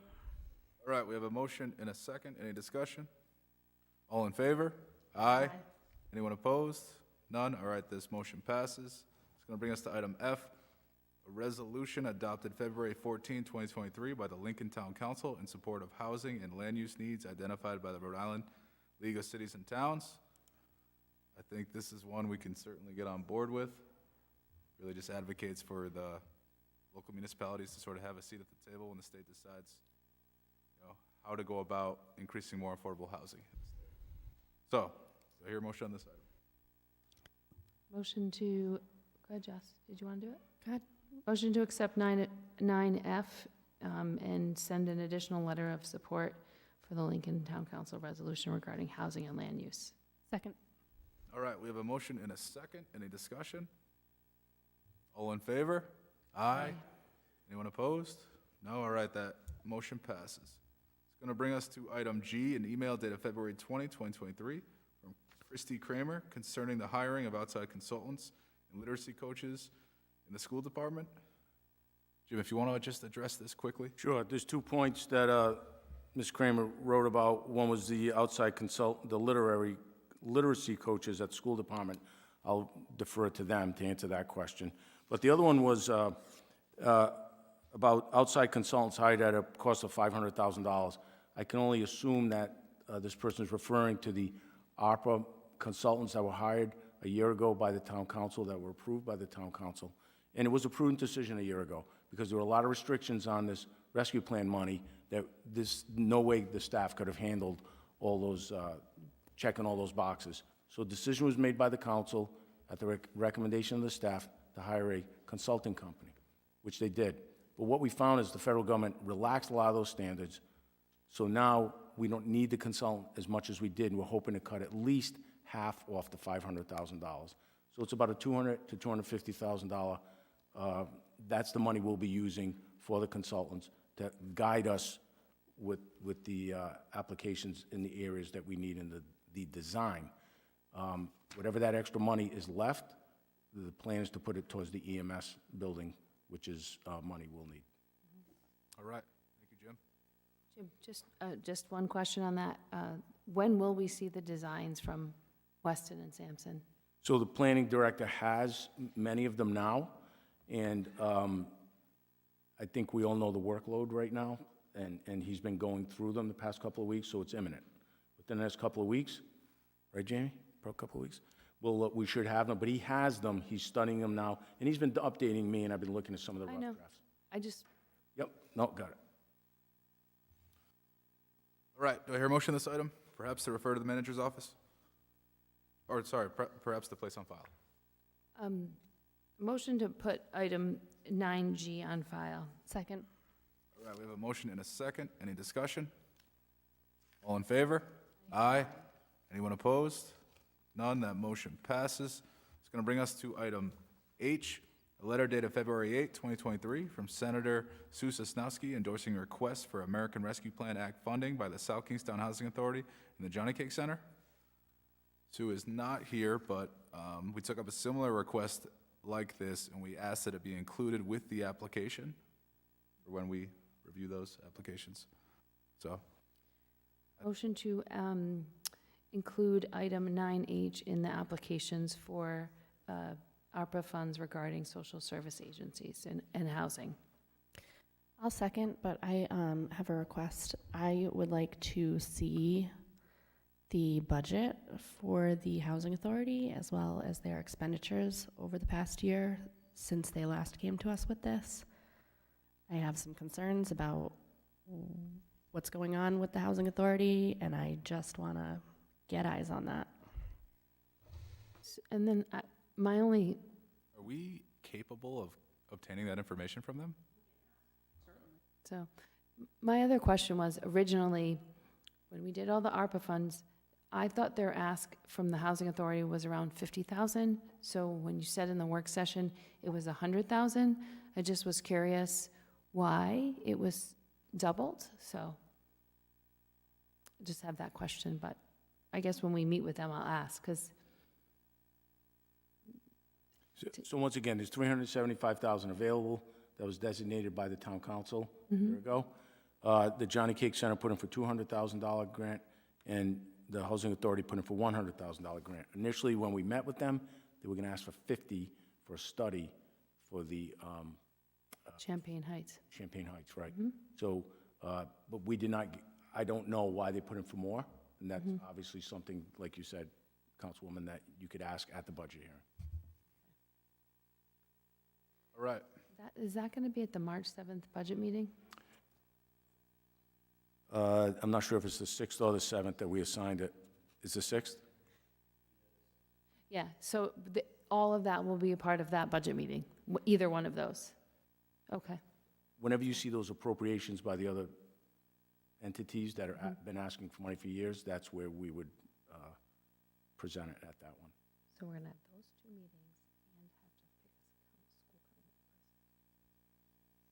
person. Okay. We have a motion and a second. Any further discussion? All in favor? Aye. Anyone opposed? No, all right, that passes. It's going to bring us to item I, a memorandum dated October 20, 2022, from the Bicycle Pedestrian Advisory Committee requesting authorization for town staff to collaborate with the town of Charlestown in developing the first phase of the South County Coastal Bike Route, Block Island Sound Bikeway.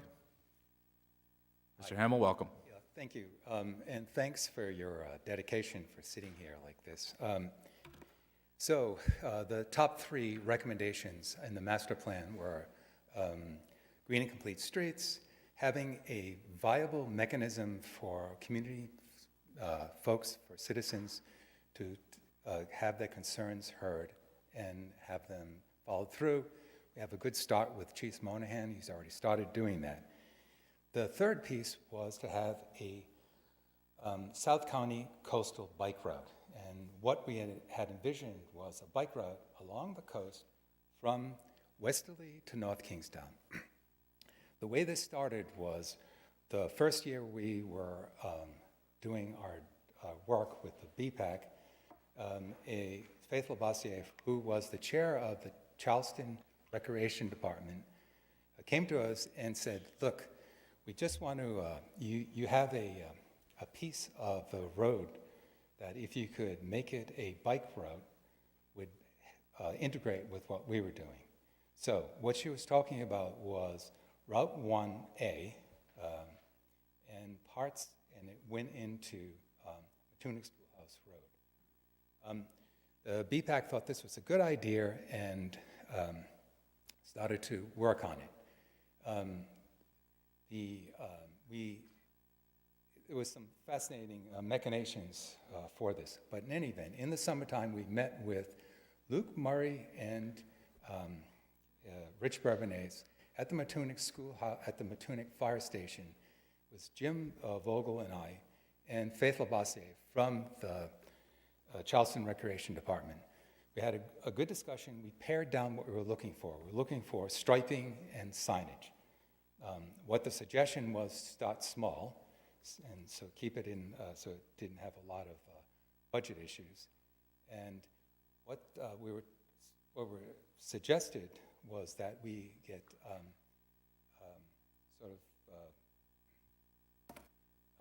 direction from each of the towns to their staff.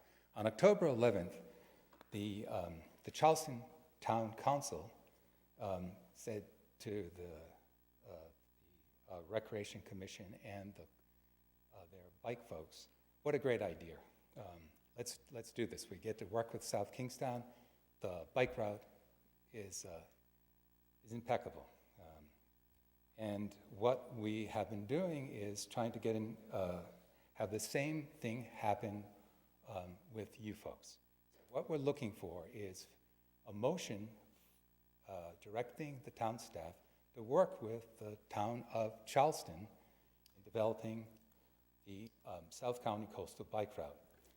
I'm a little perplexed at Mr. Rabbit's suggestion. Most of the road belongs to either the town of Charleston and the biggest part is in South Kingstown. Those roads where we're talking about belongs to the town. Be interesting to see what DOT has to say about that. Also, Mr. Rabbit has never come to any of our meetings. I'm not even sure that we've had any communication from him. I would ask that our request, and it's a simple request, the road goes from 1A in Charleston, a chunk of 1A, goes up Matunic Schoolhouse Road to Matunic Beach Road, takes a right, goes down Carr's Farm Road, takes another right down Moonstone Road, and then back. And there's a double loop. It should be in the correspondence that we asked. So, I don't see, I'm a little perplexed about why we would want DOT involved. All we want to do is have signs put up for the bike route. It's 11 and a half miles. It's a beautiful bike route. And it's the beginning of, it's phase one of a way for us to talk to other towns, namely Westerly, Narragansett, and North Kingstown. So, any questions? Any questions right now? Okay. Certainly an interesting and good-looking proposal. I'm looking at it right now. So I do want to ask, town staff and Jamie Rabbit, So, what kind of burden this places on yep, you? so I'll discuss this. First off, we include DOT with just about every decision we make when it has to do with bike paths, roads, state roads, town roads, everything. And the reason for that is because they have money, tons of it. And we try and piggyback grants and everything else that comes along with that. So I don't fault the staff at all for talking to DOT about it. That's the thing we need more of. For example, there's 18 intersections that cross our bike path in this town. We don't have the money to redo all those 18 intersections. DOT committed to do it for free and do the study because we asked them. So that's why we do it. 2, I'm very protective of my staff. If I didn't think they were working, they'd know about it. They're working. They're working 60 hours a week plus. He probably wasn't at the meeting because he was at 3 other meetings that week. But we do have a liaison that goes to that meeting, and that's Luke Murray, along with the other meetings he goes to. So I'm not faulting any of the staff for missing anything. We talk about it, we meet about it, we have staff meetings, we talk about it all the time, and we go back to the liaison to relay that to whatever committee they're on. What I would say is I think it's a great idea. I support this, and that's why I would give it to Jamie, and he can go and speak to Charleston and work with them to figure out the best way to accomplish this.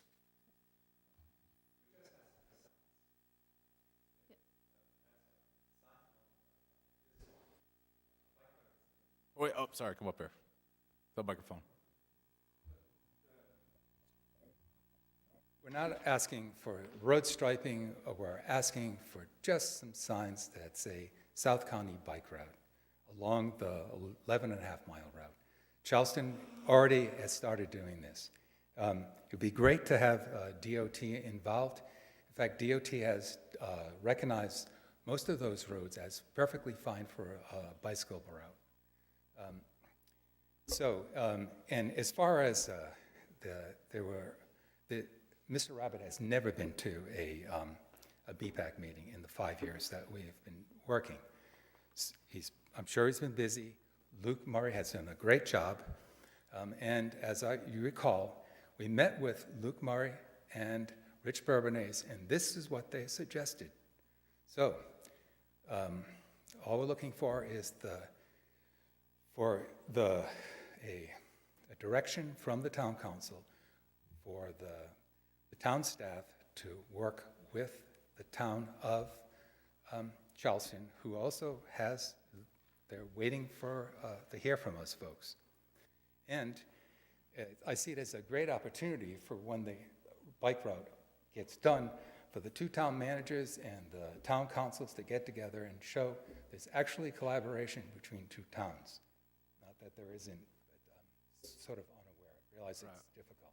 All right, how do we get those signs? If we wanted to get the signs, how do we get the signs? Well, Route 1 is a state road. You'd have to get a DOT approval for any state sign that goes on there. We just went through it this week. We took down a ton of signs that went up. You mean 1A? Come up, sorry, if you're going to speak, you got to come up here. You said Route 1, Jim. He thought he was talking about 1A. The 1A part is in Charleston.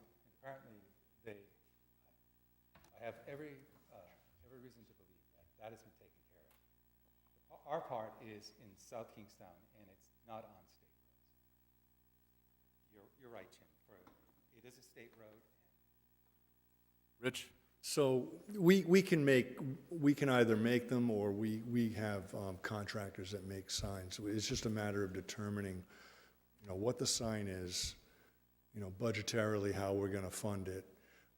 With 11 miles of roadway, whatever amount of that is in South Kingstown, it would be a matter of us trying to, figure out what the interval is of the signage, and then we can come up with a budget.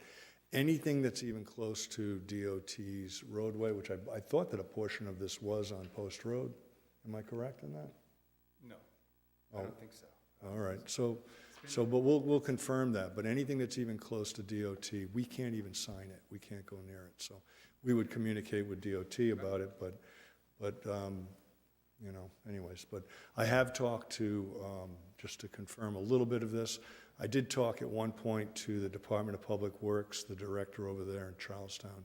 He wasn't aware of anything at the time. I believe that now he is, and I have to communicate with them again at some point going forward. But so, thank you. All right, so really this would require, some collaboration on the part of the town staff with DOT and with the town of Charlestown. Get some budget. So, And some consideration of budgeting as to whatever cost would be to do this. Go ahead. No, I was waiting for. Okay. I heard. I'm just curious, why would we need signs, like as opposed to using the All Trails map or some other way to designate the route? Right. So if you go to Wesley or any other place, it has bike route. You can see that. So the idea is to have the coastal bike route where people would want to come to South County, apparently they already do, and use their bikes. So again, the vision is from westerly, from Pawcatucket line to North Kingstown. So the signs sort of make it happen in people's minds. But trails, even on trails that have signs, at least at the beginning. So you're looking for the signs as a distinction? Yes. For bikers? Yep, just to show where the route is, right? And to have the consistency throughout. Yep. All right, so I'm inclined to support the resolution here. So I agree. I think we can refer this to the town staff who can move this project along. That's what Jim seems to be recommending. So I move. Get those signs. You're taking me for a ride around this whole path. 2 separate bikes, though. Wear a helmet. Okay. Motion to refer 9I to the town's planning staff. Second. All right, we have a motion and a second. Any discussion? All in favor? Aye. Aye. Anyone opposed? No, all right, that motion passes. Okay, that's now going to bring us to the town manager's report. Oh.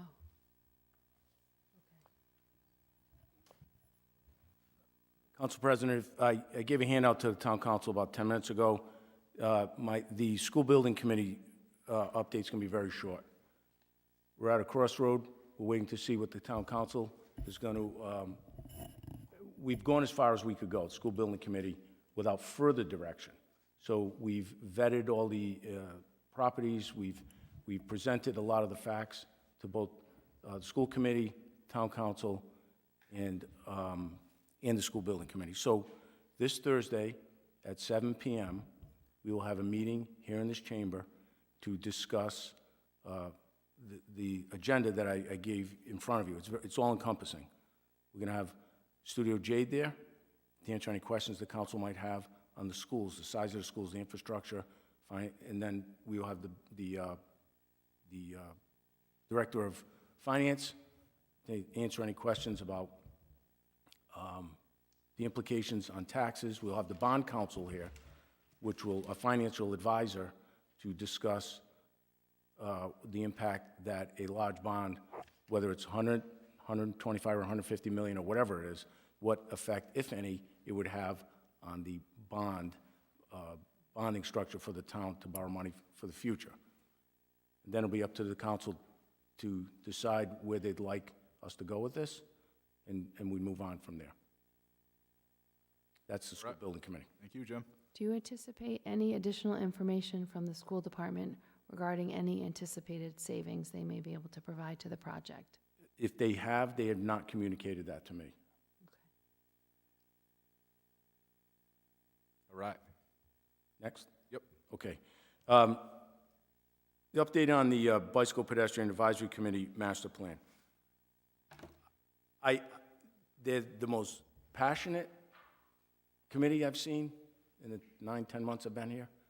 They love what they're doing, strong-willed, and they made recommendations to the council about 7-8 months ago regarding what their vision is with this ordinance and so forth. But that's where the staff, the planning board, and BPAC disagree. So what they presented was, in the opinion of the planning board and the staff, was a good policy that the town could follow. Their position is it would be a good master plan. Evaluating this, like I said at the work session, I don't want to commit money, a lot of money, to something that either to appease someone or to put on a shelf and collect dust. It needs to have some substance to it that we really need the town to move forward and study and use. So I asked different members of the staff who weren't involved in that part with BPAC. Rich Bourbonnais, the Director of Public Services, I asked him. He's involved with all the roads and so forth. I said, do we have any money that we could dedicate to a comprehensive master plan, a mobility plan? And he said, yes, there is money put aside through a grant that we could use, which we could, once again, maybe get dollar for dollar reimbursement from DOT. It's estimated that would cost $250,000 to $300,000. So if the town put half, I'm fairly confident DOT would be able to match that. That would be specific action goals for all the roads in the town, to include not only bicycles and pedestrians, but motor vehicles. And I asked Director Bourbonnais, do you think we could use that plan? He said, absolutely. He said that would be very helpful to the town, a comprehensive mobility plan. So that's going to be the discussion tonight that you're going to hear, to adopt a master plan that was presented by the BPAC months ago, and also for a green complete ordinance. But the third component is the mission statement. Mission statement of the BPAC moving forward that was sent to the solicitor, Mike Ursillo, to weigh in on, as an advisory committee, what would be the best verbiage to define it, clearly what the mission statement is. So that is what will be presented to you, the town council tonight, Jamie Rabbit has all that information, and I'm sure the BPAC, which is represented here, has their point of view on this as well. All right. Jamie, come on up.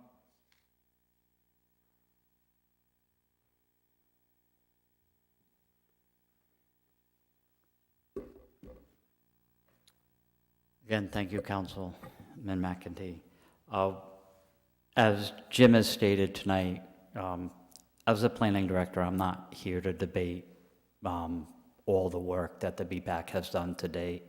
One of the primary factors in the discussion with the planning board when they took it up in September was actually to recognize all of the hard work that they've done preparing their plan. With regards to that plan, that was reviewed by the Director of Public Service, Rich Bourbonnais, who holds that position now. He did that when he was the town engineer. It was also reviewed by Terry Murphy, who is the Director of Parks and Leisure. It was reviewed by myself and others within my department of planning. Jay Parker, who's one of our planners in our department, was staff for a while to the BPAC. A couple of comments earlier that I wish I had been here for 5 years. Maybe I would have had an opportunity to be involved in this process earlier on and set a direction for a master plan prepared by an appropriate consultant earlier than this evening. Again, they have done a significant amount of work preparing a number of items. The planning board at their September meeting had access to the master plan as well as their policy guide document. Can I stand before you today and tell you if every single member read that plan and could take a test and regurgitate the information contained in there? I don't know that for a fact. I do know a good majority of them confided in me that they did read the plan and they were absolutely prepared to discuss it at that September meeting. The chairman of the planning board, Maria Mack, with regards to the policy statement, literally went sentence by sentence, if not paragraph by paragraph, through the policy statement, asking for feedback of the planning board members. And, that discussion was very poignant with regards to that.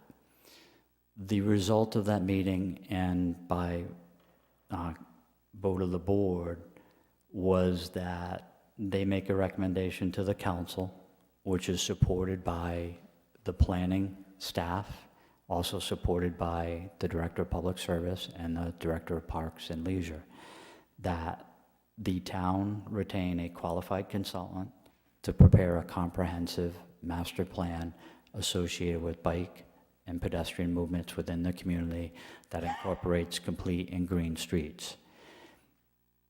We did that back in September, and as Mr. Manny alluded to this evening, we have continued to discuss this at the department level and interdepartment level.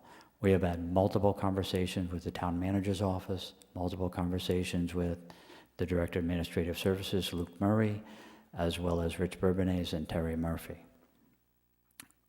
During those discussions, as Mr. Manny mentioned tonight, the subject matter of how do we fund this. In my initial memo to you, there was a recommendation that we put money in the capital improvement program in this fiscal year and potentially supplement it in the following year and do this over a 12 to 18 month time frame. Mr. Bourbonnais, in reviewing his budget, has graciously offered to set aside some funds to undertake that master plan endeavor, and in fact, during those discussions, made a recommendation that we expand the study to include a full mobility evaluation for the community, so that this town, who deserves the best as a community, can prioritize the needs associated with mobility and the motoring public, as well as the pedestrian and bike community, and how they integrate really with each other. Jim and I going through the funding aspect of ARPA money, and again, I have 35 years in the planning world, 20 plus as a regional planner for an MPO. I co-chaired the state of Connecticut's bike and pedestrian plan for over 2 years. I did that with Bill O'Neill, who who is basically the father of the East Coast Bikeway between Maine and Florida. So I've reviewed bike and ped plans for the state of Connecticut and for 2 regions within Connecticut. I was also the town planner in a community that was I believe a platinum community, who has a full-blown bike and pedestrian master plan. That was begun when I was there and finished after I left. So again, to me, you're deserving of that. One of the things Jim and I learned when we were going through the process of asking for grants is one of the primary ones was Safe Streets for All. And we had this grandiose plan that South Kingston's at the forefront of the grant. We have the staff capable, and we can apply for a grant. And we were told by the state and the federal government that, do you guys have a safety program for your community? And do you have one for the state of Rhode Island? And do you have a policy for 0 deaths? Not a reduction of deaths, a goal of 0 deaths on the automobile and pedestrian roll. Unfortunately, the state of Rhode Island did not have one, and the town of South Kingstown did not have one. So subsequent to that discussion, the Rhode Island Transit Authority, RIPTA, has applied for and received a $5 million grant to prepare a safety plan for the state of Rhode Island, part of which we will participate in. That is necessary for the town of South Kingstown to get funds through OPERA for Safe Streets for All. Learning process for us, again, there are many steps and balances. Our master plan, which we didn't have, nor this master plan that was proposed, would meet any of those qualifications. When you're applying for grants, they're typically looking for a couple of things: qualitative and quantitative data. The master plan that was proposed by BPAC does not have any quantitative data associated with it. There are assumptions and conclusions made with no supporting documentation.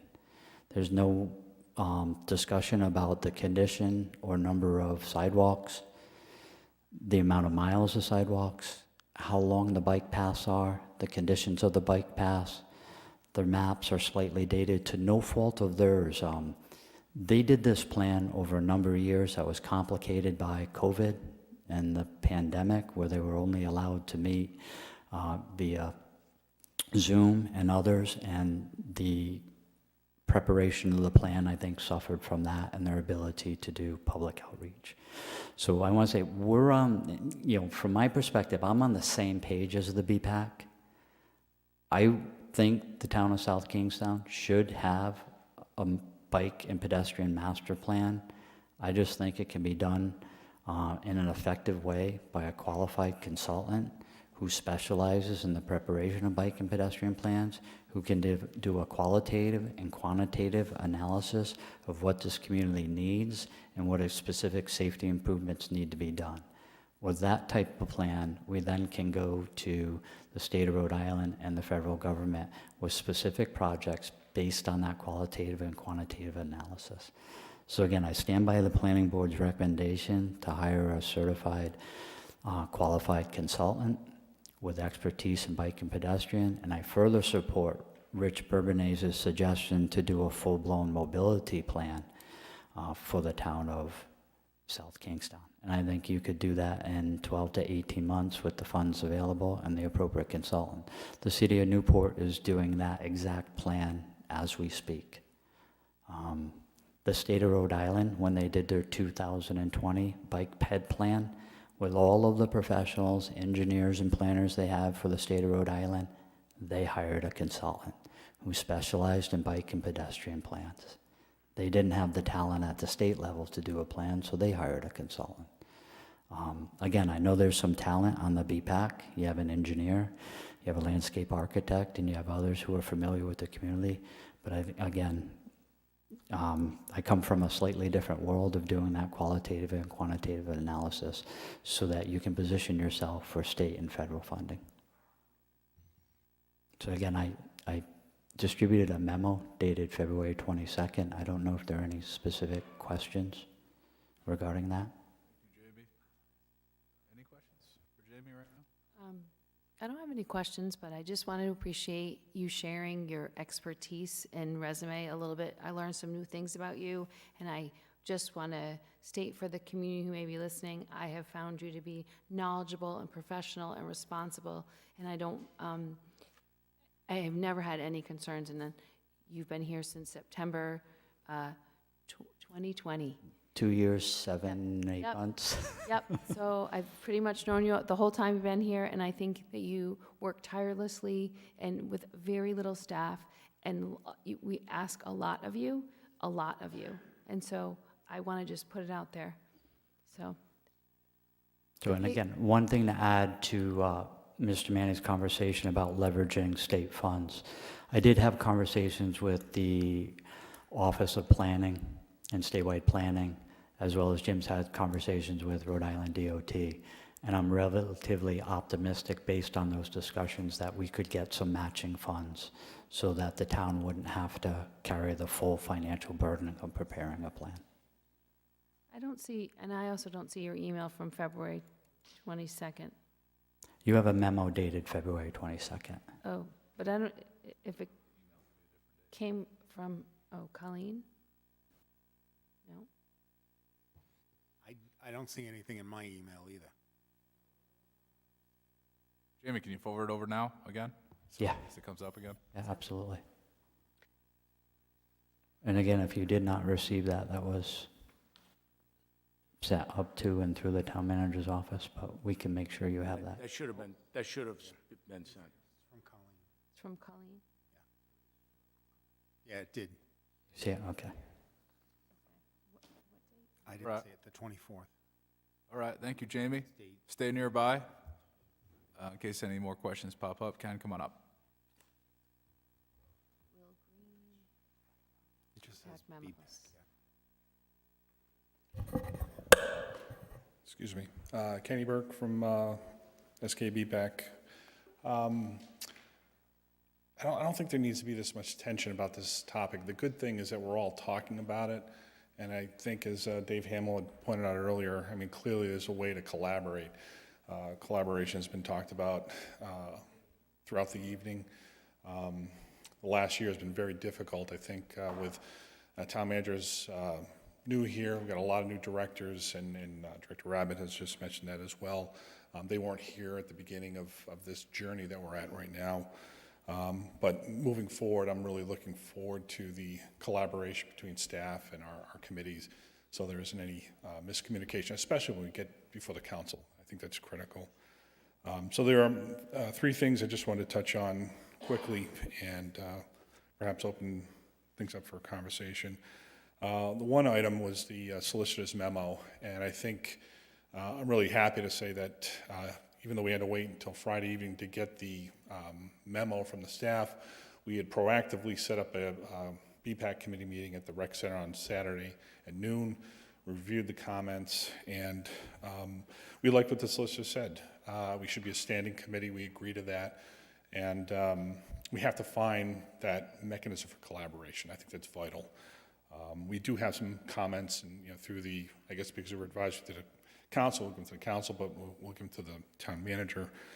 We do think it's critical that instead of having the staff play a heavier role in writing up the mission, if you look at the history of the BPAC, we go back 13 years, and it was actually 2010 when the conversation started about Complete Streets, finally adopted as a resolution January of 2011. That was a wonderful, momentous decision of the town itself, both staff as well as the council and the community as a whole. And there was fits and spurts of public activism to help push things forward, a handlebar study. There was a grant through the Department of Health, a Healthy Places by Design initiative, a lot of grassroots momentum. And then there wasn't much action through the town as a municipality. So a subsequent council said, we've got to change this. They created the BPAC. And again, what they did is they reached out to the community and said, you got to keep this momentum going. And that was great. We were born, and we started off running, and then we ran smack into COVID. That was tough. We suffered through it.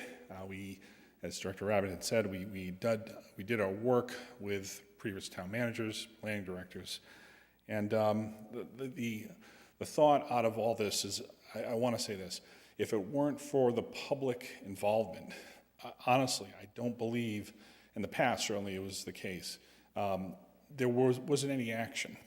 So the public had to get brought in, and the council had the wisdom to make that point. So I just wanted to make that summary point. We would like to endorse the solicitor's recommendation to have a standing committee of the BPAC. We would, however, like the council to direct the manager and whomever he sees fit to have a caucus, a work session, so that we could work together for a limited period of time. We don't want this to drag out.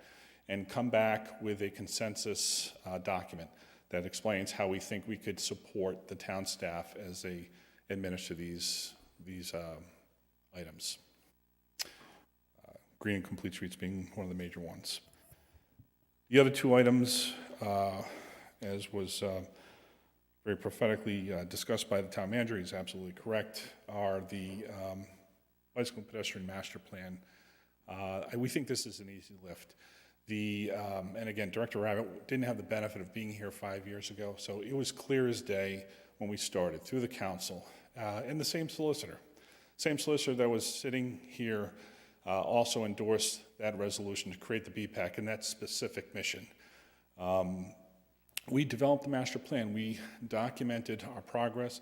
We know that it was a qualitative assessment. We weren't doing quantitative analysis. We knew that because we didn't have the funding. And we also knew that the staff would take ownership of this and they would replace it at some point in time. So we concur with the town's direction. If you want to do an additional or an enhanced and get into the quantitative analysis, that makes perfect sense. It's called design. You leave the planning paradigm and you get into the design paradigm. That's my bailiwick. I'm a registered professional engineer. It's what I do daily. And we support that. But what the council can do also is acknowledge what's already happened. We've just documented our process. Accept it, adopt it, bless it, whatever you'd like to do. It's already happened. So that's all we're looking for. And we presented it in June of 2022. So we feel it's appropriate that you adopt or accept the master plan, knowing that the manager clearly has a path forward, which we are fully supportive to enhance that, to get into the quantitative phase. That is exactly what we had talked about for years. So we think that's consistent with the BPAC's findings. And lastly, the Green and Complete Streets Ordinance. This is, again, something that started with the town, honestly, 13 years ago.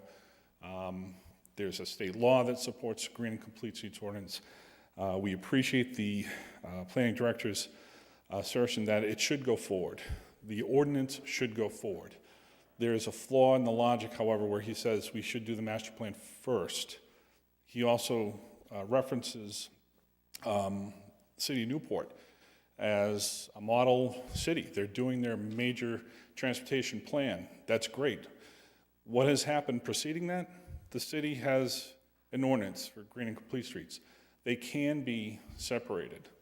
They shouldn't need to be, but they can be. And the city of Newport benefited from having that ordinance on the books. If you've heard of Bike Newport, they're a very active community, and they've done wonderful things for their city in terms of reducing accidents, fatalities. If you've ever gone out to the Jazz Festival, there's a big push to have people ride their bikes back and forth to the event. And it's through that grassroots work. So, this is all about partnership from our perspective. We have no misgivings. We believe that the administration, adjudication of these philosophies is squarely with the staff. We are their biggest cheerleaders, but the timeline has most definitely dragged on, and we're looking for that endorsement from the council on both those, or actually all three of those items. We would like to have that mission updated through the solicitor with the staff, not separate. We don't want to be caught in this mystical world of we're advisory to the council, but the reality is this really needs something that goes through staff. So we'd love that collaboration with the staff and present you a collaborative document. We'd love to have the acknowledgement, acceptance, adoption, call it whatever, for the master plan, because it's already happened. And honestly, you should probably have the solicitor check into this. If you go to the town website, there's the master plan.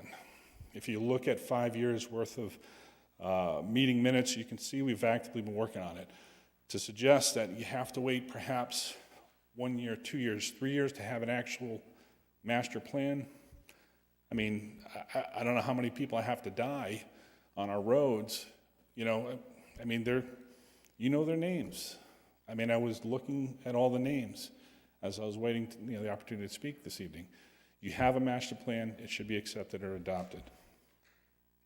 And then lastly, we look forward to working with the town staff, the public, on the Green and Complete Streets ordinance. Start the process. We've offered up a suggested draft that happened earlier last year in 2022. I mean, it's time to move it forward. So just want to point out that I did check on the town website. It does say that those documents are draft. So they're not adopted by the town. They say draft for review. Right. And we've heard multiple times, and I think from staff, that this is not a complete master plan. We've been advised it's a policy and that we want to do a complete master plan. I feel like we're in some sort of mediation. We rely upon the town manager and the town staff. And this is an ad hoc committee that has done work. And we can accept the work. It doesn't mean that the work is a master plan. We can accept that it's that you've written something, but you've had multiple meetings where it doesn't seem like we've done this before, where we've said we need to do these things and we need to do a policy. And to me, the new piece of information tonight is they've identified a way for you to work with Rich Bourbonnais to do, and he has money, and he had to do a comprehensive mobility plan. And I'm just curious, why is that not an acceptable solution to move this forward? What do you think? I can answer that question. I mean, it's a valid question. So the BPAC did not instruct the master plan to be put up as draft. That's not what we asked for. It got put up and labeled as draft. It's not draft. We went through a process and we listened to the community. We had almost 36 people attend that meeting at the rec center, and we held it in draft form until the point in time where we then met after the meeting. We answered the questions, added as an appendix, to the master plan, and it is a master plan. Okay. It's another issue. So through the chair, we went through the process. That's a Scribner error. That's just something that needs to happen on the town website. But to be perfectly honest with you, we would rather work collaboratively with the town staff and have their endorsement of this master plan.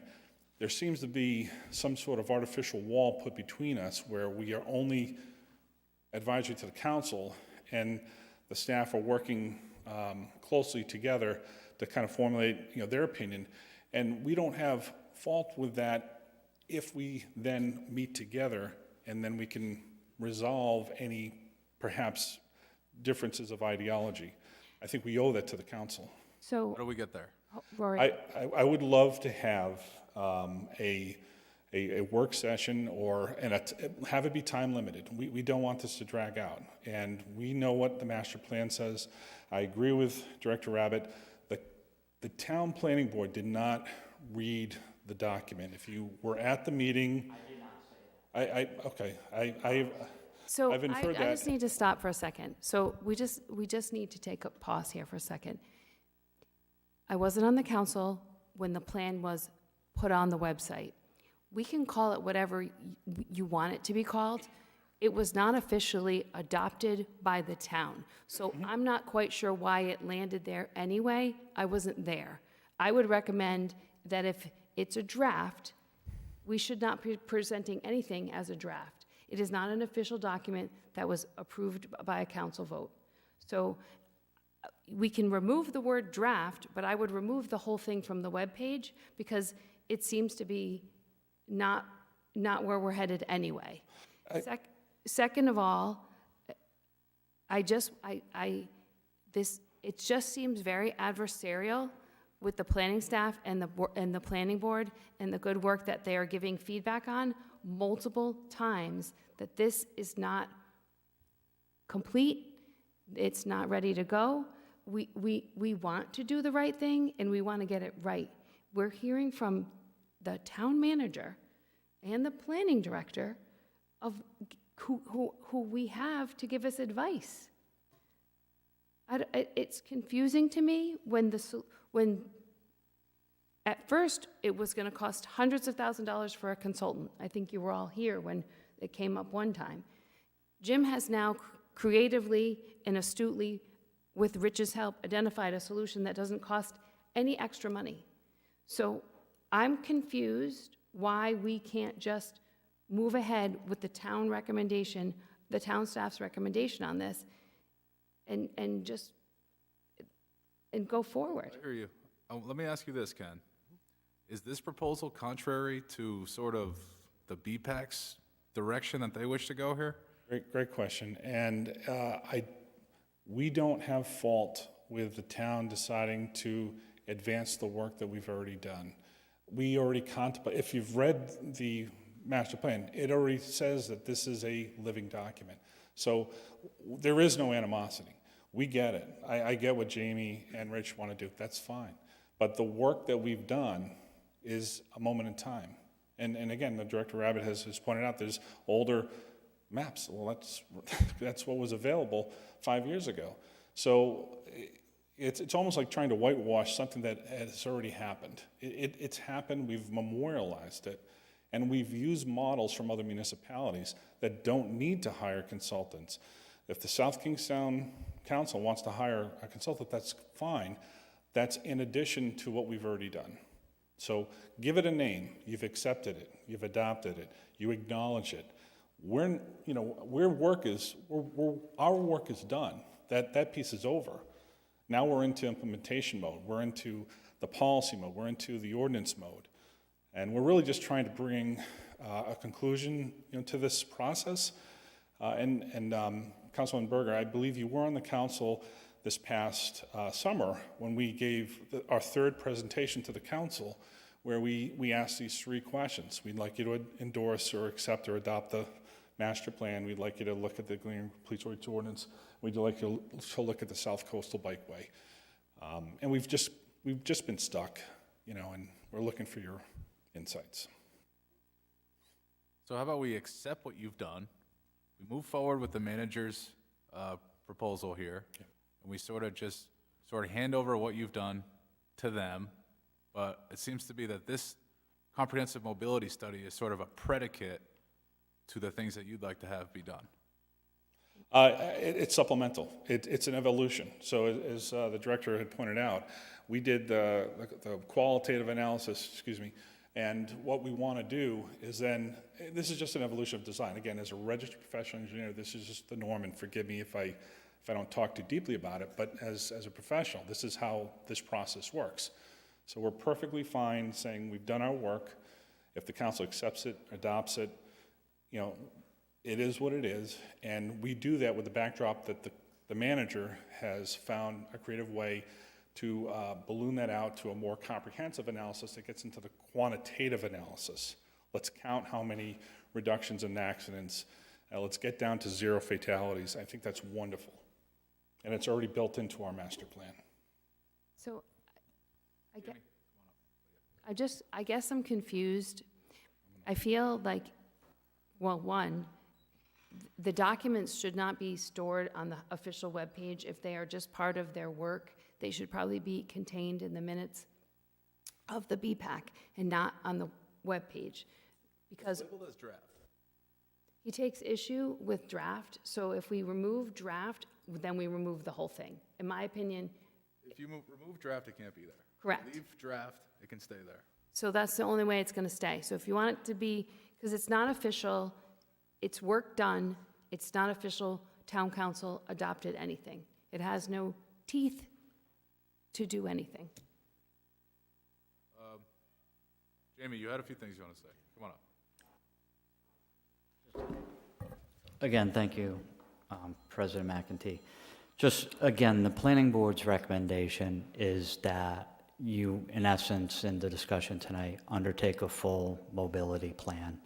Their focus was completing a master plan for completing green streets. But we acquiesce to the fact that Rich Bourbonnais has graciously supported a full mobility plan for the town. And I'm just going to read a quick statement from my notes that, staff also agrees with the planning board's recognition of the hard work undertaken by the BPAC. And it should be noted that if we were not for their dedication as a committee, this discussion would not have advanced to this stage.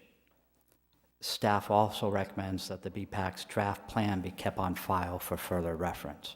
We are not recommending on staff to the town council and to the town manager the adoption of a plan that is not qualitative in nature, is based on opinion of a committee who prioritizes multiple projects but does not have any support documentation of how the projects were prioritized. You discussed a project today that you referred to the planning department that is not number 1, 2, 3, 4, or 5 on their prioritization list. It's actually 6 or 7, I believe, from the quick references I was going back and forth to. So we're going to project number 7 or 6. We jumped over 5, but I don't know how the first 5 got on the list to be 1 through 5. So what they did is valuable. It's valuable as support documentations to give to whatever qualified consultant the town chooses to retain as support documentation. There are simple things. Some of the information stated. They referenced the handlebar survey from 2011. That's 12 years ago. Is the information contained in that study still relevant? We talked about safety, and I realize there have been pedestrian versus car fatalities in this community. But there are proposed safety improvements. Are those safety improvements based on an analysis of what intersections aren't safe? And how will they determine that they aren't safe? Now again, Ken has background in engineering and planning and safety and public service, as well as I do. But I haven't done the full analysis of every system in town to determine what is safe and not safe. I can help and advise DOT on intersection issues, which I have done through the town manager's office.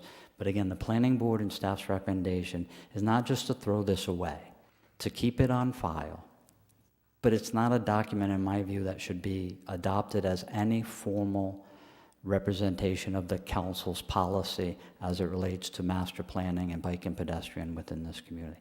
It is a good support document to hand on to the next phase. And I'm in agreement, and the BPAC may not believe this, but I'm in full support of the work they've done. It just needs to be carried across the finish line in a very professional, comprehensive manner that's qualitative and quantitative.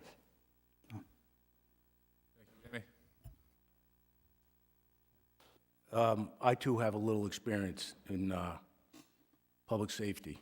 Spent 35 years. I've been to these accidents. I've been to every one of them. Bicycles, motorcycles, cars, buses, planes, you name it. I've seen more dead bodies than I want to see in my life. The right answer is to get the best policy with federal funds and do this right. So I listened to my staff. Jamie made the recommendation. Luke did. The planning board did. Went to Rich Bourbonnais. Unequivocally, he said, that's the plan we can use the most. What BPAC did was great. They came up with a guideline, a foundation for us to follow. But it's not the end all, because we need this plan that will be funded by DOT, by the feds, and come up with, the biggest clue to this is, 0 fatalities. That's what the government wants to hear, 0 tolerance to fatalities. So then, if we adopt a plan like this, hopefully we get all the federal money we need, so once we have this great comprehensive plan, we can adopt all the stuff we've been talking about. Without that, it's a paper tiger. We're going to pass something that we don't have the funds to do. That's the right answer, the comprehensive plan. Okay, if I could, through the chair, I mean, I support the town manager in that philosophy, and, you know, how the council, because, again, you got to look at us, we are a creature of the council, we're advisory to the council. We had been working hand in glove with staff for 5 years. Granted, it was through a pandemic. Jim is now the third town manager that we've been working with, and Jamie, I think you're the third planner that we've been working with. So, yeah, we're a little tired, a little beat, a little wary, but it's still our town, and we love the town, we love the town staff, we love the council. So we're looking for that word, adopt, accept, acknowledge the body of work. And I think we could safely, you know, put it aside, get behind the town manager, and then move on to the next item, which is you have had a draft Green and Complete Streets ordinance that does not require a fully developed quantitative master plan. This, in fact, is the opposite of that.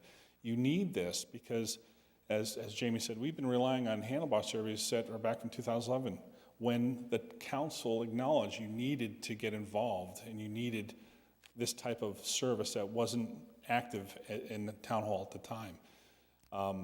By getting this permissive, intentionally permissive, in other words, it doesn't bind the council or the town manager to spend money that you don't have. It sets the paradigm of you or staff advancing capital projects and looking at planning developments through a different lens. Let me give you an example. We know that Old North Road is queued up for reconstruction. There's some deficiencies out there. You've heard residents come out and talk about the need to do some complete streets treatment to slow traffic down.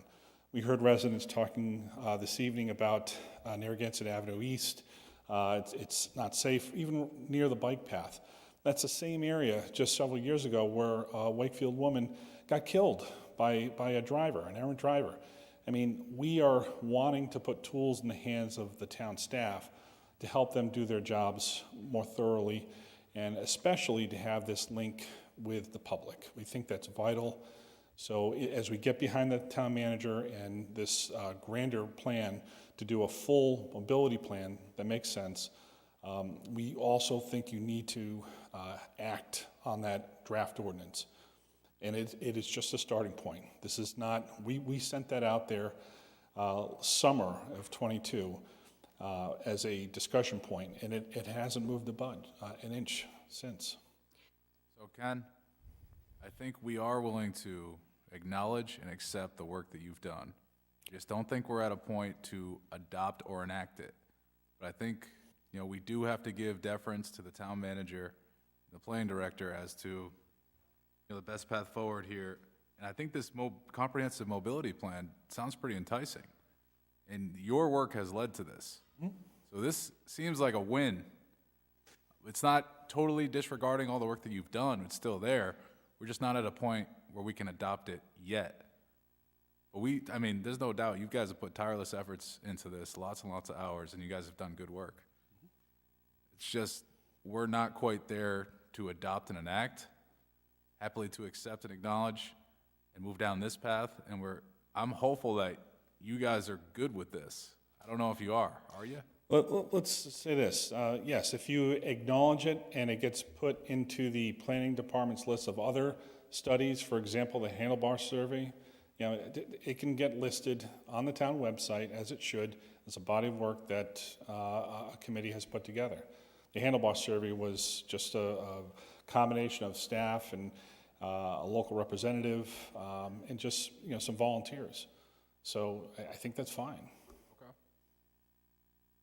Let's do that. What? Come on, if you're gonna speak, you gotta. Oh, hold on, but we're working in tandem. This is now 11, it's 11:20. We have rules that say that we can't entertain any motions after 11 unless we agree.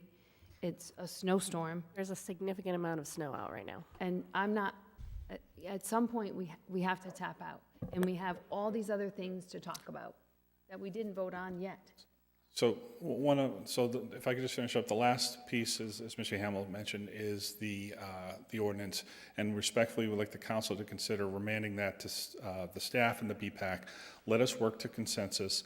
Give us a 3-month window. We'll do that, and we'll come back. So complete streets ordinance? Yeah. Yeah. 3-month time period to work with planning staff to come back to us? Sure. I don't even think they're capable of doing that right So now. I don't think the community understands the to-do list of the staff. And I don't want to, we all know, but I'm just going to go through it. We're working on rental registration. We would like to do a homestead exemption. We have to do a municipal court. We have a school bond that is taking multiple meetings. We are going to borrow potentially the most money the town. His name was Alan Albigaria. So Her name was Mary Wilk. She died on Route 1 in Matunic, not too far away from your house. Thank you, Ken. I think you need to consider this. So Right. as we've heard from the staff, there's a million things for them to do. There's the ARPA funds, there's all these other things. It needs to get into the workflow, but it can't be at the top of the list that keeps coming back and saying, until we have a handle on some of these bigger projects, Jim is working like a dog trying to get those things done. So I don't understand why. So let's keep it simple for now. You know, like we've said, we're going to acknowledge the work of the BPAC. We're going to keep it, you know, listed as a draft. It's going to be within the planning department's areas of things, but there's no way that they'll be able to work with the BPAC to come back in 3 months. I don't think that's feasibly possible. But I mean, we can keep it open. We just can't definitively say. We can't make a timeline. promise that we can't deliver But on. I like this comprehensive mobility plan, and I think this is a win.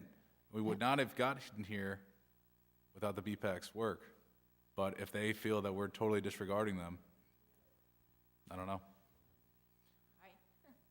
So at this point, we're just going to move to comments from interested citizens. And then, It'll be very short. okay, go ahead. I'm Dorothy, and I really appreciated hearing that Director Rabbit recognized the Newport Complete Streets. I'm really excited that our town, might follow Newport's lead. And I think, I just want to make sure that everybody understands that the complete streets, that moving this towards an ordinance, it's crucial to have that first, to have that, so that then you have the framework. When you get ready to do the mobility plan, you already know what the parameters are. Am I getting that right? I'm not getting that right. I'm thinking that you need to know, you need to have an ordinance that says that the community will be notified whenever there's a project that's coming down the pike, so that they can take a look and be involved in any, change to roads or sidewalks or whatever, and that any transportation development plan considers people walking and biking. So this potential apartment complex that's before the planning board, nobody's going to come out in public ahead of time to a hearing because it hasn't been built yet. It hasn't been built. So you're not going to get people coming out to a hearing to advocate for sidewalk that they can, this apartment building, they can get from the apartment building to Shaw's. Or they can get to they can't. They'd have to drive. You can't walk there. You can't bike from your home apartment building with 19 units that are designated for low income or affordable. So if you don't have a car, you have to walk out onto Route 1, down, and then down Old Tower, Tower Hill Road to get to a grocery store. That's all I'm saying, is that if you have complete streets as an ordinance, then you have that framework that doesn't say you have to do everything. It says you have to consider people that walk, people that bike, people that drive, and their safety in any development. That's it. I probably got that wrong, but I'm sure you'll correct me. Thank you. Again, Mr. President, just quickly. In 2011, the town adopted an ordinance for complete streets. a number of communities who are gold and platinum communities, which is the upper echelon of bike and pedestrian communities, don't have ordinances, they have policy. I have examples of policy. That's something I can provide to the town manager's office within the next month, tailored to South Kingstown.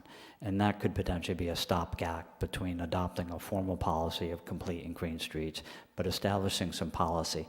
I will assure you that our department considers complete and green streets in every project that we review. But there are a lot of regulatory issues associated with applications such as the apartment complex. That's on a private road to a state highway. You know, so we can ask for a lot of things, but regulatorily, they may not be able to us to require any of those. But again, I can commit to potentially providing a draft policy statement for the council to entertain in the next month or so. But again, See that? yeah. Okay. That's great.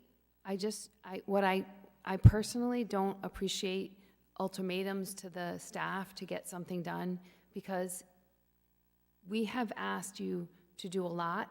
We asked Luke to do a lot, and we asked Jim to do a lot.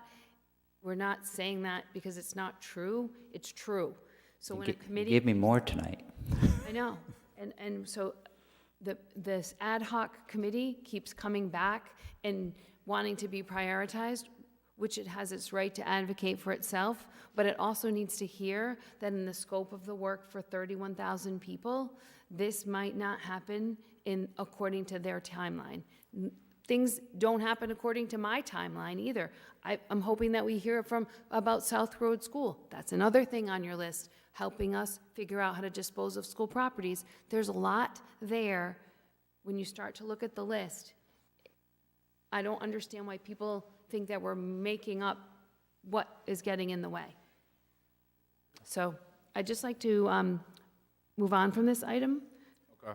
It sounds like Jamie, it's non-voting Take item. that draft policy, you said the next month or so. I'd like to see that. I see this as progress. I think it is. I think we've come to a good point. We have to compromise at some points, but all this is still in play, regardless of whether we not enact at this point. All right. We're going to keep moving forward here. Comments? So- Yep, go ahead. Just quickly, should the BPAC continue to be meeting, or should we put them on pause for a time until we can?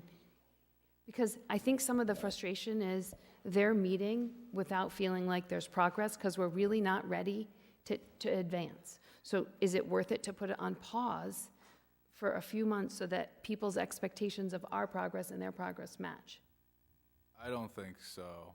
I mean, Shutting them down is going to help the situation. I didn't say shutting them down, I said pausing, because come on up. I think putting us on pause would exacerbate the situation. Okay. I think we've made huge progress. We have the ability, we have the solicitor saying that we could, writing down the mission statement in a way that was acceptable for us, we agreed to it. The idea that Jamie's working on a policy, that's like awesome. And we're getting master. Okay. This is working. Great. We're making progress. I think it's good. All right. Good. Cool. All right. We're going to move on. I'd like to make a motion to adjourn. It's 11:30. Second. All right. We have a motion to adjourn. We have a second.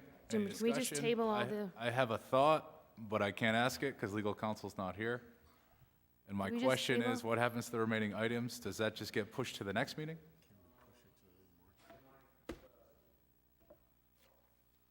The only thing I would say is the new business is very short.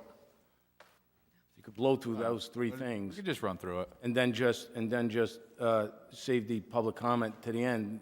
Yeah. Let's do that. All right. This way you get the meeting done. Yeah. Well, Can you revoke that motion? We're just going to run through new business, 3 items. I rescind my motion. Well, the only reason I say that, there's contracts on there that we have to, we don't have the luxury of 2 more weeks. What number? It's going to be 13, 13B? 13B. 13B, C, and G. Oh, we could just pass them without reading them. We could just do that. Now I feel like we're having a meeting. Okay. All right, new business. Item 13B. Do you want to try and abbreviate it, Jim? I'll abbreviate it. If I can, because you already went through this in the workshop. Yes. B and C are related. Yes, 'cause B, you're canceling one bid. rejecting the bid at 37,000 on B, accepting the bid at 29,000 on C. I'll make a motion to approve 13B and C. So moved. All right, we got a motion and a second. Any discussion? All in favor? Aye. Aye. Anyone opposed? No? All right, that passes. That's going to move us to item G. My recommendation would be to approve the purchase of 19 AED units for $27,415. Motion to Lease approve. them, lease them. Second. All right, we have a motion and a second. Any discussion? All in favor? Aye. Anyone opposed? No? All right, that motion passes. All right. I'm just Motion to gonna- adjourn. That's it? Let me just do this. See, there's none. Then we'll adjourn. All right, item 11, comments from interested citizens. Is there anyone in the audience who wish to speak? Anybody to come up now? All right, seeing none, we're going to move to the end. I make a resolution to appoint Josh Port to the Affordable Housing Commission and the other gentleman, I can't, Dennis John Bowman. Dennis John Bowman to the Conservation Commission. Second. All right, we have a motion and a second. Any discussion? All in favor? Aye. Anyone opposed? Motion to adjourn. Oh, all right, that passes. We have a Second. Motion to adjourn, a second. Aye. Aye. Discussion. Aye. All right, that passes unanimously. See you all next time.